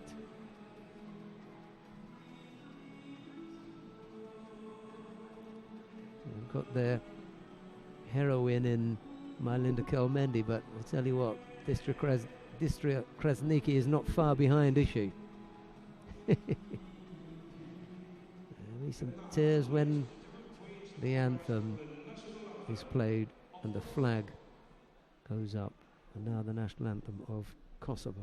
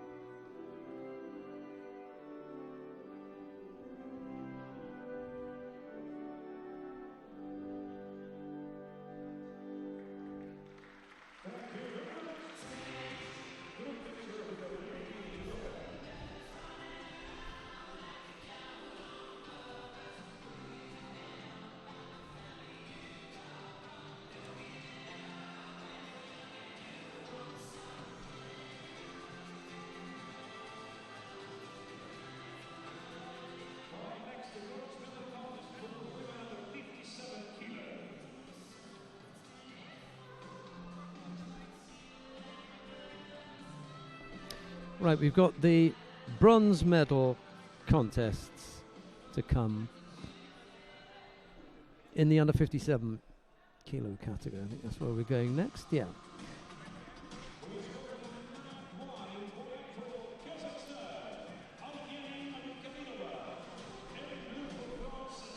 Okay, let's stay here then. Teresa Stoll of Germany faces Andrea Leszki of Slovenia. It's Stoll in the white judo gi, Leszki in blue. If you want to see the contest between Aigerim Abil Kadirova of Kazakhstan, that's down on mat number 1. She's up against Sara Harachi of France.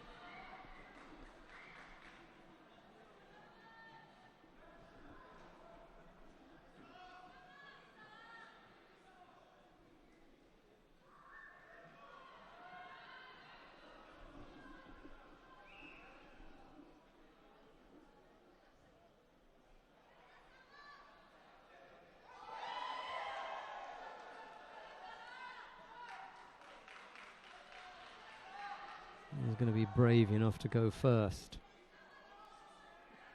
Stoll it is. First of all with Osodogari, and then when that began to fall apart, she thought about the Makikomi. No score yet.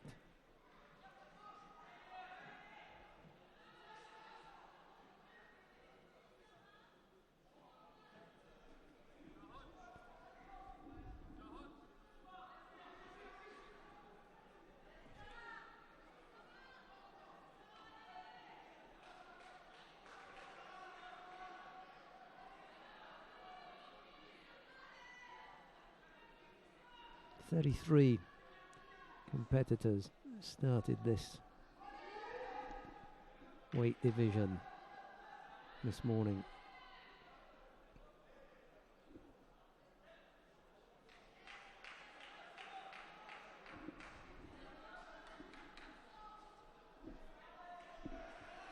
Does that mean there was just the one first round match then?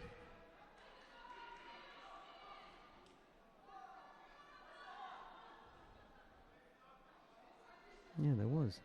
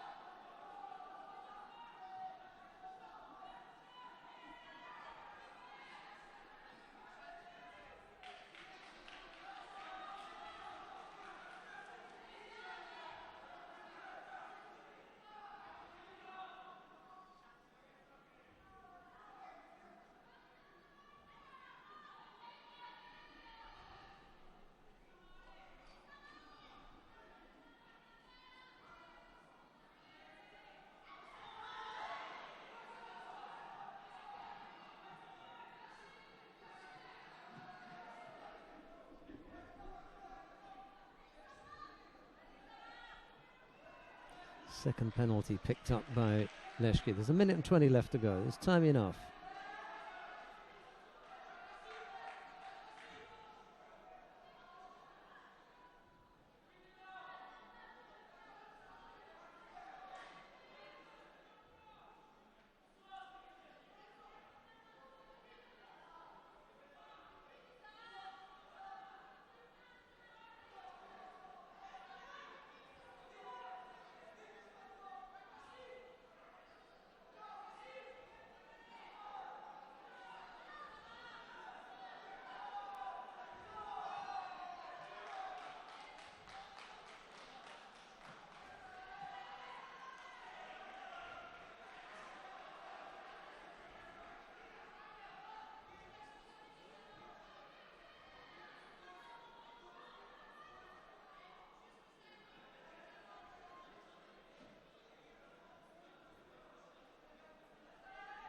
Just a little bit slow there. Not lazy, but just slow. Leszki almost reacted to that and almost caught Stahl.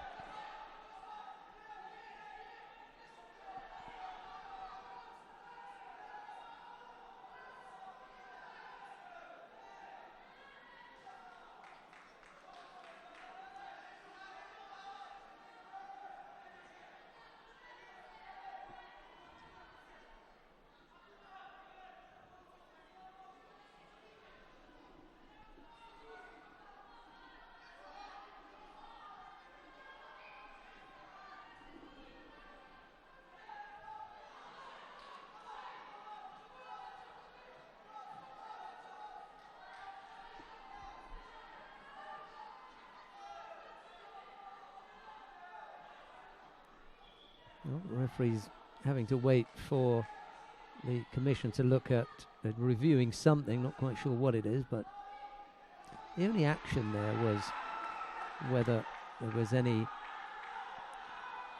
question of a wacky gatami. That, for me, is the possibility. And I look at the German coach. He's got his head in his hands. He suspects that. We're going to find out now.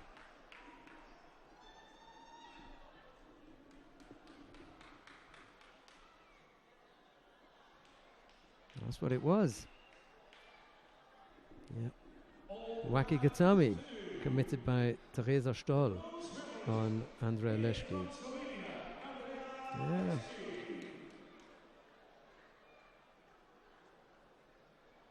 Disappointment for Teresa Stoll, as you can imagine.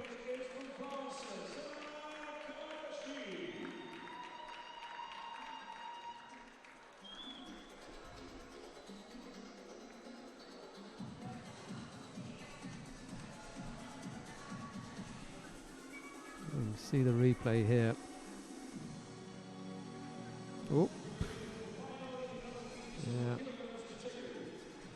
We're not talking about any deliberate attempt by Stoll to damage Leski's arm. That's not the case, you know. But in attempting to throw her opponent, she was in a bad position that put her opponent in danger, and that's what she was given the hand sokumake for. We come now to the final of the under 57 kilo category. Funakubo Haruka of Japan faces Stefania Dobre of Romania. Funakubo in white, Dobre in blue.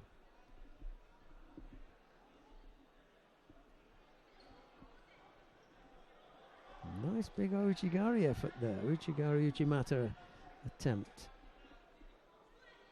from Dobre.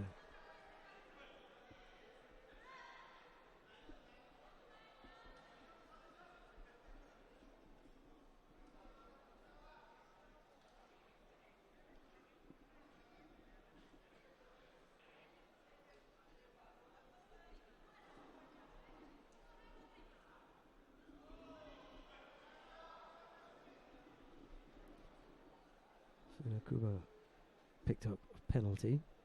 That's for a gripping infringement. Fought off there by Dobre, just pushing forward and making it difficult for the Japanese there.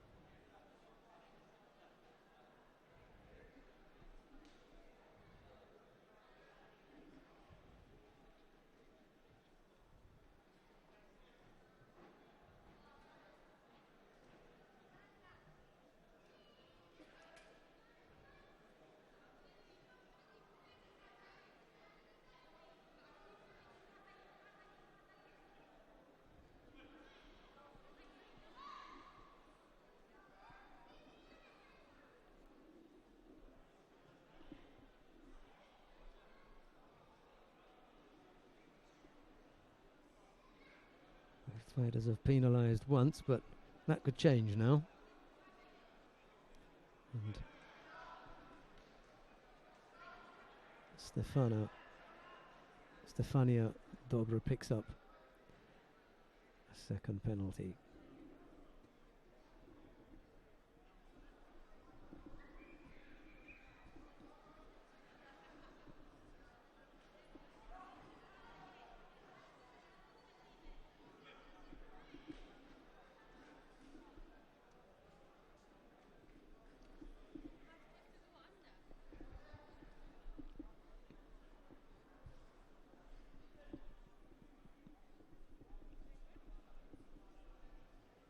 Two penalties picked up by Dobre, and a nice effort on the left there.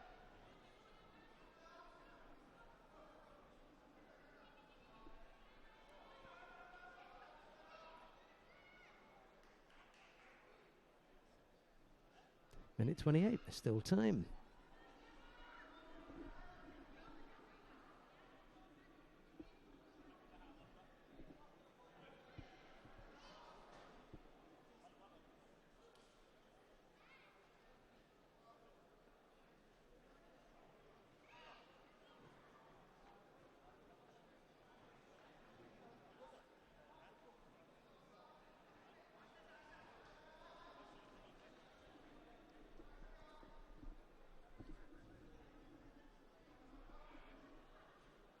It's a pity because Dobra has come up with some useful leg attacks, but on that occasion she just wrapped the foot around and picked up a third Shido now. Inside the last minute. Oh. Okay, they decided to wave that one off.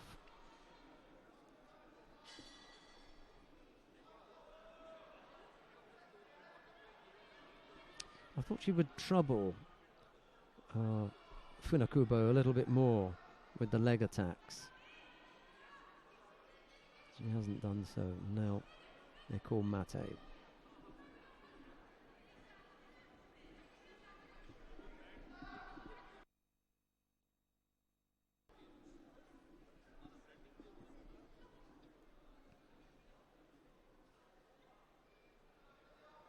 I think it's the Uchimata that Dobra should be trying.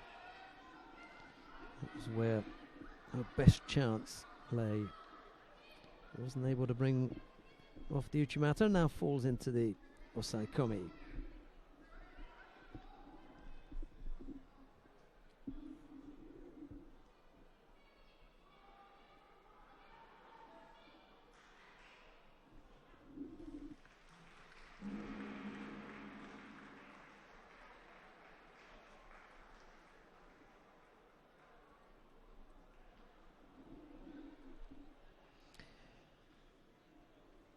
Funakubo Haruka of Japan takes the gold medal in the under 57 kilo category.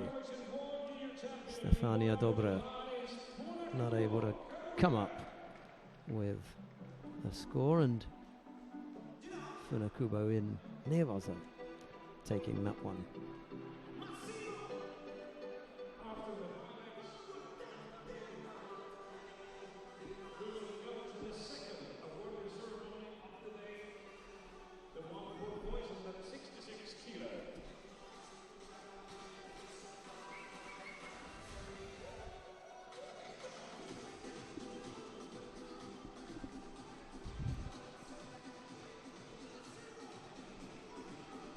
We've got the awarding ceremony in the under 66 kilo coming up next.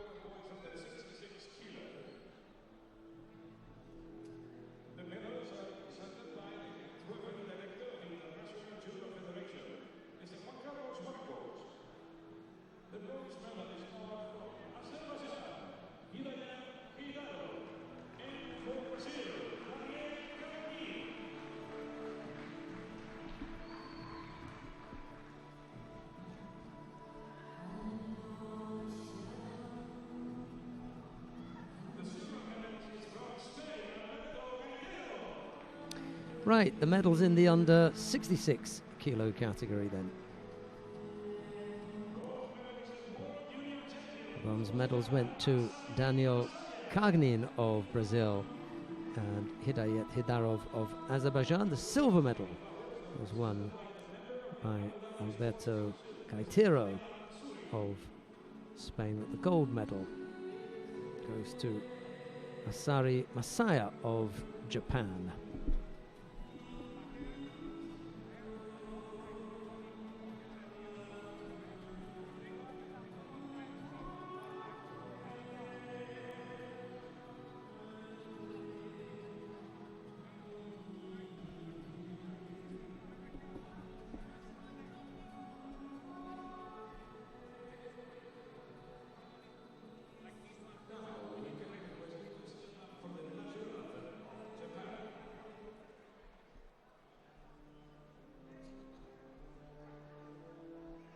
And now the national anthem of Japan.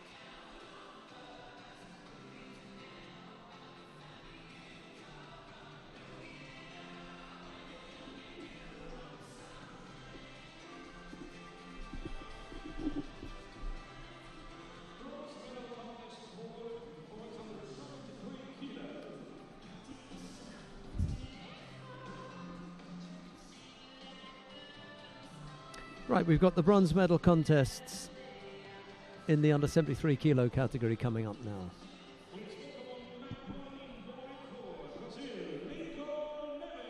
We're going to stay on at number 2. Didar Hamza of Kazakhstan faces Martin Hoyak of Slovenia.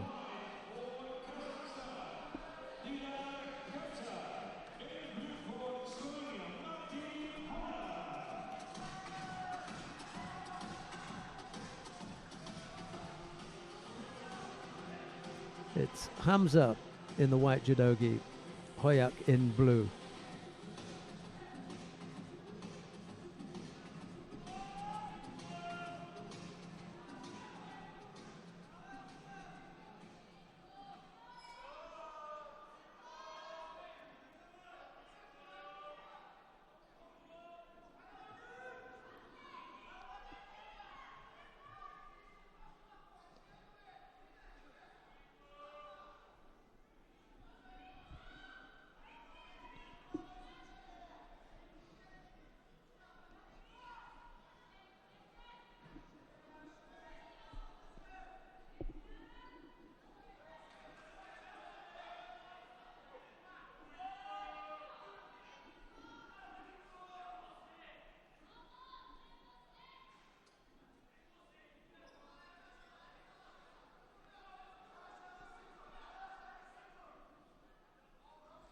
Hoyak picked up a penalty quite early on.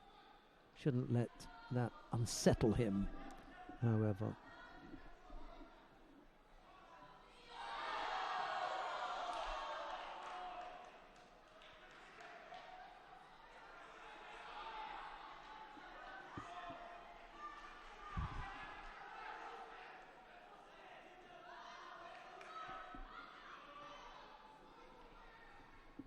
He might let the second one get to him, though.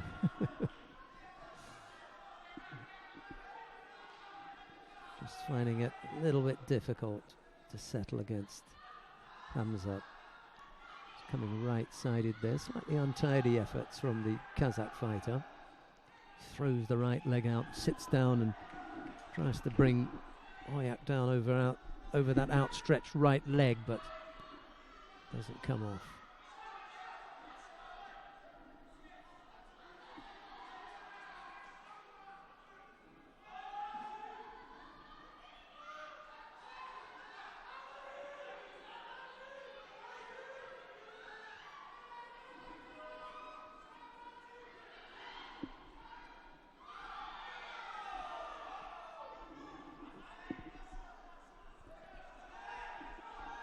Well, it just goes to show that Hoyak has got what it takes.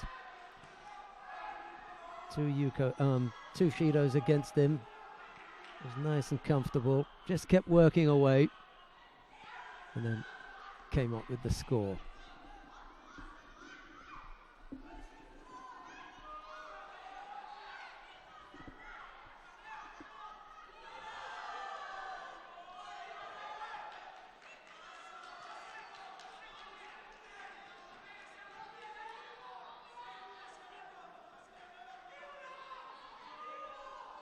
Had an opportunity there.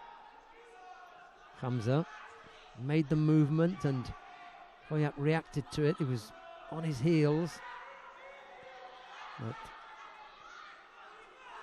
Hamza didn't follow up with Ochigari or Kochigari maybe.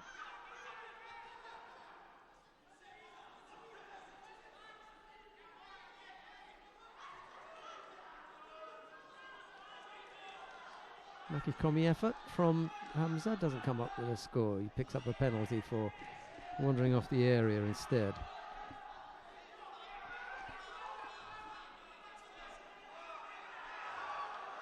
Onto his front, so there'll be no score there, but big effort from Hamza. No, Osakomi, I can't believe it. Toketo, got to hold on tightly to that leg. That was close. Hamza may get one shot at this, and that could be it. It's just come at the right time. This little bump to the nose that's going to require a little bit of tidying up, because Hamza was beginning to come strongly there, and Hoyak needs to catch his breath a little bit. It's not a question of him being tired, just a question of him looking at the clock and thinking, I'm nearly there. You want to be able to know what time it is, but don't want to lose concentration. Hang in there now. Just a little over half a minute away from a bronze medal at the Junior World Championships.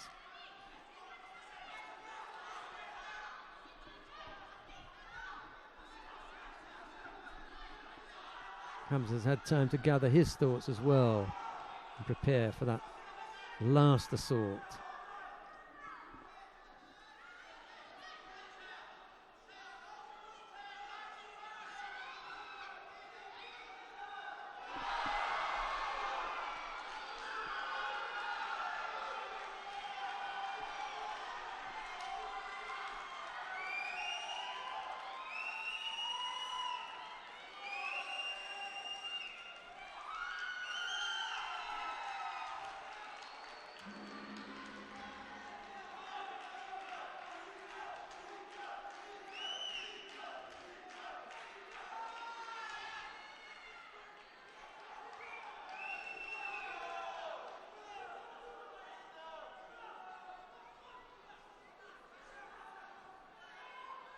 Nice effort from Wojak right at the end there, and this possibility of the Osaikomi here as well. This will finish it off in style for the Slovenian.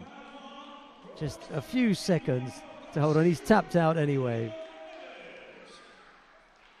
And Martin Hoyak finishes it off in style for Slovenia, taking a bronze medal in the under 73 kilo category.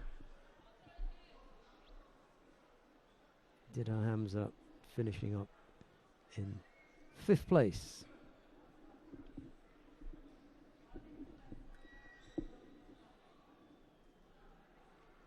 Lincoln Neves of Brazil defeated Rahimli of Azerbaijan in the other bronze medal contest.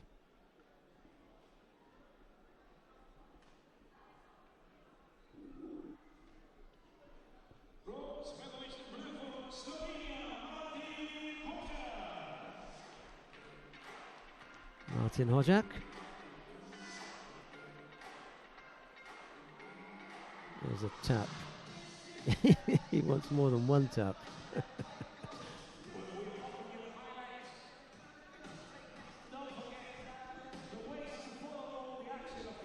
We've got one contest left to bring you today, and it's the final of the under 73 kilo category. It'll feature Kang Hyun-chol of Korea.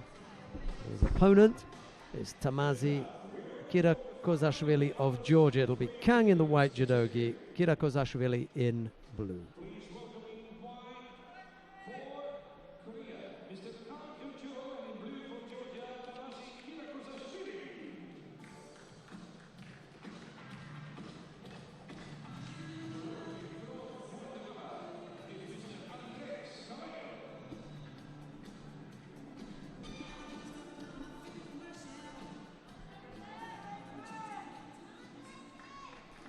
Well, the ups and downs of a day at the judo.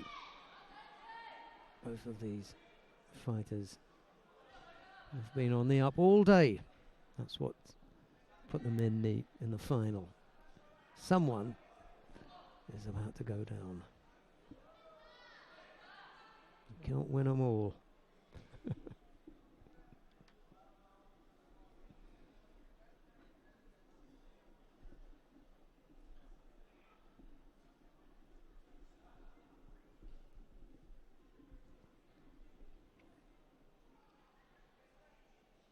Kang has been watchful all day. Once in a while he's exploded and come up with a big score, but overall, you know, he's been fairly watchful.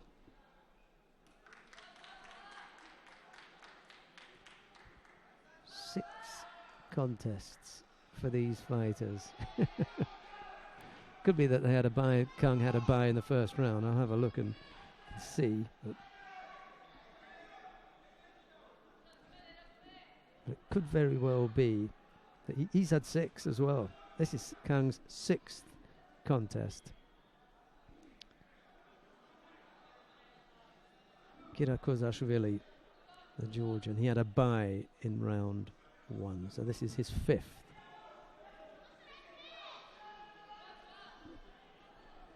Long day for these fighters.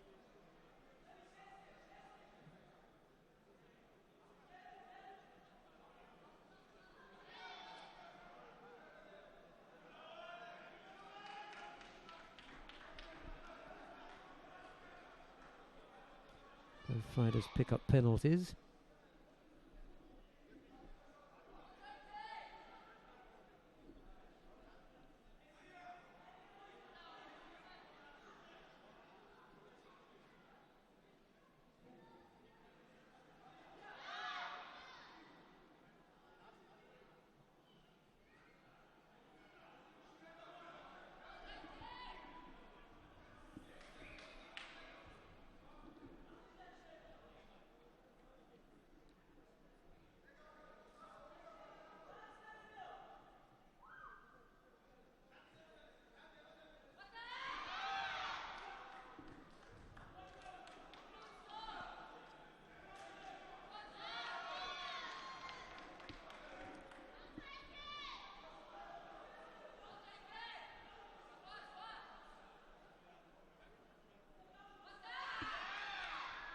Another good effort from Kang. He's just beginning to step things up here now, and he's become, a little bit more positive.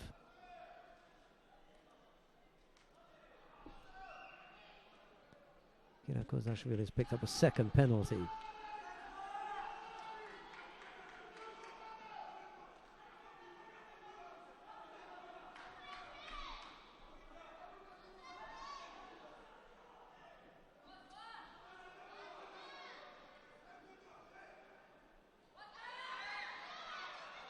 And another good effort from Kang.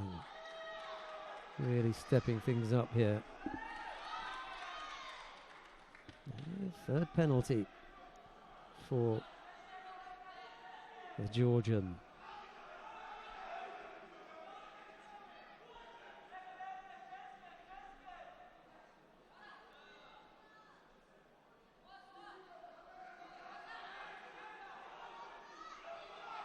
Left Uchimata almost stepped onto that one. Couldn't keep Kang on his back there.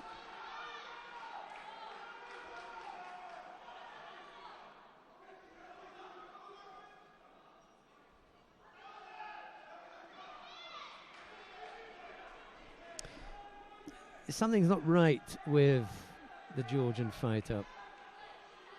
I don't know what's troubled him in the final, but he spent the whole day, looking really positive and, he looked like a really attractive fighter. Hasn't come up with the same kind of efforts here in this final that we saw from him earlier on.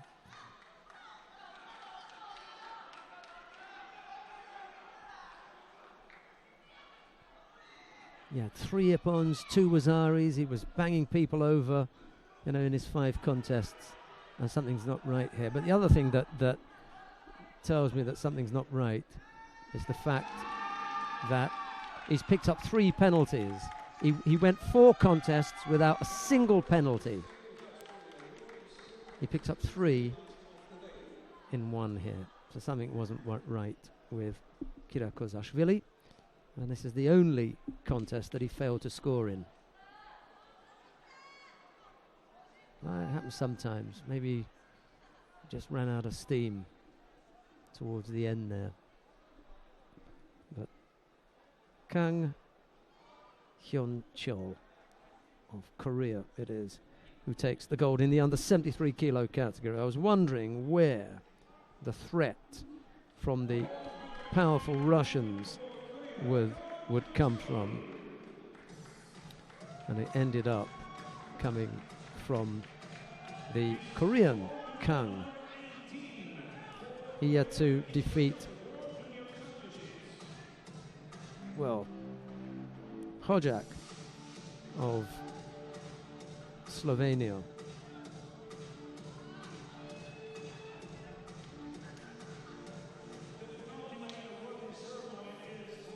Kolesnik of Ukraine, Jacques of Romania.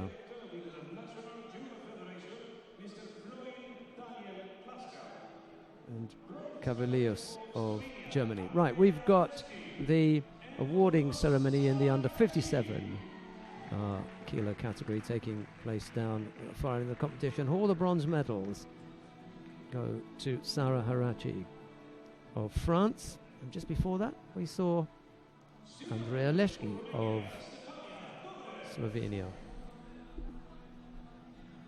There's Rafa, the photographer, getting in the way there. And the silver medal goes to Stefania Dobre of Romania. The gold medal goes to Funakubo Haruka of Japan.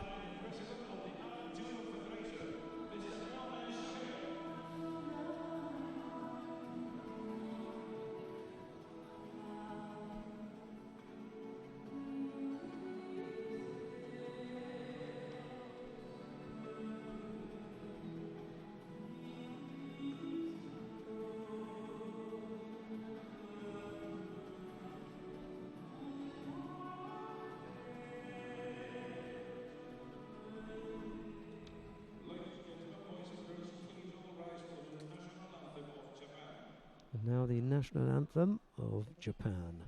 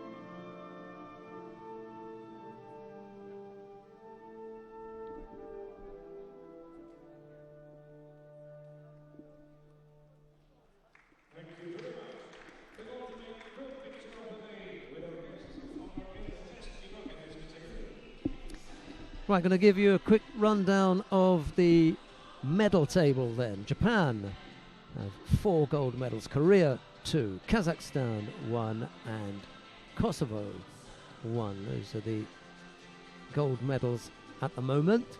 And we've got more gold medals on offer tomorrow. We will have the under 81 and under 90 kilo categories for men tomorrow, and we'll have the under 63 and the under 70 kilo categories for women. Today's gold medals: Distria Krasniki of Kosovo, that was in the under 52 kilo category, and then Funakubo Haruka of Japan. We've got one more awarding ceremony to come now. It's in the under 73 kilo category. Kang Hyun-chol of Korea was the winner in the under 73 kilo category. And it was Asari Masaya of Japan who won in the under 66 kilo category.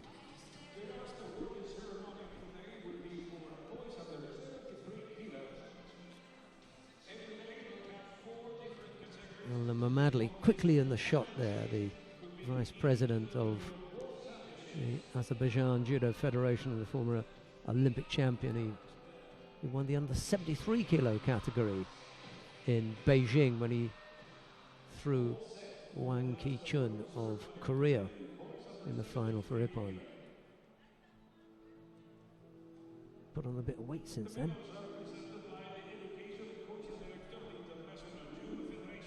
Right, let's have a look at the medalists in the under 73 kilo category. Bronze medals go to Martin Hojak of Slovenia and to Lincoln Neves of Brazil.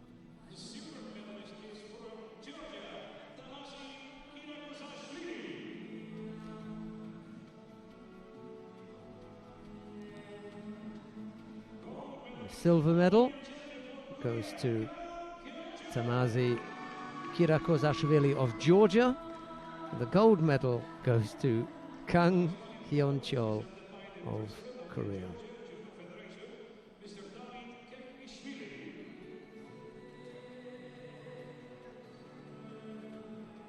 Well, the Georgians have had a good time of it, to be honest.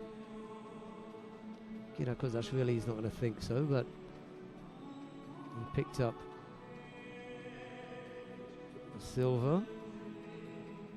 Irakli Kupatadze had bronze yesterday, and there was another silver today when Mariam Janashvili won silver in the under 52 kilo category. So that's not bad, is it? And now the national anthem of Korea.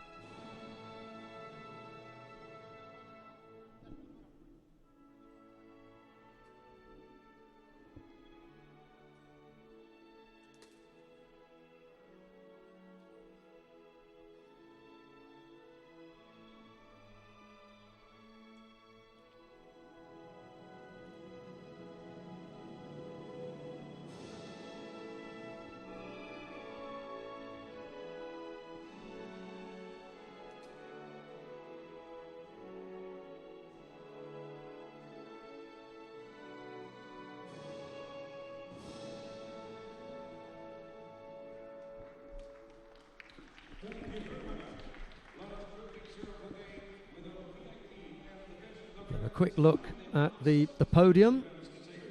Kirakozashvili still inconsolable there. Now I think the program's slightly different tomorrow because we've been starting at 11 o'clock every day.